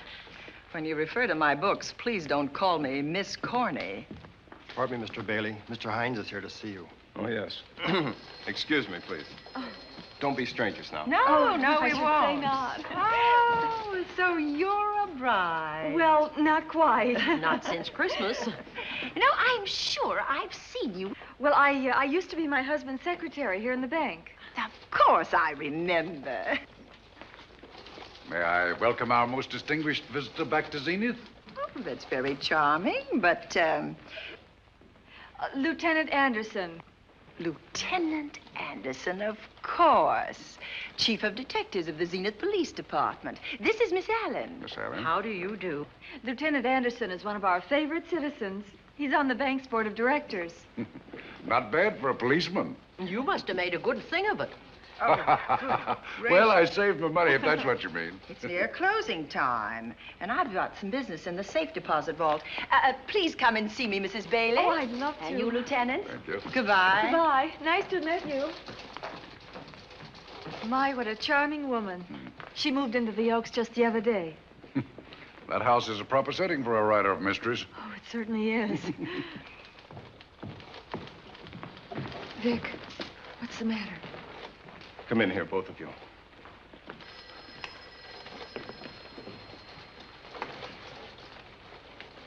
And Andy, we're in trouble. Wendell Hines came in to pick up $350,000 worth of bonds that we were holding as collateral for a loan. They were kept in our special vault.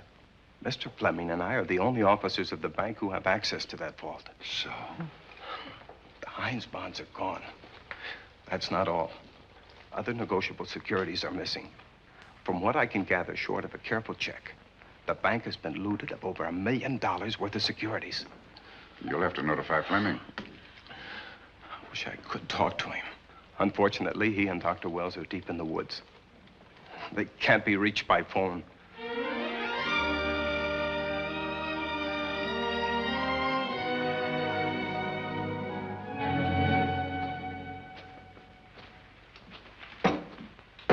What is it?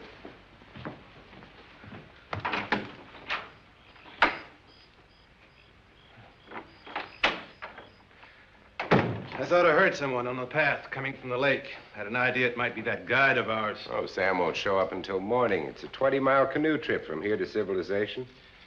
5 will get you 10. Sam has a message for me. I thought you told him at the bank not to bother you. I did, but they'll bother me.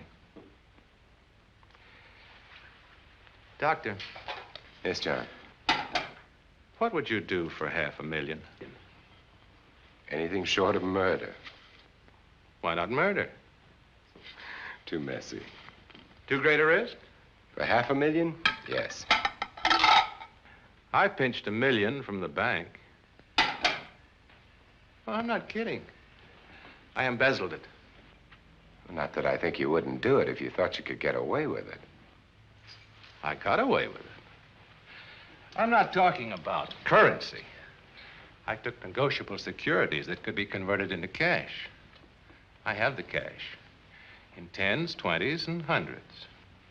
Well, I'm your doctor, not your lawyer. Why tell me this? You'll find out why. Who's going to take the blame for the robbery? Bailey, the cashier. They'll never suspect me. I like Bailey. Well, so do I. I love the guy. I gave him his first chance. He has a lovely little wife. Charming girl. Was the best man. Where's the $1 million? In my family's tomb in Zenith. In the crypt with my father's casket. I don't buy that, John. No? No. You forget that I had you in charge when you were a very sick man. When you raved in delirium. And I heard you talk about a hidden room. Now, where else could you put a hidden room except in that mansion you built? That white elephant you call the Oaks. Look, everyone knows I have a bad heart. Now, who would doubt it if you wired the bank directors that my heart had failed? That I had fallen from a great height here in the woods, and that I was badly smashed up. You could ship the body back for burial and instruct them not to open the casket due to the condition of its contents. Well, you realize, of course, that we'd have to have a body to put in that casket, which means that we'd have to deal with an undertaker at this end. Of course. Well, where do we get a body? Couldn't we provide one of our own? How about Sam? Sam, our guide? Sam weighs about as much as I do. He's practically a hermit. He wouldn't be missed for a long time. The local undertaker would know him. Not if we made him look as if he'd been in a serious accident. But if Bailey's going to take the blame, why'd he have to do this? The jury might acquit him. In that case, I'd be a logical suspect. I could disappear, of course, but it's safer if they think I'm dead.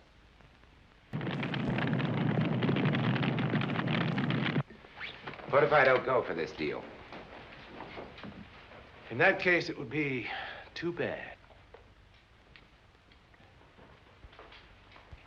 You mean you'd kill me? What else could I do? Now that I've told you about the $1 million, I'd say you were shot in a hunting accident. Now, look, Doctor, if you can find another body instead of Sam's, it's all right with me. There's $500,000 in it for you. I'll do my best. I smell smoke. So do I. What's that noise? Look, Doctor, the woods are on fire. It's coming this way. We've got to get out of here. Out the back way. We will. As soon as I provide that body we were talking about.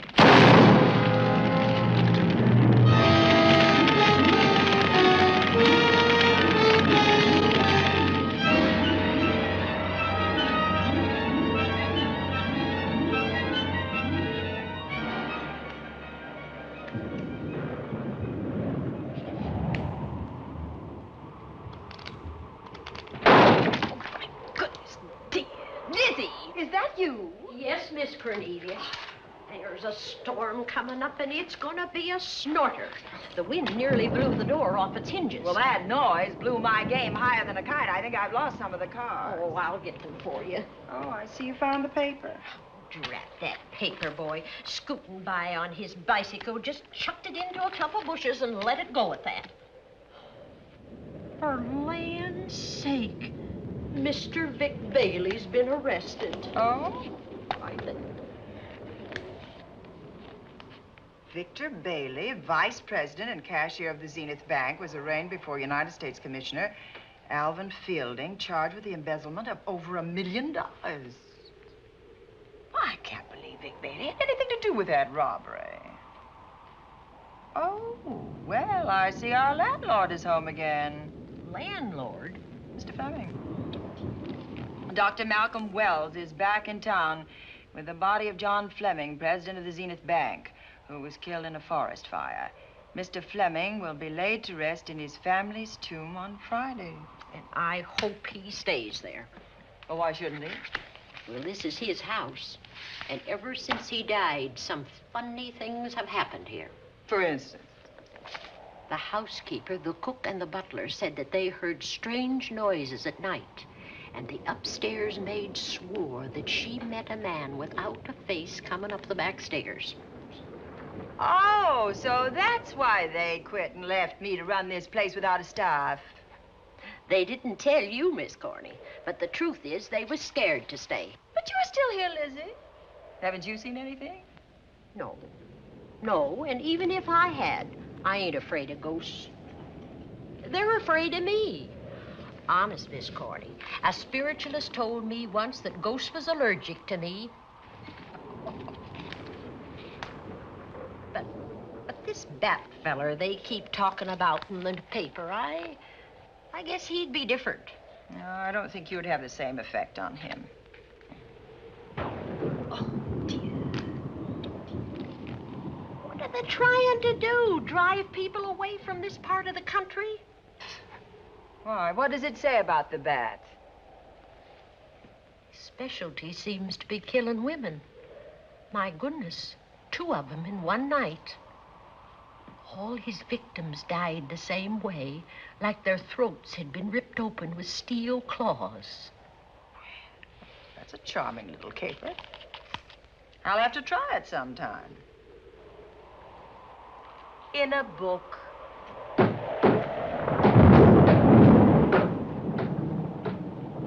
That ain't nothing, just something bumping against the house.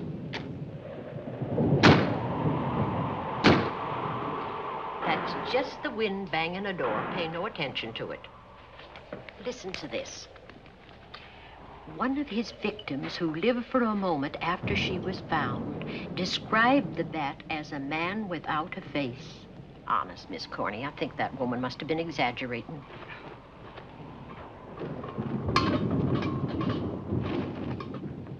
That's just that heavy tapestry at the top of the stairs. I know. I've heard it before on a windy night. That sounds as if there was someone on the stairs. I know there isn't. At least there shouldn't be. There ain't. Them's just the noises you hear in any old house on a windy night. It says here that the Bat never leaves no fingerprints. That's understandable. Having no face, he probably has no fingers either. Lizzie!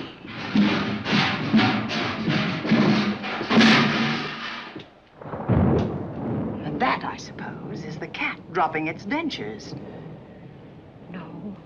No, I don't think so. But I think it's something should be looked into.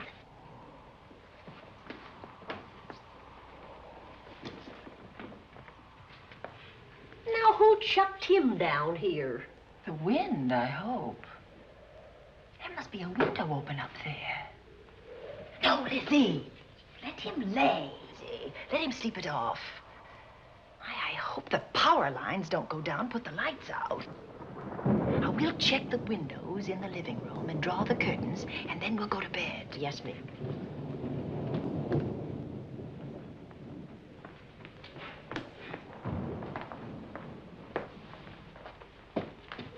I won't be a minute.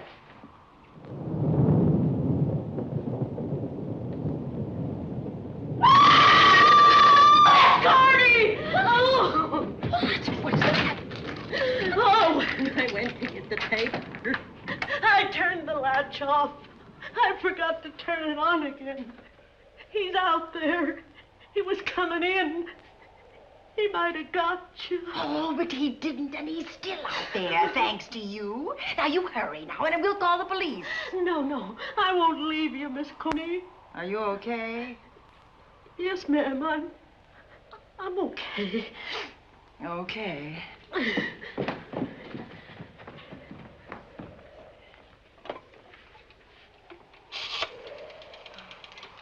Operator? Give me the police department, please. Zenith Police Department. This is Cornelia Van Gorder. I'm living at the Oaks. We know about that, Miss Van Gorder. Just a moment ago, a man tried to force his way into this house. You're not alone there, are you? What about your servants? Well, I have none except my chauffeur, and he's away. He won't be back until the morning. Now, there's only 2 of us here tonight, and we're going to lock ourselves in my room. Now, if any of your men see anything, will you have them call me? I'll send officers over there right away. Oh, thank you very much. Come on, Lizzie. We're going to sleep in my room.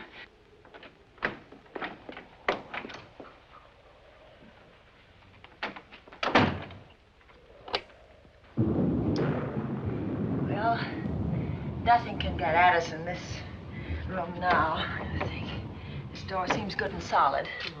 Like the door to a tomb.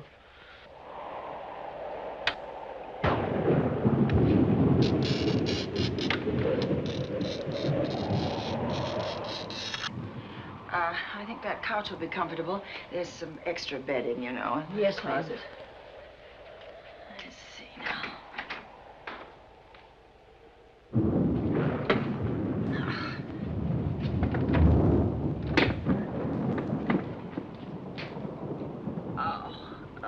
Huh? No bolt. Well, that's not so good.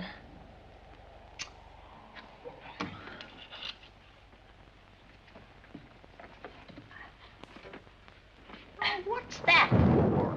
That, my good woman, is a booby trap. If anybody tries to open this transom, this will be knocked off, and we'll hear it fall.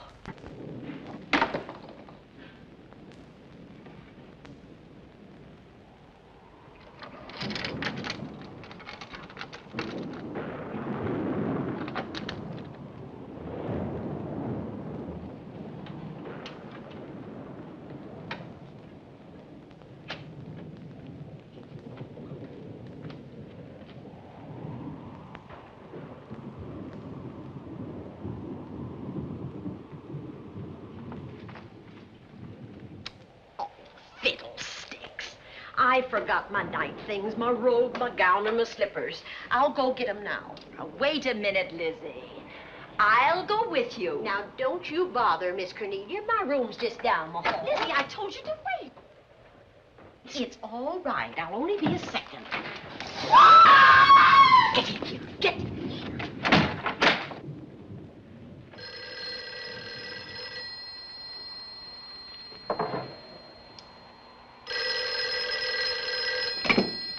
Yes? Miss Van Gorder? Yes? Zenith Police Department.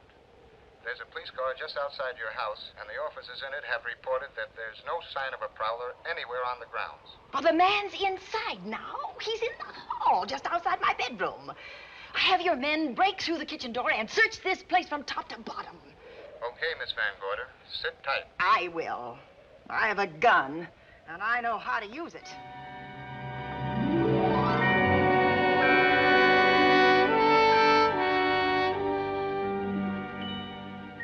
Oh, relax. relax, Lizzie. The police did a good job. They couldn't find anybody in here. But we both saw him, Miss Cornelia. All right, so he got away. But there are men on guard outside, so just try and get some rest. There's nothing can get at us here.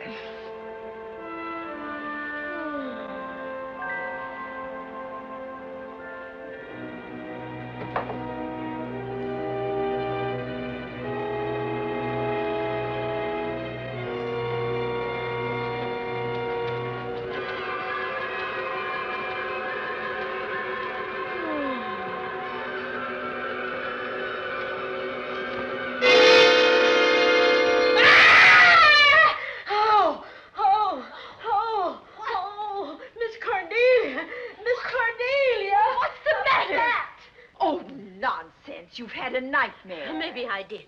But there was a bat in and it bit me. And it flew in that closet. Oh, good gracious, Lizzie, you're right.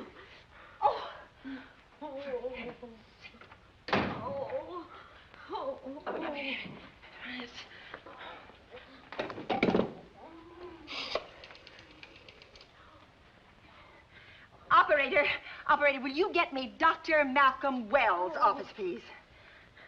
No, I don't know his number, and I have no phone book up here, but this is an emergency. Will you connect me with his office, please? Oh, dear, I'm going to get the rabies. Hello? Hello? Dr. Wells' office? This is a call service. Dr. Wells is out at the moment, but if you'll give me your name and number, I'll try to locate him. Well, this is Miss Van Gorder of the Oaks. My maid has just been bitten by a bat that may be rabid, and she must have treatment as soon as possible. And I was told that Dr. Wells was the nearest physician. I'll try to find him for you, and if I can't, I'll send you another doctor. Oh, well, thank you very much. Oh, he's out on a case. Oh, I hope it's not a delivery. A baby, I mean. They can be terribly complicated. It never bothered me none. Oh, Lizzie, you never had a baby. Of course I didn't. That's why they never bothered me. Oh, does it hurt, huh? A little.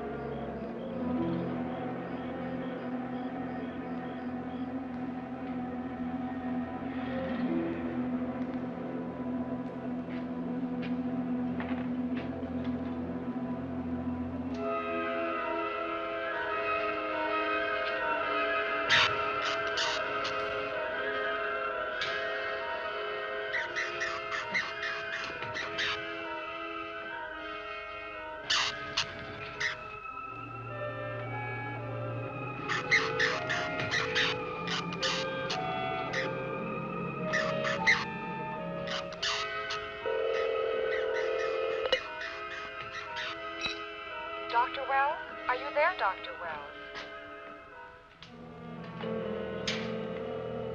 Are you there, Dr. Wells? This is the operator. Your call service is on the wire. It's an emergency. This is Dr. Wells. This is your call service, Doctor. Oh, hello. I was just doing an experiment. I left the receiver off. That's what I thought, but I kept trying. Miss Van Gorder at the Oaks called and said that her maid had been bitten by a bat, and she's afraid it might be rabid. What? Oh, all right. Tell her I'll be right over there.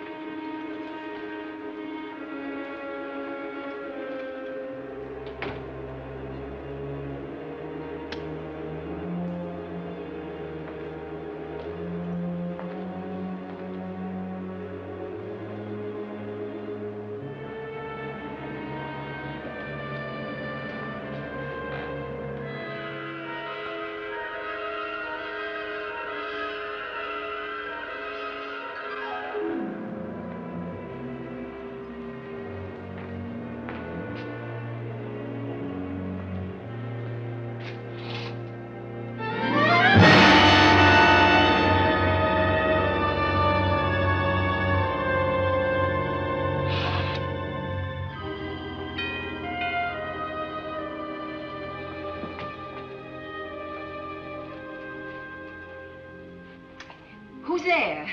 Dr. Wells. Come in. Good evening. Oh, I'm so glad they found you, Doctor. Well, I reached my office shortly after you called. How is your maid? Is she in any pain? No, she doesn't seem to be. Did the bat get away? No, I believe it's still in my bedroom. Oh, good. I'll want to examine it. There you go, Miss Allen. Now you feel better?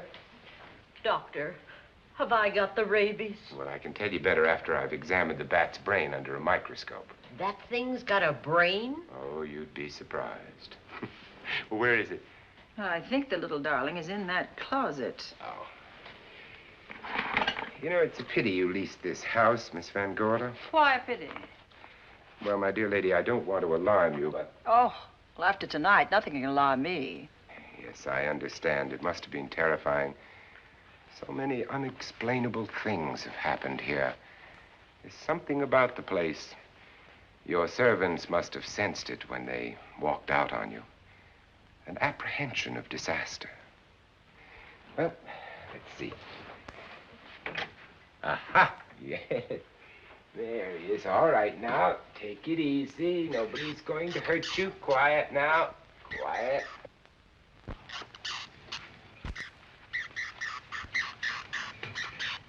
He looks quite normal. Doesn't seem to be sick at all. Oh, ain't that nice? I've been worried about him.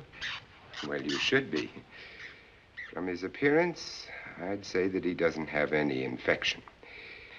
In which case, you've had a narrow escape. Now, you take one of those tablets I left for you, and I'll guarantee you a good night. And I'll drop in on you tomorrow. Oh, thanks for everything, Doctor. Now, don't worry, I can find my way out. Oh, I know you can, but do let me help you. Oh, don't forget that once I'm gone, you'll have to climb those stairs alone. Oh, I'm all right. I'm armed now. Can you shoot one of those things without shutting your eyes? Oh, Doctor, there are guns in every book I've ever written. I don't write about things I'm unfamiliar with. Lock the door, Lizzie. Good night. Yes, ma'am. Good night, Doctor. Accident? No, the wind blew him down. Oh. I think. Oh. Did you know that young Mark Fleming leased you this house without notifying his uncle? No, I didn't. Well, it doesn't matter now. John Fleming is dead and Mark's his heir. But if John were alive, he would warn you to leave here, Miss Van Gorder. Really? Yes. It's been a tragic place for anyone who ever lived in it. Well, good night. Good night, Doctor. Who's out there? Nobody you need worry about, Doctor. Oh, it's Andy. Oh. That's right. Oh, good evening, Miss Van Gorder. Good evening, Lieutenant. Is somebody sick here? My maid was bitten by a bat. Oh? A rabid bat? Well, I'll know for sure when I get to my lab. I caught the bat. It happened indoors? In my bedroom. Yes. How'd it get in? Well, there are many ways a bat could get in a house. You ought to know. I spotted this hole in the window the minute I got here. Why? That's where the two-legged bat got your door open. Miss Van Gorder told me that she phoned headquarters at Zenith. Yes, I phoned twice. The second time was after the prowler got in the house. Weren't headquarters, Andy? No, but they contacted me. An officer came and searched the house from top to bottom, but they couldn't find the bat. You better have this window fixed tomorrow. Oh, yes, I certainly shall. Yes, and I'd better be going. I'm due in surgery at 8 o'clock in the morning. Good night. Good night, Doctor. There'll be a man patrolling the grounds all night, Miss Van Gorder. Oh, thank you. And nobody inside, Andy? Why should there be? Well, how do you know but what the bat is hiding somewhere in the house? I'm quite sure he isn't in the house, Doctor. Not now. Good night. Good night.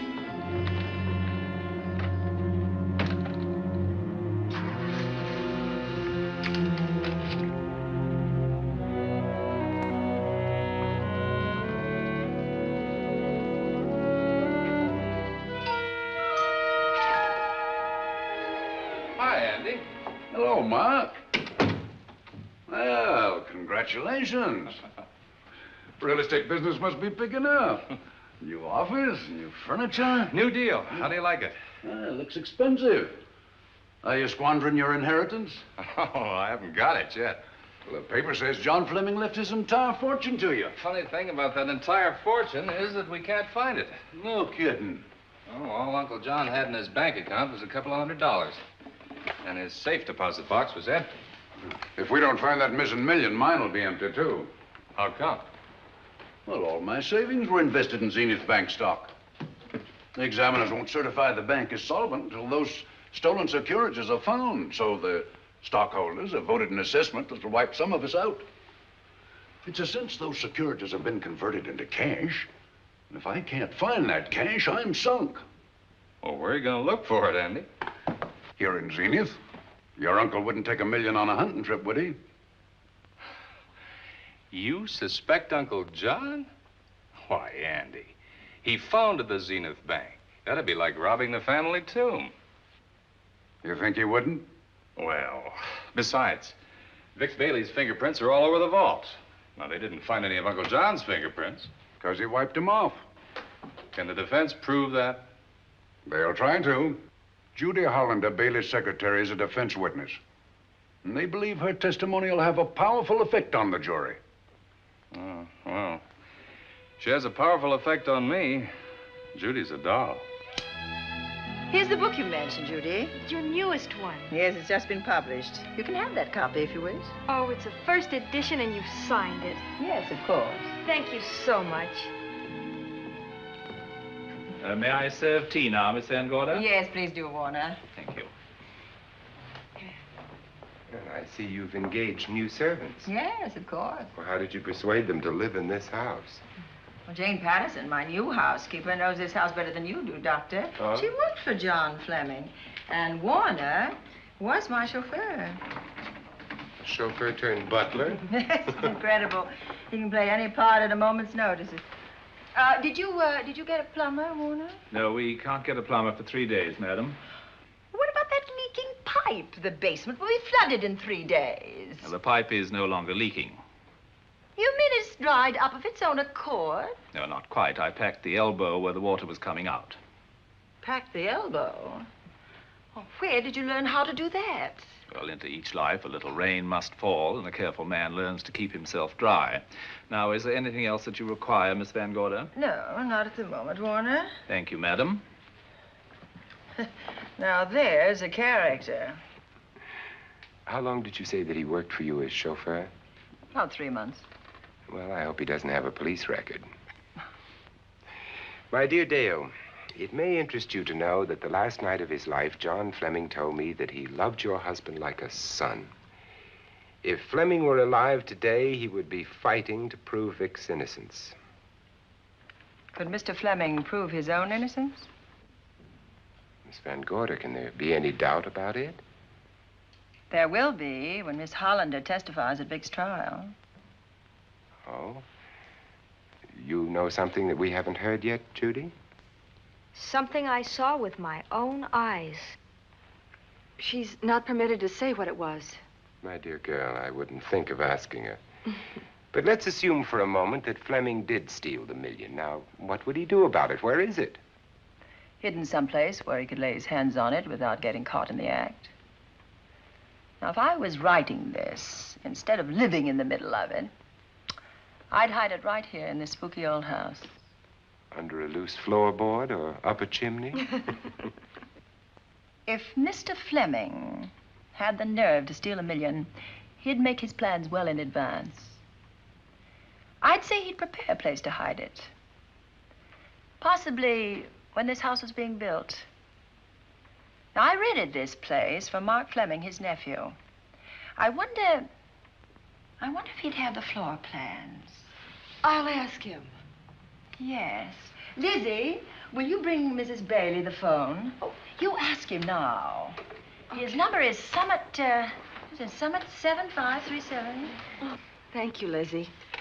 Summit 7537. Not bad, eh, Andy? That means new business. Now, you see, somebody wants to buy a house. Mark Fleming speaking. Oh, hello, Dale. Well, hang on a minute, honey, while I see if I have him. It's Dale Bailey, all excited. Miss Van Gorder wants to know if I have the floor plans of the Oaks. Now, what would she want with the floor plans? Well, she suggested to me that your uncle might have hidden the bank loot there. Are the plans here? Somewhere in the house itself. Wait a minute, there is a place where Uncle Johnny might have kept those blueprints. What place?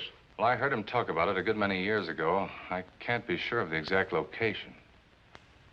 Anyway, I don't think the old boy had the guts to steal $1 million. But if I find those plans, I'll let you know, Andy. Hello, Dale. Look, honey, I haven't seen those plans since I was a kid, but I'll come over tonight and maybe we can find them. Thank you, Mark. We'll expect you. He seems to think they're here in the house somewhere. He's coming over tonight. Well, that's good. Dale and Judy are my house guests for the weekend. Would you like to have dinner with us tonight? Oh, no, thank you. I couldn't. I still have a few calls to make. You know, if Judy's testimony is going to clear Vic Bailey and implicate John Fleming, others may get the idea that there's buried treasure in this house. Don't even mention your testimony until you're actually on the stand. Oh, I won't. That's a smart girl, Judy, and a very lovely girl. Well, good afternoon, ladies. Goodbye, Doctor. Dr. Will. Come on, girls, let's go.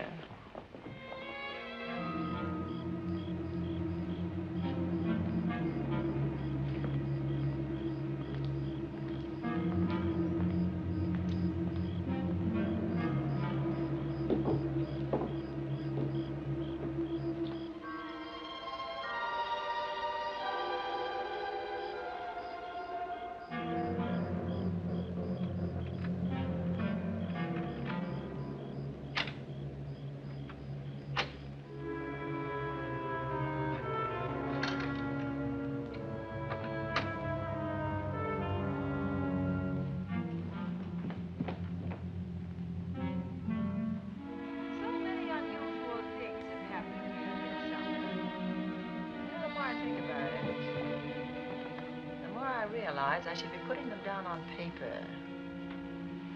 Weren't you your husband's secretary, Dale? Yes, I was. Do you take shorthand? Well, my dear, if you'd like to have your mind occupied, I want you to work with me while I write the story of this fantastic criminal, the Bat.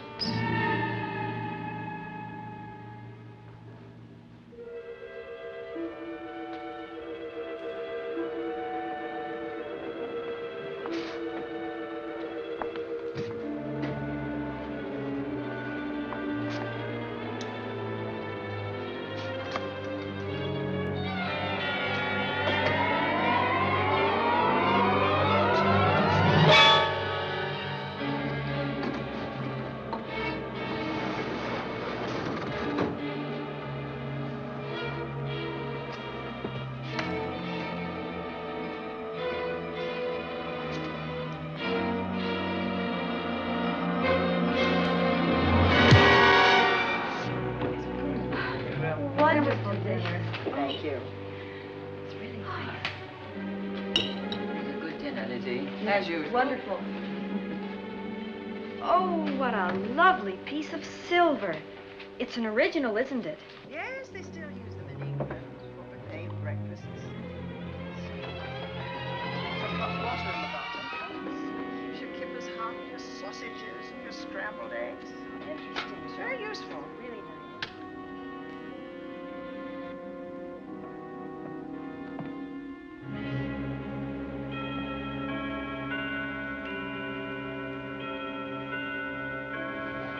Clock hasn't struck the hour in the last 10 years, if I'm to believe what Mark Fleming told me. Why is it angled away from the wall like that? I don't know. Somebody must have moved it. Lizzie, very likely when she was dusting. Wait a minute. Did you know there's a door in this paneling? No, I didn't. Oh, my gracious, so there is. Maybe it opens to a secret passage. Well, certainly to a secret something. Who knows, girls? We'll be about to stumble on that missing million. Oh, this is... Oh, there's a panel. There must be some gimmick to it. There always is. Yes, it moves. It moves. It moves. Oh,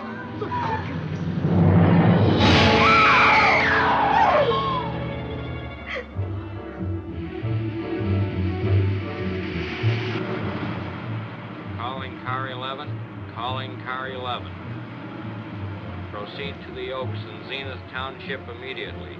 A homicide has been reported. Okay. Proceeding to the Oaks. Notify the county coroner, Dr. Wells. Tell him to come to the Oaks at once.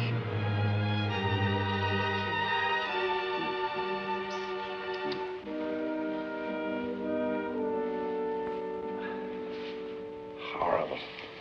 As if his throat had been torn by some creature with fangs or claws. That's his sign.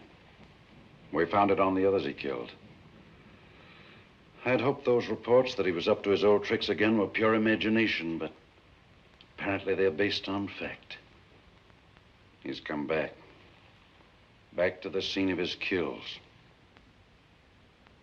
Yes, that's who I mean. That's who did this. The bat. Who found Mark? We all did. And it's Dale and Judy and I. Lizzie was in the dining room.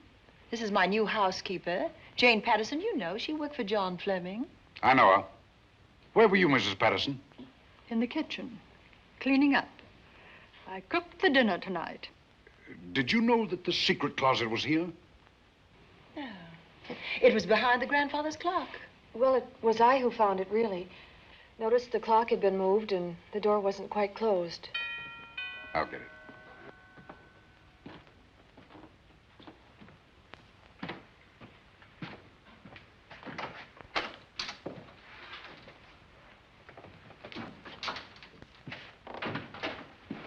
Who is it?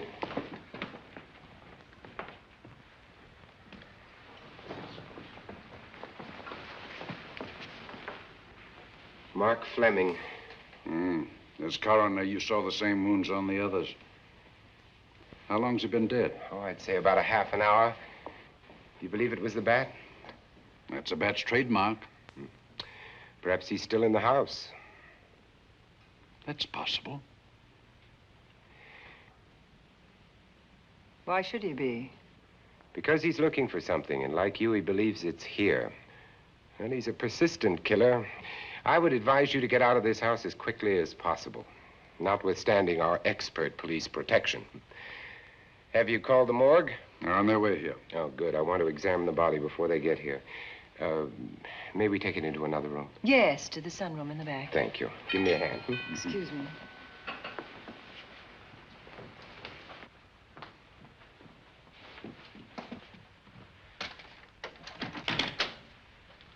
Oh, Warner, where have you been? Well, madam, it was... Has there been an accident? There's been a murder. Mark Fleming, the young man from whom I leased this place, was killed here tonight. They know who did it? Well, they believe it was the bat. I'm sorry I had to use the front door, Miss Van Gorder, but I forgot my keys, and when I rang the bell at the kitchen door, there was no response. Oh, this is Warner, Lieutenant. He's my butler. He was my chauffeur. Why'd you promote him? But it's very difficult to find a butler. They don't like service in the country. Have you been a butler before? I've served in many capacities, sir, but this was my night off, and I forgot my keys. I heard that part. What time did you leave the house tonight? Oh, about 6:30. I had dinner at Wiley's Roadhouse.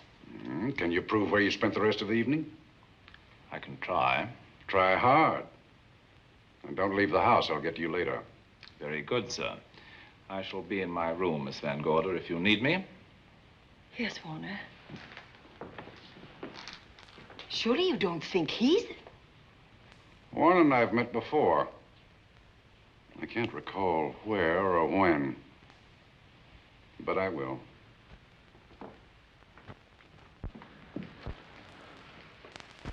There'll be a crew here shortly from headquarters, dusting for fingerprints, taking photographs. But in the meantime, Mrs. Patterson, you aren't leaving the house tonight, are you? No, Lieutenant. Don't. I'll talk to you in the morning. Good night. Good night, sir. Good night, Miss Van Gorder. Dale, I was with Mark Fleming this afternoon when you talked to him about the floor plans of this house. I heard him tell you he was coming here tonight. Dale called him at my request. She told me he was coming. Who else should I tell you that? Judy, Lizzie. And that nice Dr. Wells. Dr. Wells. There are a few killers who kill for the fun of it. The bat very likely is a mental case, and I'm convinced that his crimes are motivated by his mania for personal gain.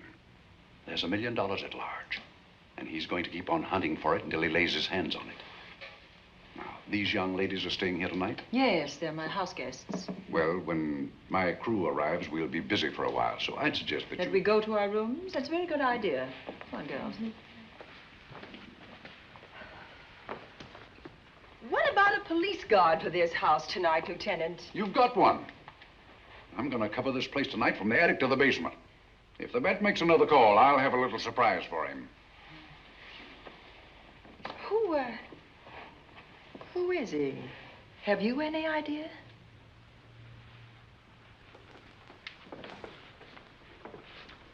He could be anybody. So far, there are clues to his identity, but nothing we could take before a jury. I'm afraid we must look higher than the criminal world. He may be a merchant, lawyer, doctor, scientist, one of the pillars of his community.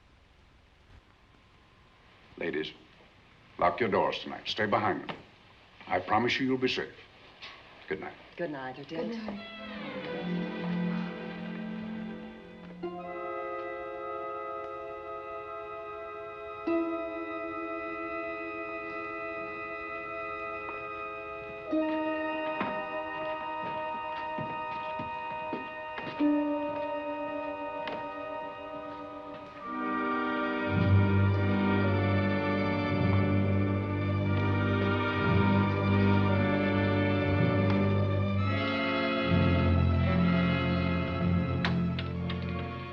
Poor Mark. Yeah, it's a pity. So young. Well, Doctor, do you agree it was the bat? In my report, I shall say the death was caused by the same technique used in the other killings. A paralyzing blow to the throat, followed by severe lacerations of the jugular, resulting in excessive hemorrhage. In a layman's language, he didn't know what hit him. Oh, he knew. But he didn't have time to think about it.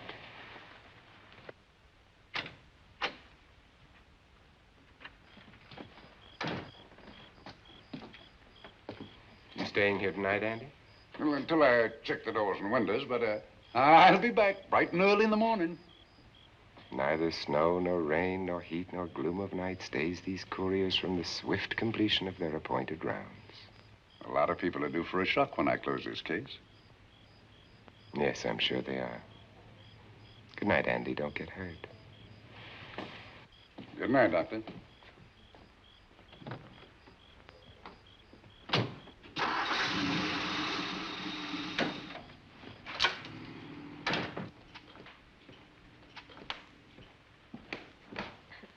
You know, I think we'd better let you get some sleep. Oh, well, Lizzie and I share this room for mutual protection.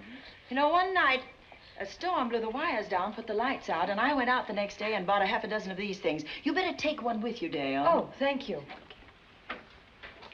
We'll go across the hall now. Are you sure there's nothing else you need? Oh, no. Quite sure. We'll be all right. Well, if anything bothers you, you just sing out, and 2 strong women will come to your rescue.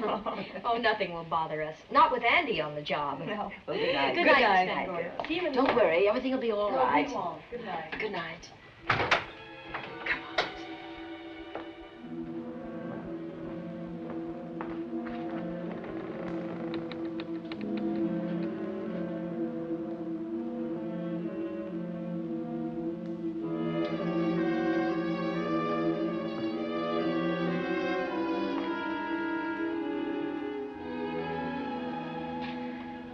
I don't think I'll sleep tonight. Me neither. All I can see is poor Mark Fleming staring at us. I thought that when people died, their eyes closed, as in sleep. Don't think about it. I'll bet you're thinking about it. No, I was thinking of my poor husband sleeping in jail tonight. Oh, Judy, I love him so much.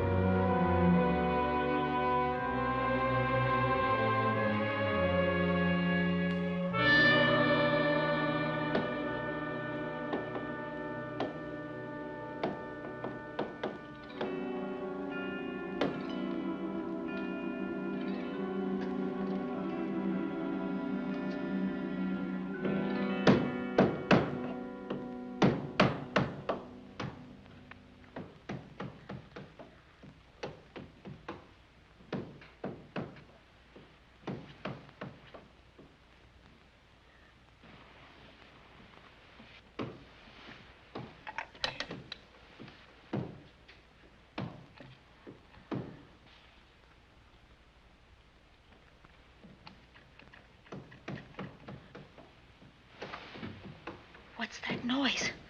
Oh, I don't know. I kind of fell half asleep. For a moment, I thought it was something from a dream. It's somewhere in the house. Yes, on the floor above. Not directly over us. Probably a room overlooking the driveway.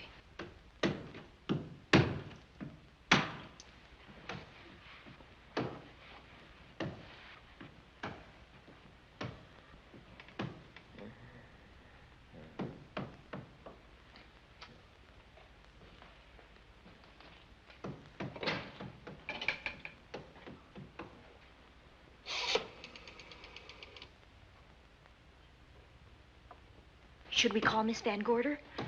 She'll hear it. How can she help but hear it?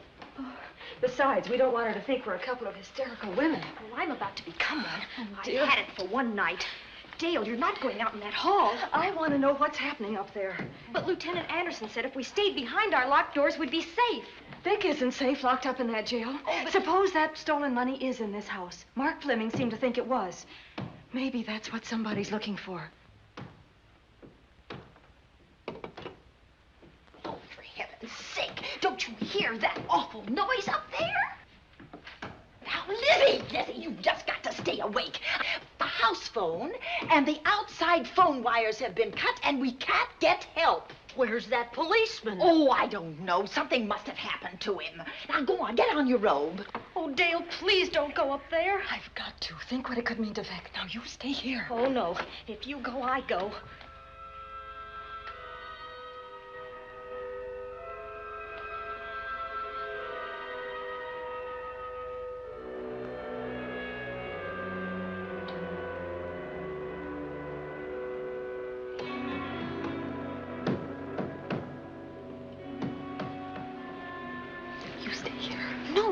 Let you go up there alone. You wait here. I'm going to see what it is. Oh, please let me go with you, Judy. Will you warn me if anyone comes? I'll only be a moment. Now, wait.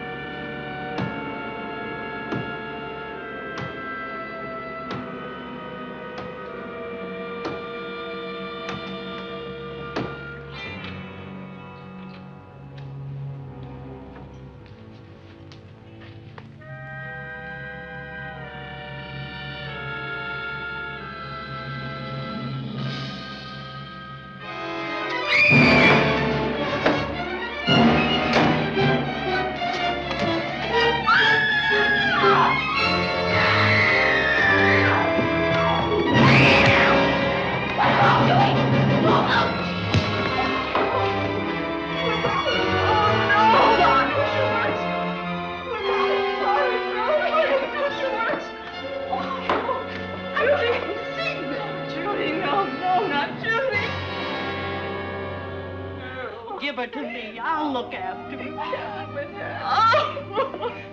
Poor baby.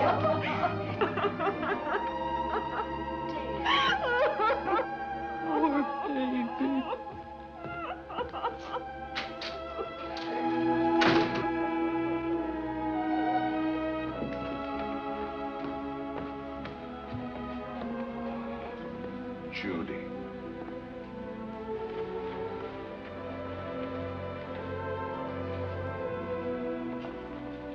The bat. Yes, the bat. He caught her at the head of the stairs. We saw him rushing down the stairs as we came out of the room. I hurled that after him. I hit him, I believe. I'm going to cover this place from attic to basement, you said. Well, what were you covering when that poor child was murdered? Where were you? I saw a man outside in the grounds. I went out there and hunted him. I heard him in among the trees, and so I followed the sound of him as far as the brook down near the back road. And then I lost it. I'd rather give my own life than have this happen to Judy. But I told you to stay in your rooms and lock your doors and stay there. What was she doing at the head of those stairs? That was my fault. They heard a strange noise. Heavy pounding in one of the rooms on the 3rd floor. We all heard it. I wanted to see what it was. Judy, wish she wouldn't let me go out by myself. I made her stay on the balcony. What about your new butler? Oh, well, he's in his room, I suppose. Oh, Mrs. Patterson. Oh, yes. Did you know what happened here? No, sir, but I heard the screams. I went to call Warner. We have rooms on the same floor, but he wasn't in his room. His bed hasn't been slept in. If Mrs. Patterson heard the screams, Warner could certainly hear them. You're quite right, sir. I heard them. Oh, you did? And where were you? Outside in the grounds. Miss Holland has been murdered. No. Oh, so you're surprised. Shocked. Well, I've seen better performances. I remember you now. Your name's not Warner. I've got a circular in my office with your picture on it. The Chicago police not so long ago were hunting for you in connection with the robbery. You're right again, sir. And they found me and they tried me and I proved my innocence and I was acquitted. That could have been a lucky break. Where were you when this child was killed? I told you before, sir. Outside. What were you doing there? I was following you. I saw you leaving the house, and it seemed that you were hunting someone. I thought you might need some help. Oh, yes, sir. I followed your flashlight down through the trees. Then it disappeared. And then suddenly, as I was staring out into the darkness, I was struck by something on the back of the head. The next thing I knew, I was lying on the ground. I realized I'd been knocked out. I wish you had been knocked out. But then we'd have found you with your mask still on your face. You were hit here in this house with this poker as you were rushing down those stairs after that child was killed. Oh, no, sir. You can't pin this on me. I'm not the bat. I've never killed. I couldn't kill. I won't take the rap for this.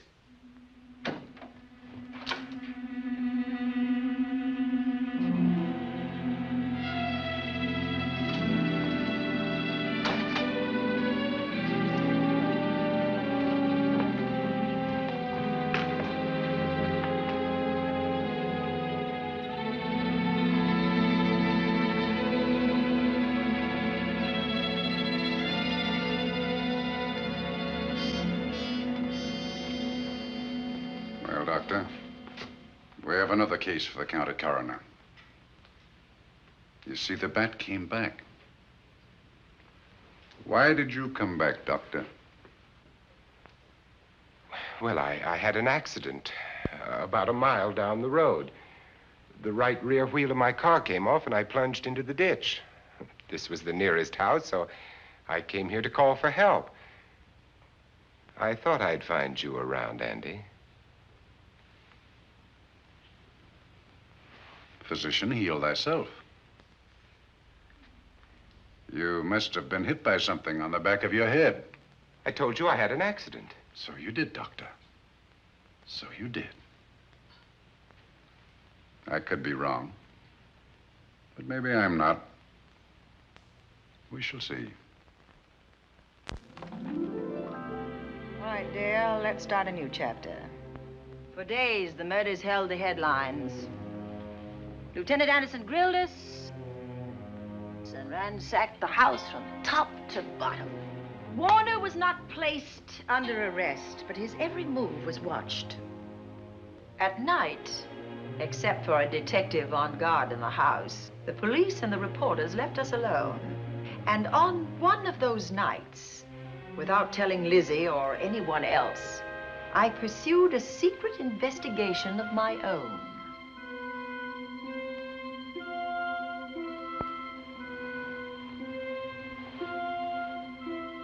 It was in an empty room on the 3rd floor where we kept our trunks and other things.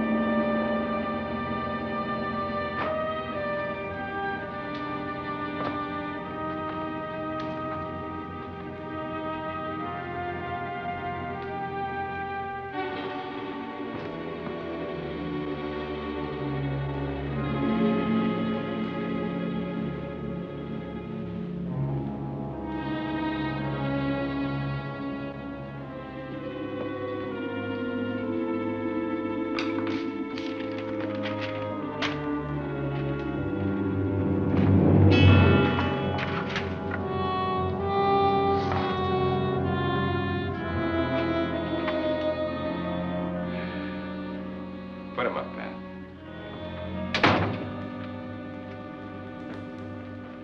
It's a bright idea to kill me in my own lab and let people think that I'm the bat. But you had to kill me first. What was it to be, ambush? And clever as you are, you're not smart enough to do that. Nor were you smart enough to find the money, though you came quite close to it. But I know where it is. And when you're dead with that sign pinned on your chest, I'm going to collect it and live happily ever after. He destroyed himself. How true that will be. Well, goodbye, Bat. Here's a serum that will heal you whether you're rabid or not.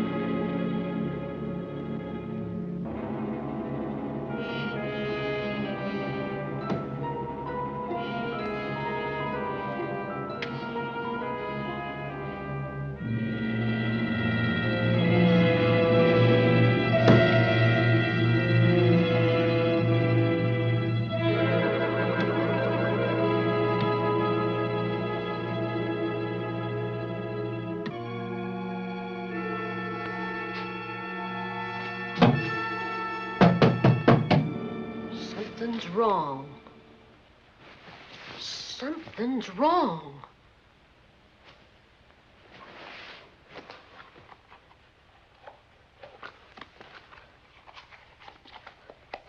Miss Cornelia.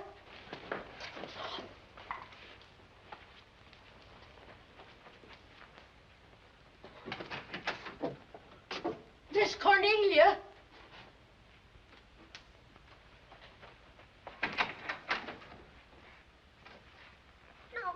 Where would she be going at this time of night?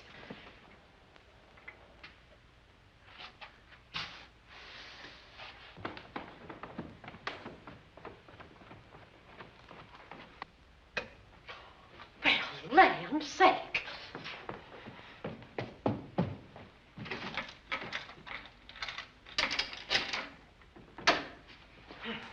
I never. Oh. Mr. Davenport. Mr. Davenport. Oh, a fine thing. The door unbolted, the chain off, and you asleep on the job. Wait till Lieutenant Anderson hears about this. Come on, wake up. What's the matter with you? I don't know. My head hurts. My whole body's numb. Here, take a sip of this.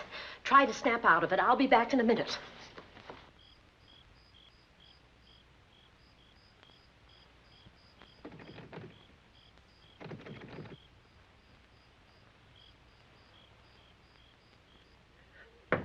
Hurry, will you? It's Lizzie. I'm terribly worried. I can't find Miss Cornelia anywhere, and something's happened to the policeman. I don't know what. Get Warner. Bring him to the drawing room. Tell him we need him.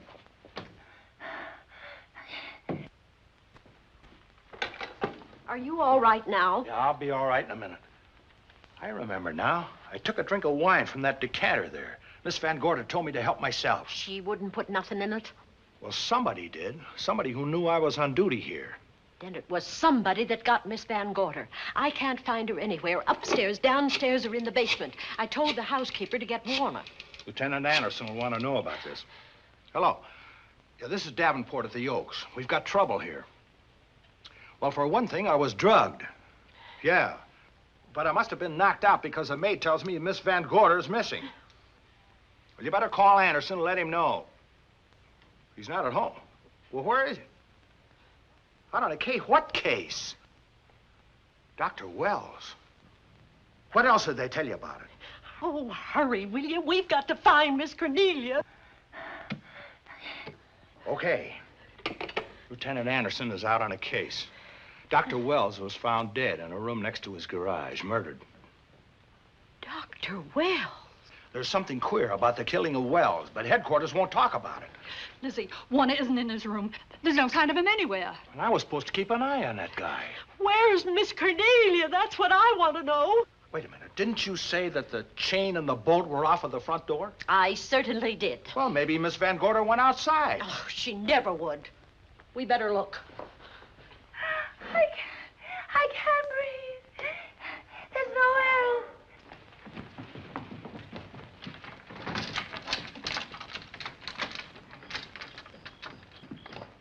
Miss Cornelia. Oh, Miss Van Miss Gorder. Cornelia. Miss Cornelia. Miss Van Gorder. Look. There's a light in that room on the 3rd floor. Were you up there tonight? Well, of course I was, but I turned the lights out before I came downstairs. Then Miss Cornelia might have turned them on again. That's where we're going to look first. Come on.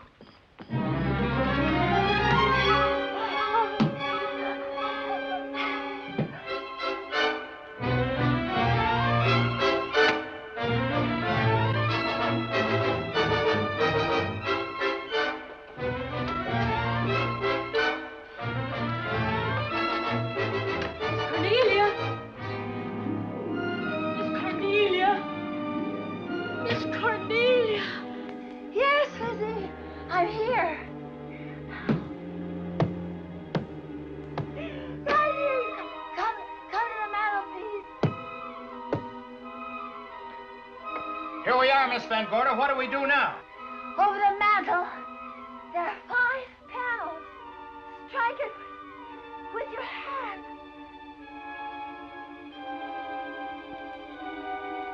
Which panel did you say, Miss Van Gorder? Oh, I can't. I just can't. Miss Van Gorder, which panel? We couldn't hear you. She said strike it. What difference does it make which panel? Strike them all. Look.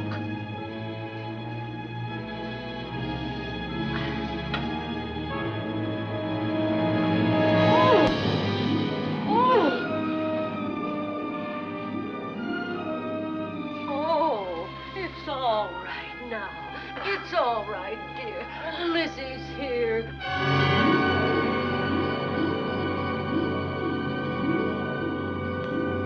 Feeling better? Yes, much better. We'll take you to your room. Oh, no, you won't. I'm going to stay right here. I'm quite all right.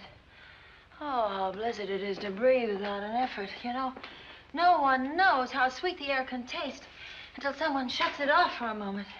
That room is just like a box. When the mantelpiece closed, it seemed like all the air was drawn out of it. Look, there it goes again. Let it close. I can open it from in here.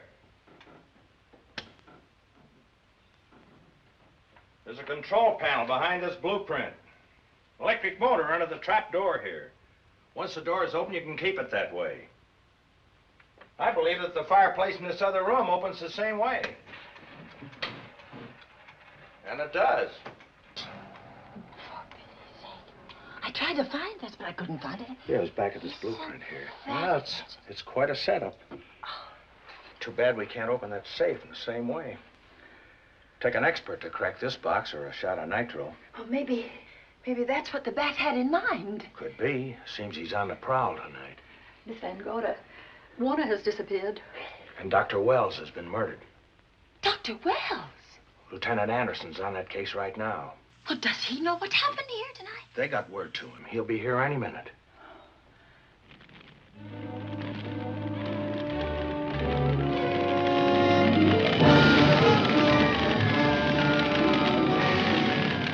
What's that noise? Miss Van Gorder, the garage is on fire. Scott, look at that. Lizzie, put that light out in the other room. Now, where are you going?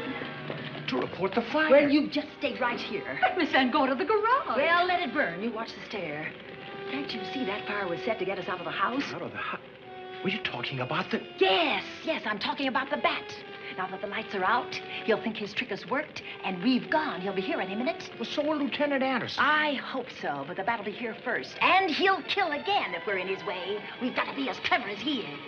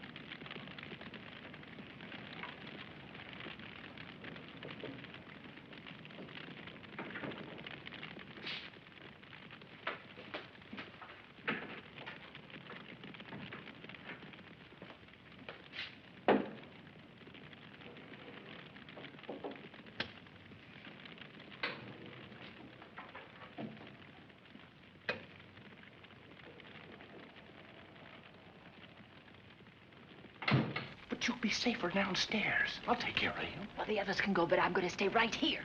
All right, but get out of sight.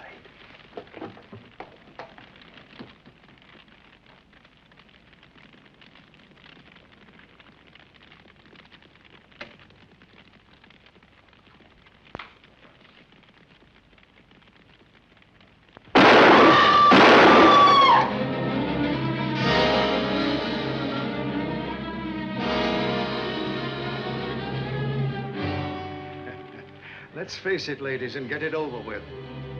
Others have seen my face before they died, but I'll have to deny you that pleasure.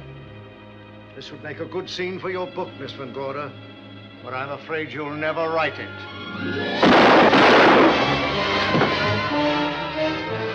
That is Warner. I could tell. You misjudged me, Miss Ellen. Warner!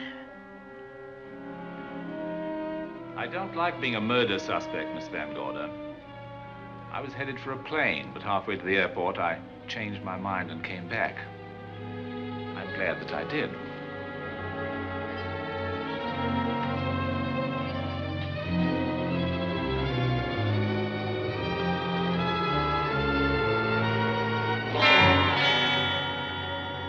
Why, it's Lieutenant Anderson.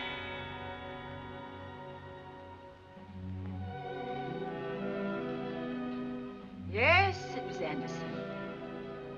He'd discovered the secret of the hidden room and was waiting to get into it and open up the safe. We found the money in it, a little over $1 million in tens and twenties and hundreds. Good old Andy. With all his ill-gotten gains invested in bank stock. It's rather a clever way to hide stolen money. In the open, as it were, and so respectable. But don't try it. No matter how clever you are, you can't hide murder.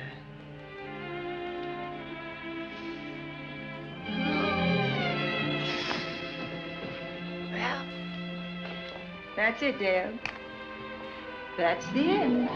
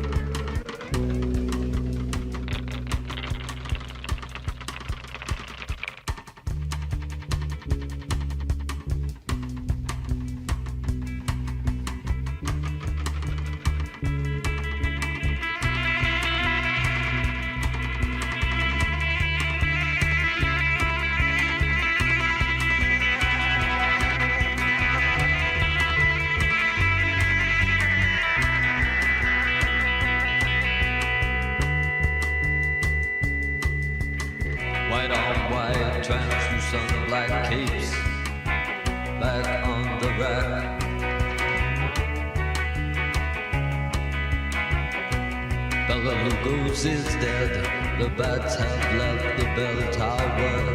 The victims have been bled. Red velvet lines, the black box. Bela Lugos is dead.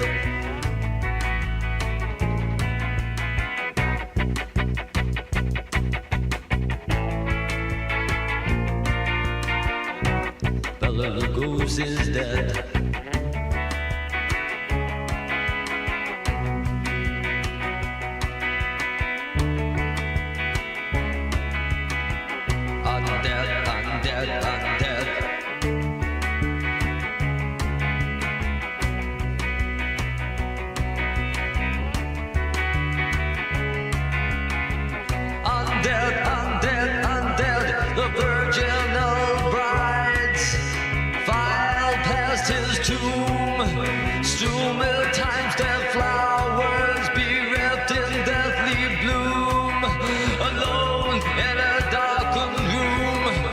The Count.